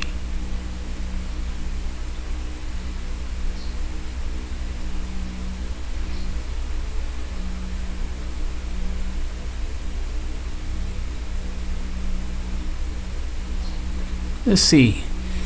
Termy Cobra asks, am I going to pull the trigger on solar and Starlink? Mitigate high energy prices and blackouts. Well, I started to get that Starlink Mini as a backup, and also when we take it camping. So that may be in the works. May get a few little solar things, but nothing too extravagant. You know, if we ever settle down somewhere, folks, I'll get into all that. But our expeditionary nature, you know, don't make sense for us to invest in too much solar, and too much stuff that I'm just going to give away when we displace.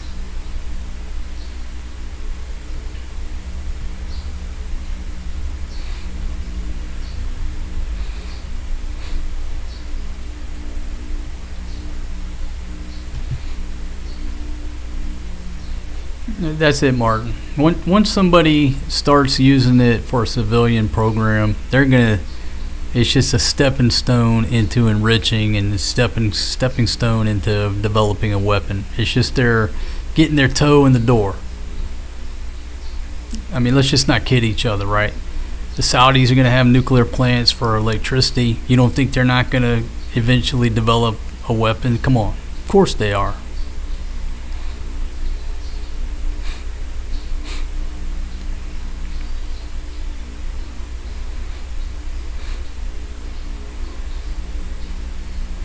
I'm with the professor. Take them away from everybody. If that were an option, I'm all for it. But again, I think the U.S. and Russia, once we realized Russia had the bomb, we should have went to them and said, hey, okay, we know you got it. You know we got it. Let's make a deal right now. Nobody else gets it. We run planet Earth, the two of us. We'll do the best we can do, but ain't nobody else going to develop nuclear weapons. The world would be a better place. Less chance for accidents, misunderstandings. Yeah, I get a few solar lights, but obviously I'm not going to put panels up on the roof. Nothing like that. Somebody told me, you guys told me to get one of them Blue Eddies, and what's the other thing? A jack in the box, something like that. I do need one of those because it would power the router and all my stuff if I had a brownout.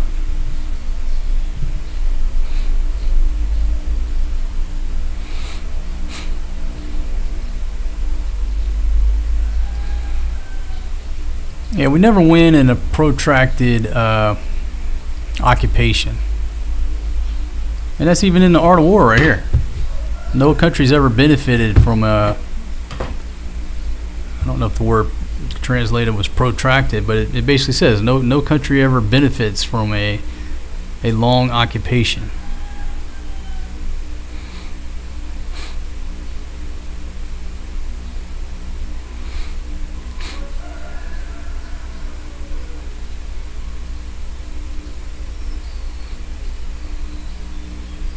Yeah, be wonderful if nobody had them. That's not reality. I just think the U.S. and Russia dropped the ball back then. Should have laid down some guidelines.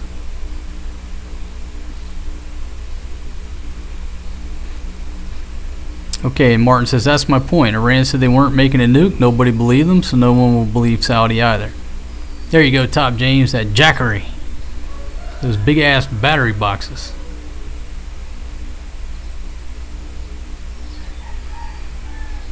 Okay, let me check my poll here. Let me refresh the screen.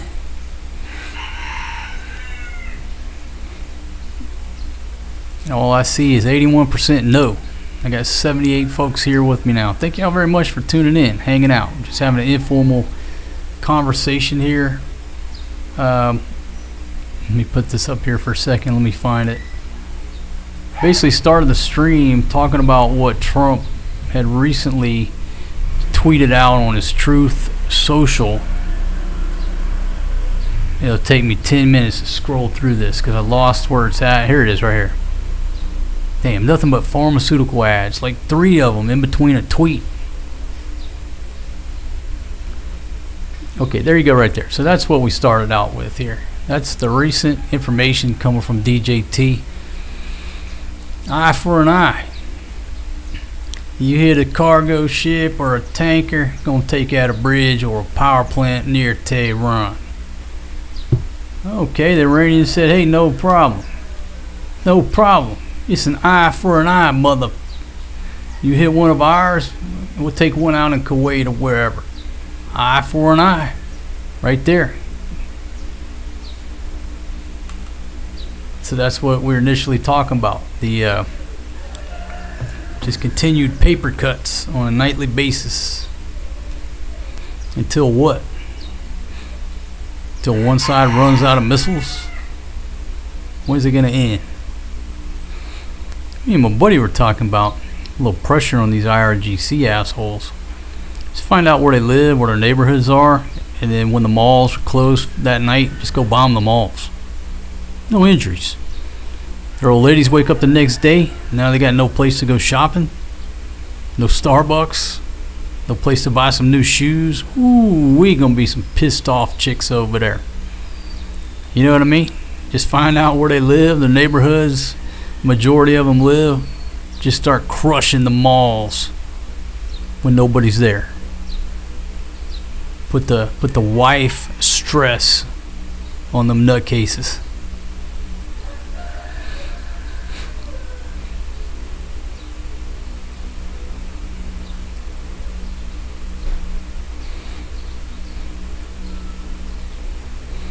Okay, Intrepid brings up a good point. You got 3 folks in a bar, security guard's got a gun. Should everybody be handed a gun to make it fair? Somebody's got to be in charge. Top James says, I have 2 Blue Eddy power banks and they run a cooler and fridge in brownouts, and I can say it's great. Well, that's what I need. I don't got a refrigerator, but it would keep my streams from going down if a brownout hits.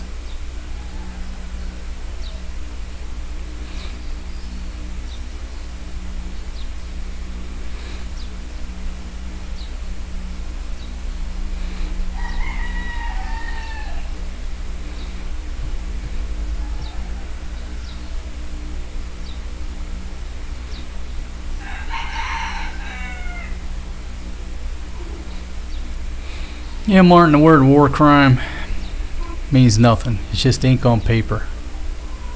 When the bombs start dropping, the bullets starts flying, nobody cares about international law, ink on paper, treaties, the Geneva Convention. Nobody gives a shit. You can argue about that later when the war's over. Nobody ever cares about paperwork.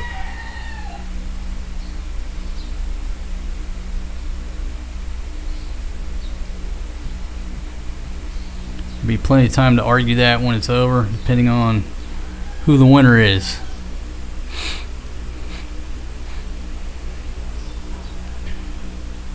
Alright, so if you haven't voted in the poll, if you can see it, I'm about to close it out.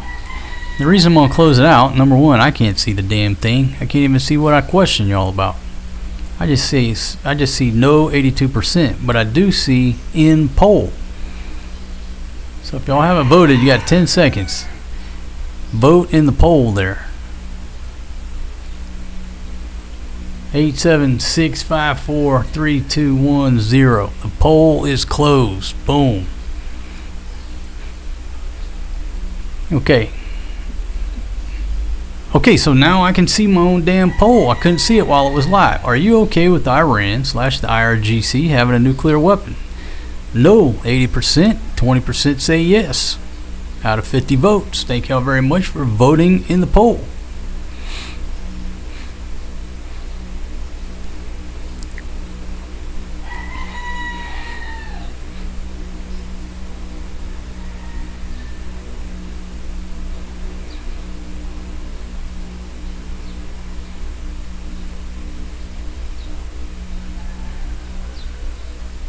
Yes, I gotta get me one of them Blue Eddies or them Jackeries. I need it.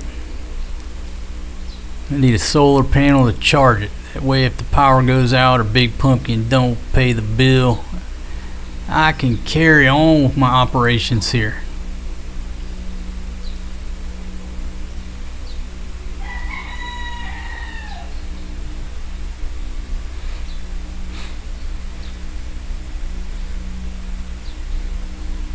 So the pole appears to go on up in the stream, right? Y'all see the pole going north? So once you close the pole, it just goes north. It doesn't stay there. So I could keep doing poles, and they'll just keep going into fading off into history. All right, pretty interesting.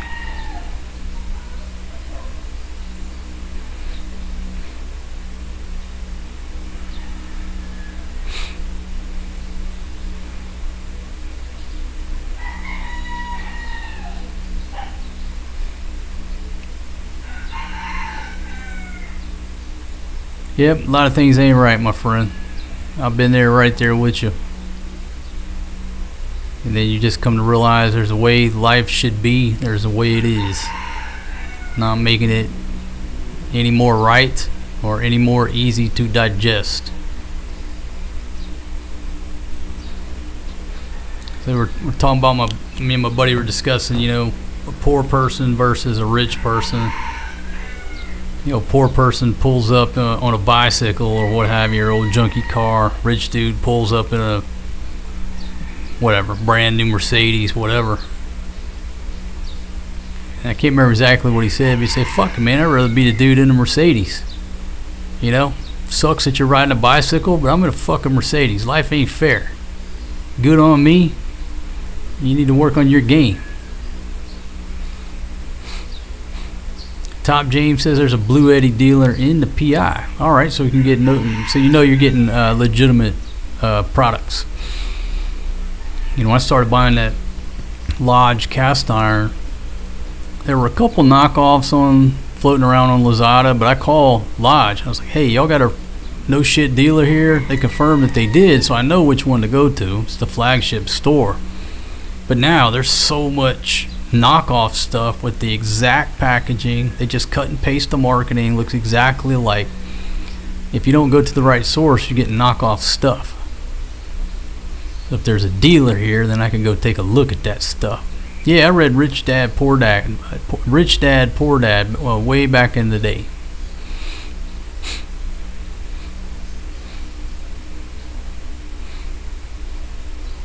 The Professor. Yeah, you can't hurt rednecks either. You know what I mean?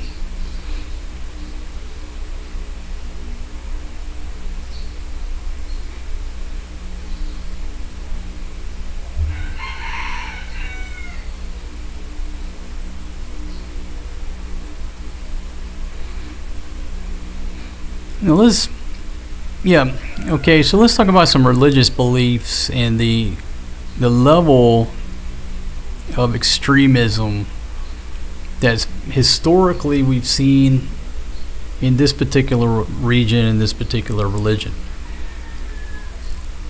Now, I think in pretty much anything, in any society these days, that the level of tradition, the principle of it, religious beliefs, everything is going down. The younger generation isn't into all these traditions and stuff that the older generation believed in. So this is a question. If the younger generation, anywhere on planet Earth, they're just concerned with playing video games. They're not even concerned with chasing women or drinking beer. They're certainly not interested in going to war or joining the military and fighting, most of them. It interrupts their Call of Duty time. So is the world going to naturally become a more peaceful place once us old guys get out of the way? This is a question. Once these old clerics over there end up passing on and get the fuck out of the way, and these younger generations, my generation too, because we're pretty stubborn, we get out of the way, and these younger dudes who are not interested in fighting, not interested in conflict, what's the world going to look like in 20 years, 30 years? Could it be a much more peaceful place because they just don't have the level of testosterone that we do? Scientific fact. And they're not interested in fighting. You know what I mean? Is this a good thing that all us old timers and, our old mentality of, hey man, you say something about me, I'm going to punch you in your face. That's not what these young bucks are being brought up with. They don't want conflict. So that's the question. In 20 years, will the world naturally be a better place because of the skinny jean wearing folks taking over and making all the decisions? They're not into fighting. They didn't get in fights in schools when they were kids. They're not interested in joining the military. So that's the question. Will the world naturally calm down once us older generations get out of the way? Because I can assure you, even over there, the younger generation ain't as devoted to religion and extremism as their father or their grandfather's generation. So that's a question.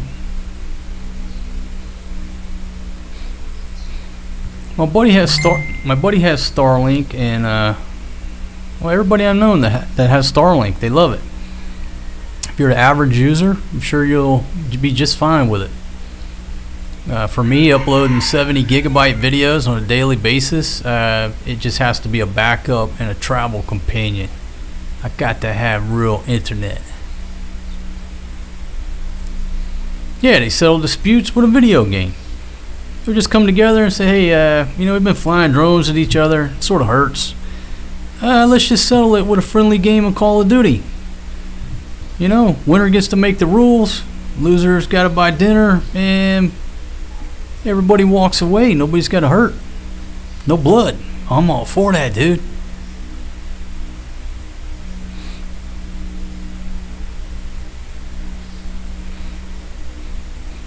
Yeah, I think the grip of religion is just slowly. It's not going away anytime soon, but the grip that it used to have is not there, especially with the younger generation. It's just going away.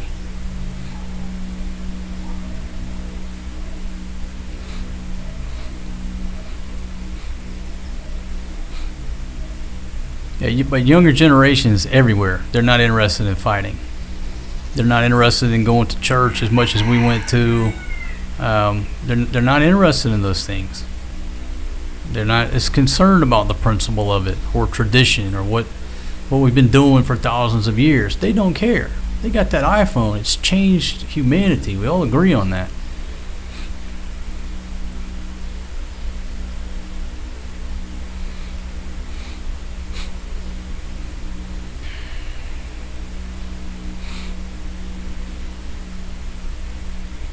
See, expat crap, how are you, my friend?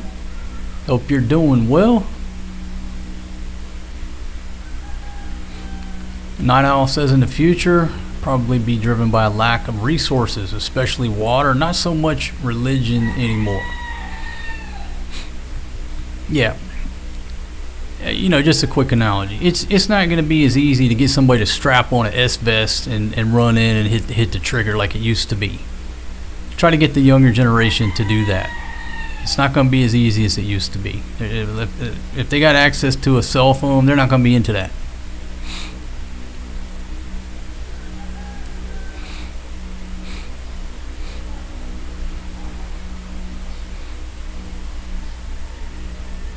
Okay, Martin says stop taking oil and minerals from other countries in the name of national security.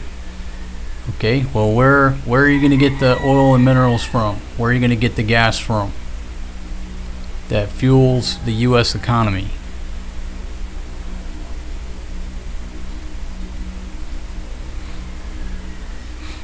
There's the way the world should be, and there's the way the world is.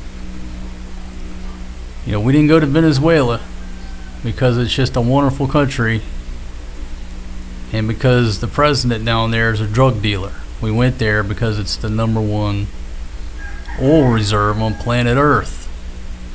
Okay? We didn't go down there and kidnap the president of Colombia or somewhere else. We went to Venezuela. Why? Oil. Iran, number 4. There's the way the world should be, and there's the way it is. I think it'd be a problem in the way we raise American children is we sugarcoat reality, and then they have to go out into the real world and slowly figure out this reality. And we should just teach them exactly what it is. Hey, we use more oil than anybody, and so we got to make sure we get it. Just teach them reality. Not fighting for freedom. Most of the time we're fighting over oil. There you go, Intrepid. We've been in a global competition since the fall of Rome.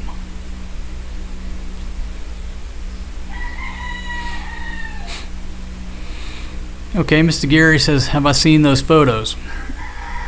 Yeah, but there's a difference in going through the motions and then truly willing to go the distance. Does that make any sense? They're still going through the motions, but there's more aspects of their life that's more important than doing that.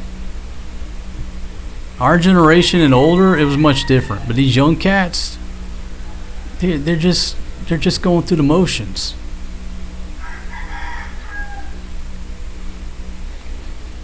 Now I don't drink water from the tap, but I brush my teeth with it, which I don't recommend you do if you're a tourist. Just use bottled water.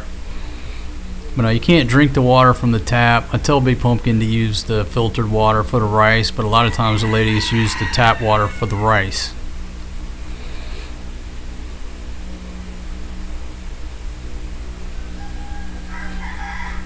No, don't drink from the tap water here. Don't drink from the tap water. Got to drink the filtered water in the big blue jugs, like the, what are those? However many liters, I don't know. Look like 5-gallon fuel cans, you know, the blue jugs. Anywhere from 25, 30, 35 pesos to fill them up. Maybe 40, just depends on where you're at.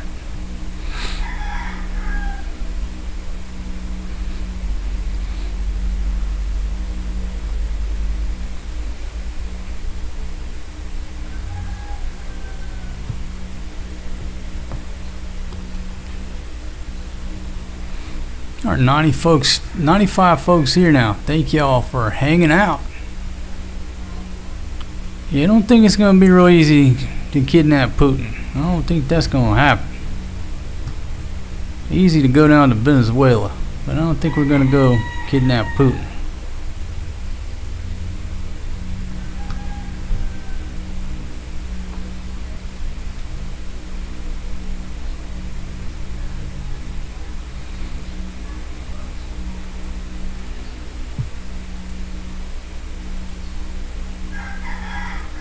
Refresh my screen here on this Iranian news source and see what they're putting out lately.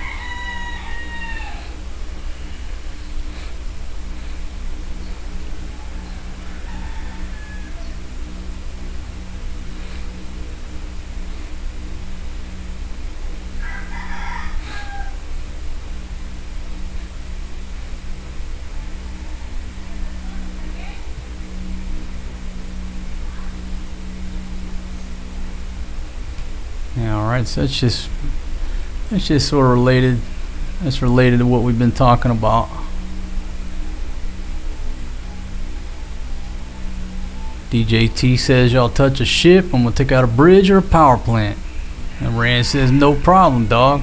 You take out a bridge or a power plant, we'll take out one over in one of the GCC countries, no problem. Eye for an eye.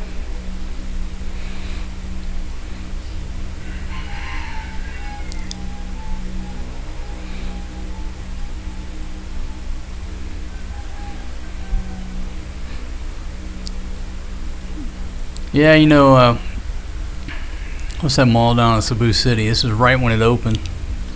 Brand new mall. That SM down there. I can't remember the name of it.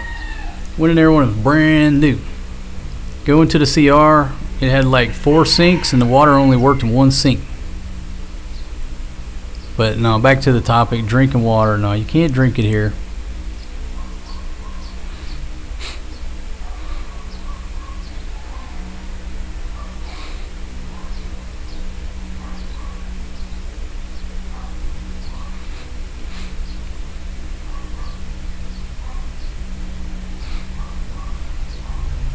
Yeah, I mean, a lot of basic things here are still a struggle. You know, Rome wasn't built in a day. Basic things like water, sewage, trash, it's still being worked on here. Rome was not built in a day.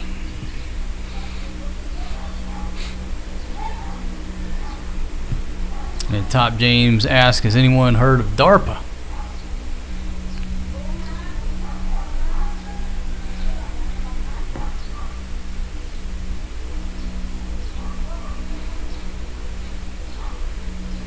Yeah, a lot of folks here burn trash on a daily basis, even though it's technically illegal. Again, some of the basic services they're going to have to improve on. They got to work on.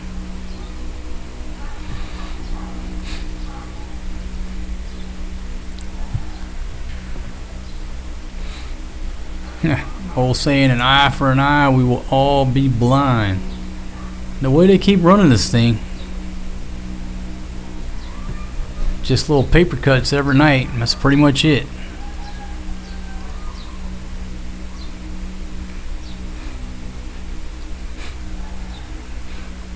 Alright, here's some fine facts. Since I started the stream, I lost 10 subscribers. It happens. Let's see how many folks I got here now. Got 95 folks hanging out. Well, thank y'all for hanging out. Did a successful poll.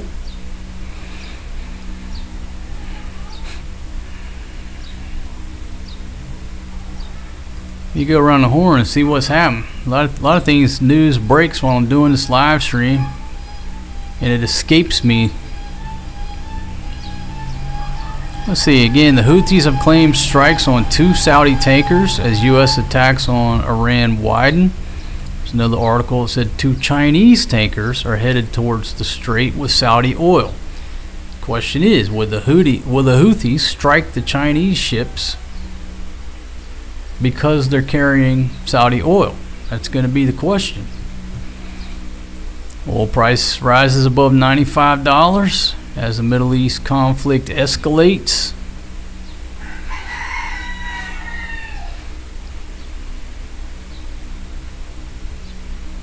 U.S. signs landmark nuclear deal with Saudi Arabia that could pave the way for domestic nuclear enrichment.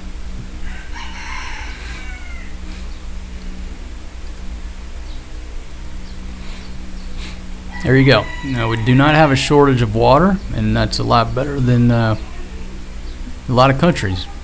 It's a good point. Whenever we think we have it bad, folks, no matter what your situation is, there's always somebody who's got it 10 times worse. So you know what?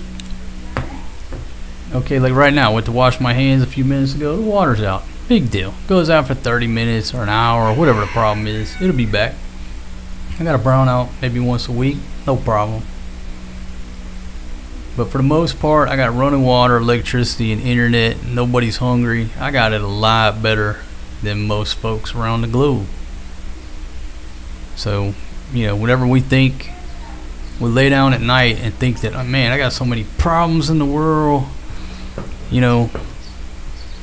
They don't want half the light bill. They're not going to take part of the light bill. They want the whole light bill, or they're going to cut these lights off. You just got to sit there and think and realize, you know what, at least I'm not on the border of the Ukraine and Russia in a combat zone. My kids are not there. My kids don't have rockets raining down on their heads, nor do they have to listen to them. They don't have to listen to that, be scared. Not in Iran. Life's pretty good. It's just all about from whose perspective you look at it from. I don't got an air conditioner. I don't got a refrigerator. Don't need one. From somebody's perspective, oh man, how can you live like that? No air conditioner.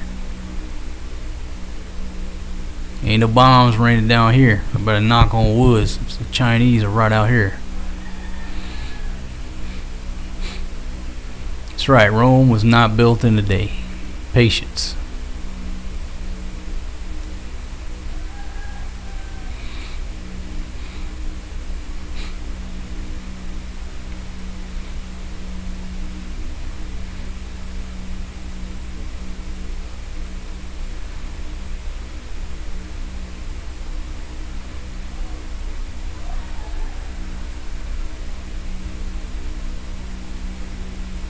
Can you put a filter on the kitchen tap to make it drinkable? I reckon you could.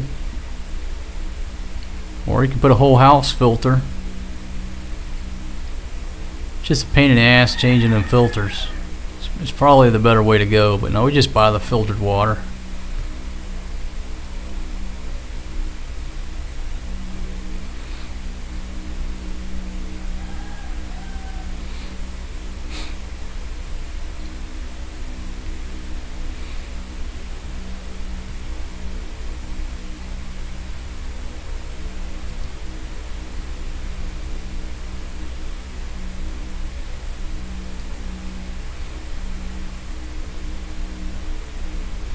Yeah, it's a big problem nowadays. We all agree. There's so much misinformation out there. It's just, you don't know what to believe with the AI generated photos. I don't know if that's a real picture of a bridge, or the IRGC told the computer to make that. It's a computer program. How do you know the difference these days? I don't know if any of this shit's real. Again, that's why I preface it and say, I don't know if this is real, but this is what the Iranians are putting out. I don't know if that's an actual osprey in California catching on fire. I don't know. Or is that AI? I haven't researched it, but it doesn't matter, because the lesson is this is what the Iranians are focusing on and putting out. They're actively focusing on U.S. military failures and mishaps. They're smart enough to do that. Focusing on things that make the U.S. military look less effective. Would that be the word? And then this one right here is reported drone strike. How do I know? It's a grainy video.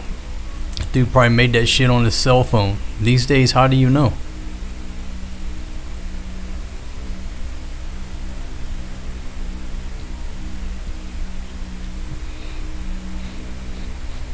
But I think the lesson is, all I can say is that this is what they're putting out.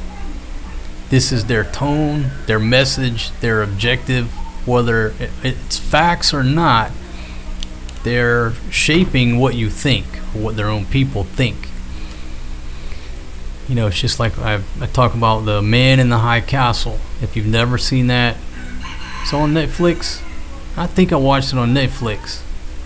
We were talking about that the other day. It has to be on Netflix because I ain't got nothing else. But The Man in the High Castle. And they were talking about this woman's husband who's a senior Nazi. They said, yeah, he's in charge of your thoughts. And she said, what do you mean he's in charge of our thoughts? He said, well, he decides what goes on the nightly news. Therefore, he's in charge of your thoughts. Programming. So whether the facts are accurate or not, they're just programming. Programming the people to see what they want them to see. It's just much easier these days to fake it due to these computer programs they call AI.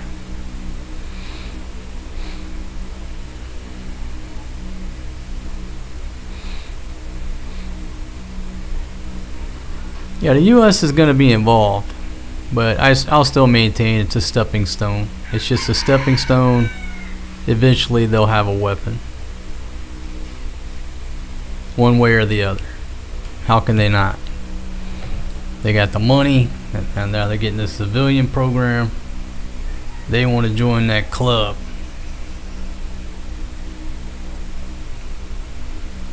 If you don't know it, all them folks in the Middle East, they love that VIP status. They love that VIP treatment.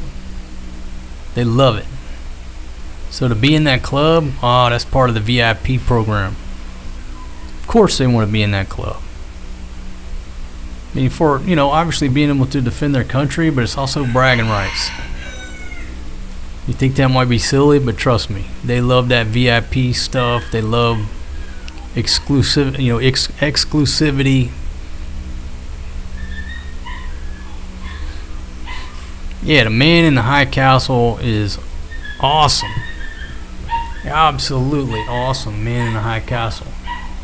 If you watch one episode, you'll be hooked and you will binge watch it. So I'm warning you.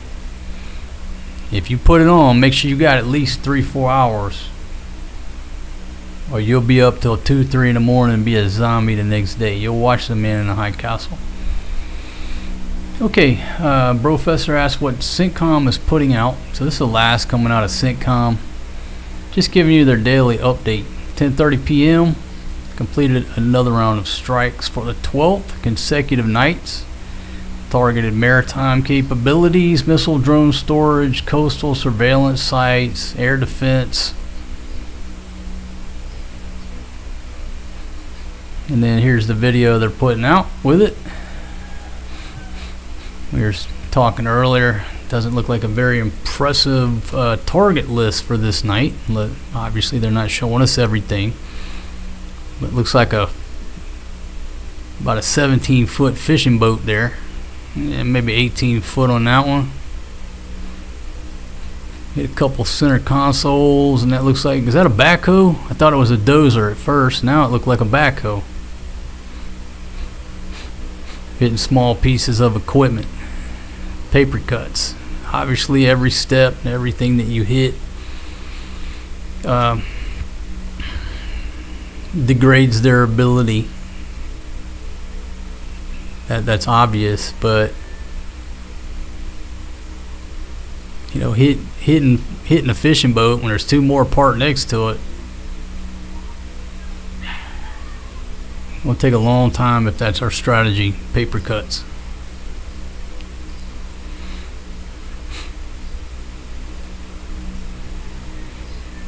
No, I mean, when you say the word program, right? Back to your regularly scheduled program. They use the word program. Hell, on my software, I've got like this one view, and I click this other button, and it shows program view. Still use program. We're being programmed. That guy chooses what you think about because he chooses what you see on the nightly news. Just think about that. I mean, especially, here's a big difference, right? Good or bad or ugly, what have you. Growing up, our generation, everybody watched the news, right? Watched the nightly news. Parents watched the news. That's what was on the TV. You had no choice. Your dad got the same newspaper in the morning. There wasn't a lot of leeway outside those channels. You got a few different newspapers that could get delivered, maybe two. A few channels before cable TV came along. The government could very easily control the programming. My generation and yours. Very simple. It's much more difficult now. Or is it? Because back then they only had 2, 3 sources, 4 sources to focus on, right? Now you have a million sources, but hell, they can make up their own shit now. So is it easier or has it become more difficult? All I'm saying is growing up back in the day, we had the news, radio station in the car, the newspaper. There was only a few channels that they had to control the programming. So imagine if you're in charge in an area, you only had to summon like 6 executives, 6 editors or what have you, and say, hey, this is what you can't put out, this is what you can put out. Programming.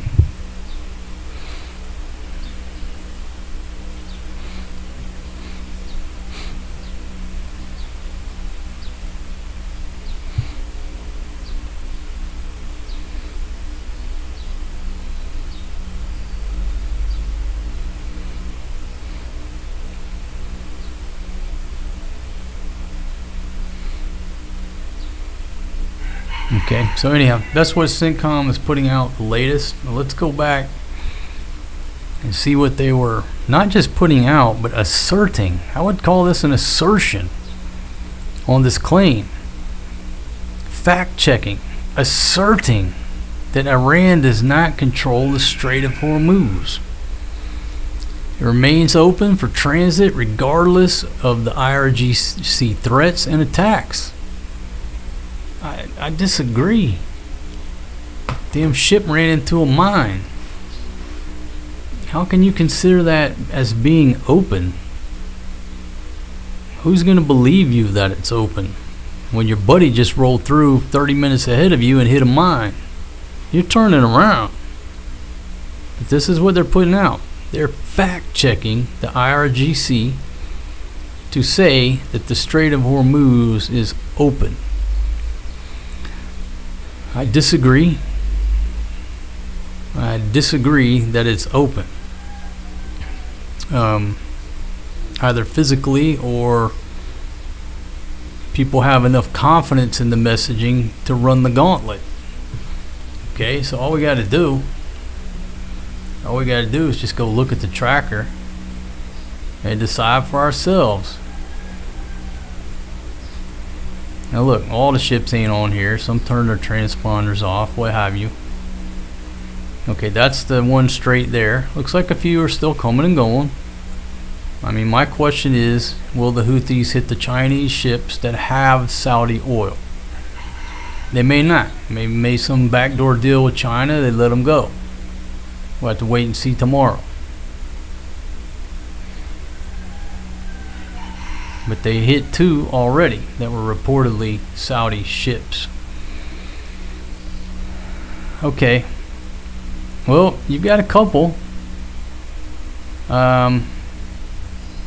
But if it were open, you would see these things pointed in a line. Everybody marching this way, and then everybody marching this way. You just got onesies and twosies there. I don't think that thing is open. Compared to what I've seen in the past when everything was a little calm and they said it was open and you had a few rolling out. It don't look open to me. It looks like there's people hanging out trying to figure out what the hell to do.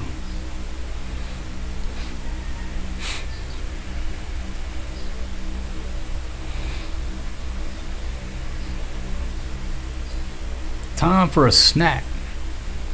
You know what, man? I got a snack on that shelf right there.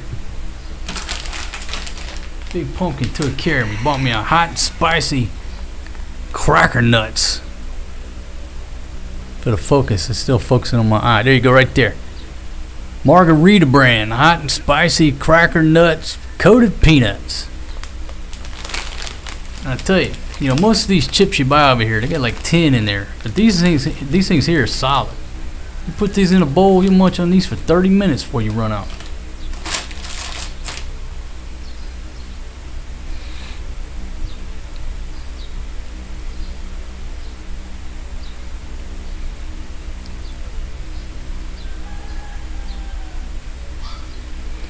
Let's see, Mr. Gary says you need a news aggregator, one that rates the news articles by perspective and transparency.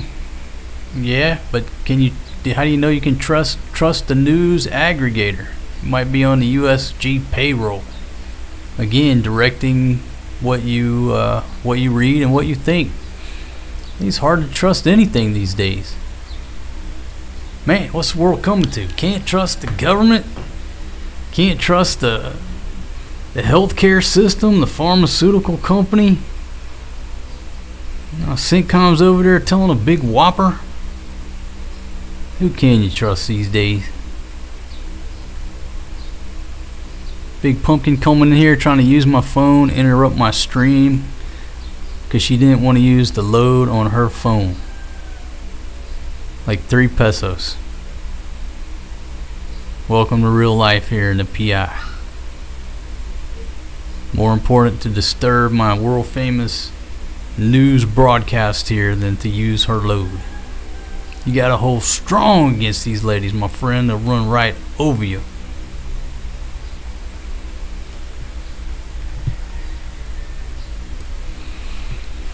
It don't look to me like the strait is open.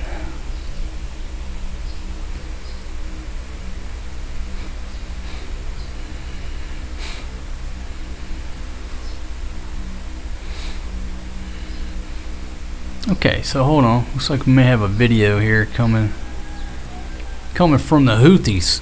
Houthis claim strikes on Saudi oil tankers in the Red Sea. They got a video.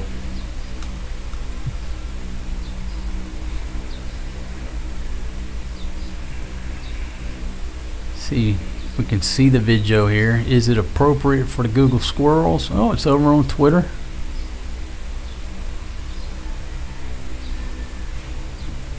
Let me review the video to make sure it's safe. Got to think about safety.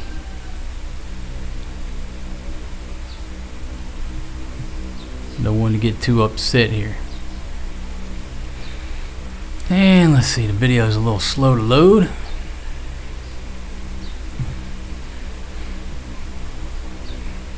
Okay, this is from something called Sabrine News.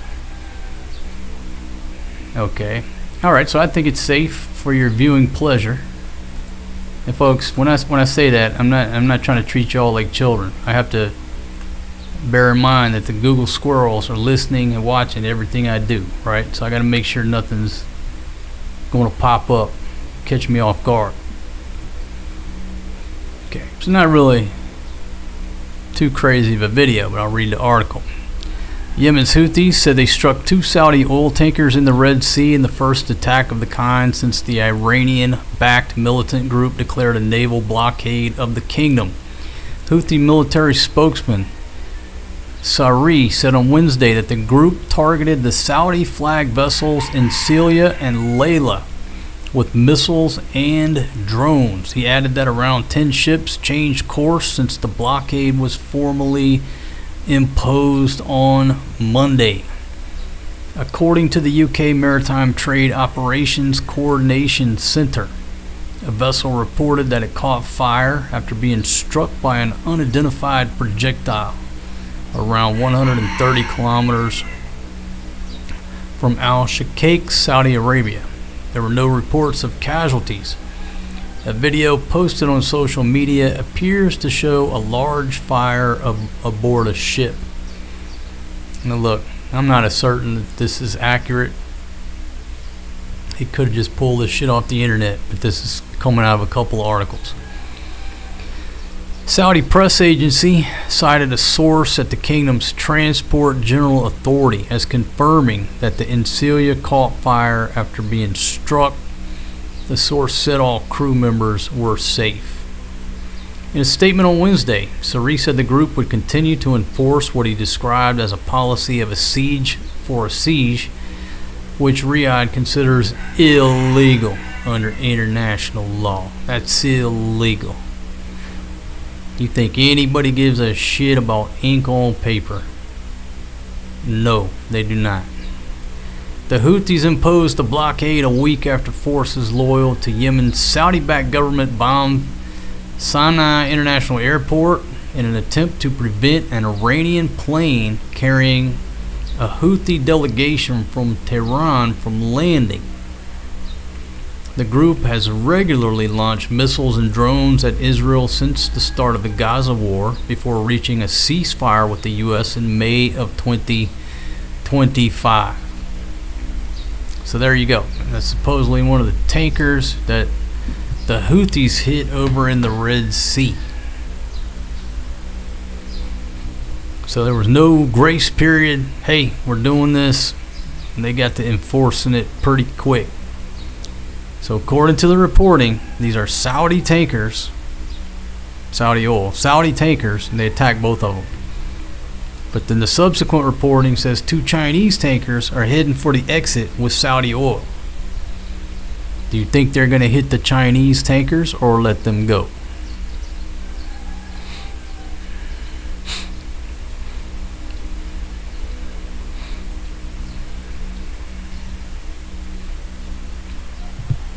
Let's see.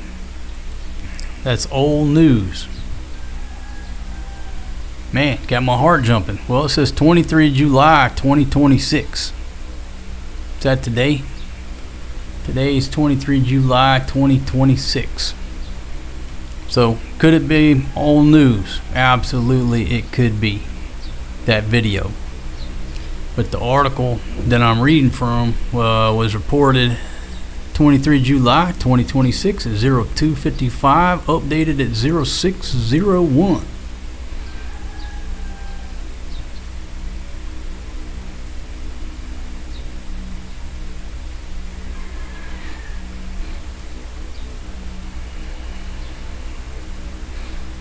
Yeah, a lot more Broken Arrow nuclear incidents that we don't know about.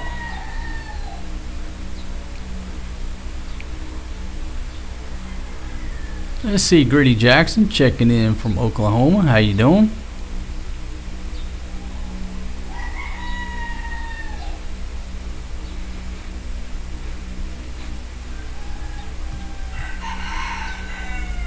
So yeah, I can't be for sure, but it just doesn't appear that the strait is open for business, as CENTCOM is putting out there. But I'm not there. I don't know.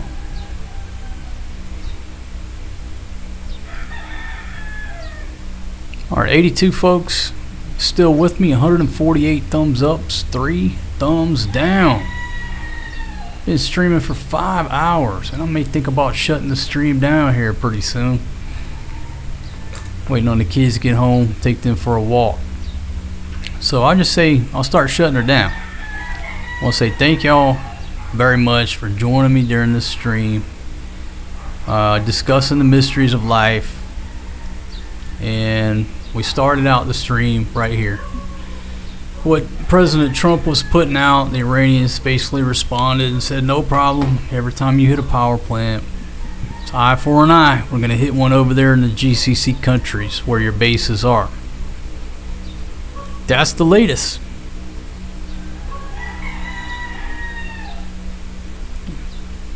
But again, I thank everybody for your opinion. You know, we all don't agree.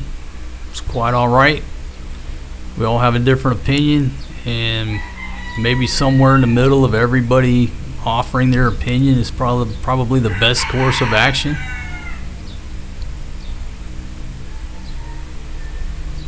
See, Top James says, I saw that video weeks ago. You probably did. Somebody just probably put it out there. Oh, they just fake news. Fake news. I think the article is real because it's backed up by the UK agency. Was that the actual shit? Probably not. People just pull shit off so they can put a video in there and get more views. Still don't change the fact that's what's on the article. That's all I can assert. All I can assert to you is I'm reading the article, showing the images or the graphics that they're showing. I have no idea. Is it AI? Is it real? Don't know. Is it 50-year-old video? I don't know. But I think the point of it is, now you've got the Strait of Hormuz blocked. Now you've got the other strait blocked. They are going to hit ships. They did it right out of the gate. They hit 2 Saudi tankers. They're not fucking around over there. Number one. Number two, they have the capability to do it. So the problem is the Saudis can't pipe their oil across the pipeline and come down that way. Now they're truly in bad shape as well. What's that mean for me? What does this 5-hour discussion mean for me? As an old single dad, it means my light bill is going to go up. It means filling up Red Horse 6 is probably going to go up. Food going to tick up a little bit because of the gas price.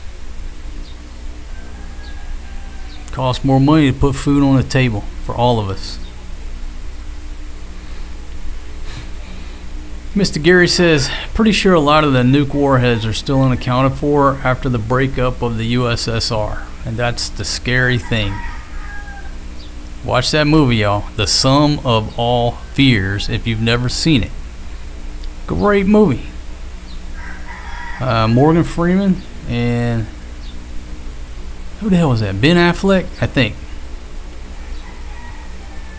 It's a great movie. Last plane home, thank you very much for checking in. Checking in from Charlotte, North Carolina. Yeah, Mr. Gary, yeah, I'm going to sign off so I can be ready when they get home. Intrepid. Alright, so I tell you what, before I go, I just give y'all a shout out one more time. Make sure I didn't miss anybody that sent a super chat. Sometimes I miss y'all. It's not intentional. I'm just doing 9 million things and the thing will go past. So thank you very much to Kuya Steve. Thank you very much to David Vidalis. Thank you. See Kenny and Subic.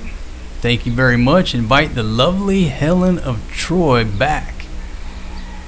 Man, she's welcome to come back here anytime. Stay as long as she wants. I haven't heard from her in a long time. What a wonderful, wonderful lady. So yeah, if I can get in touch with her, if you're watching, you know you always got a place here. As long as you want to stay. Big Pumpkin probably stalking this video. I don't care. Helen's a wonderful lady. So, and thank you very much to Guapong Bacalao. Thank you very much. So I certainly appreciate y'all, folks. Tomorrow's live stream. Should I change it up? Should I change it up and talk about problems with my Filipino wife versus the Iran war? Might just totally change the topic. You never know what you're going to get here on my live stream. Maybe I'll point the camera at that grill out there. You never know. So with that, I'm going to say thank y'all again. Once I hit this button here, got the finish button, and then it says end broadcast. Alright, folks. Y'all have a good one, and peace out.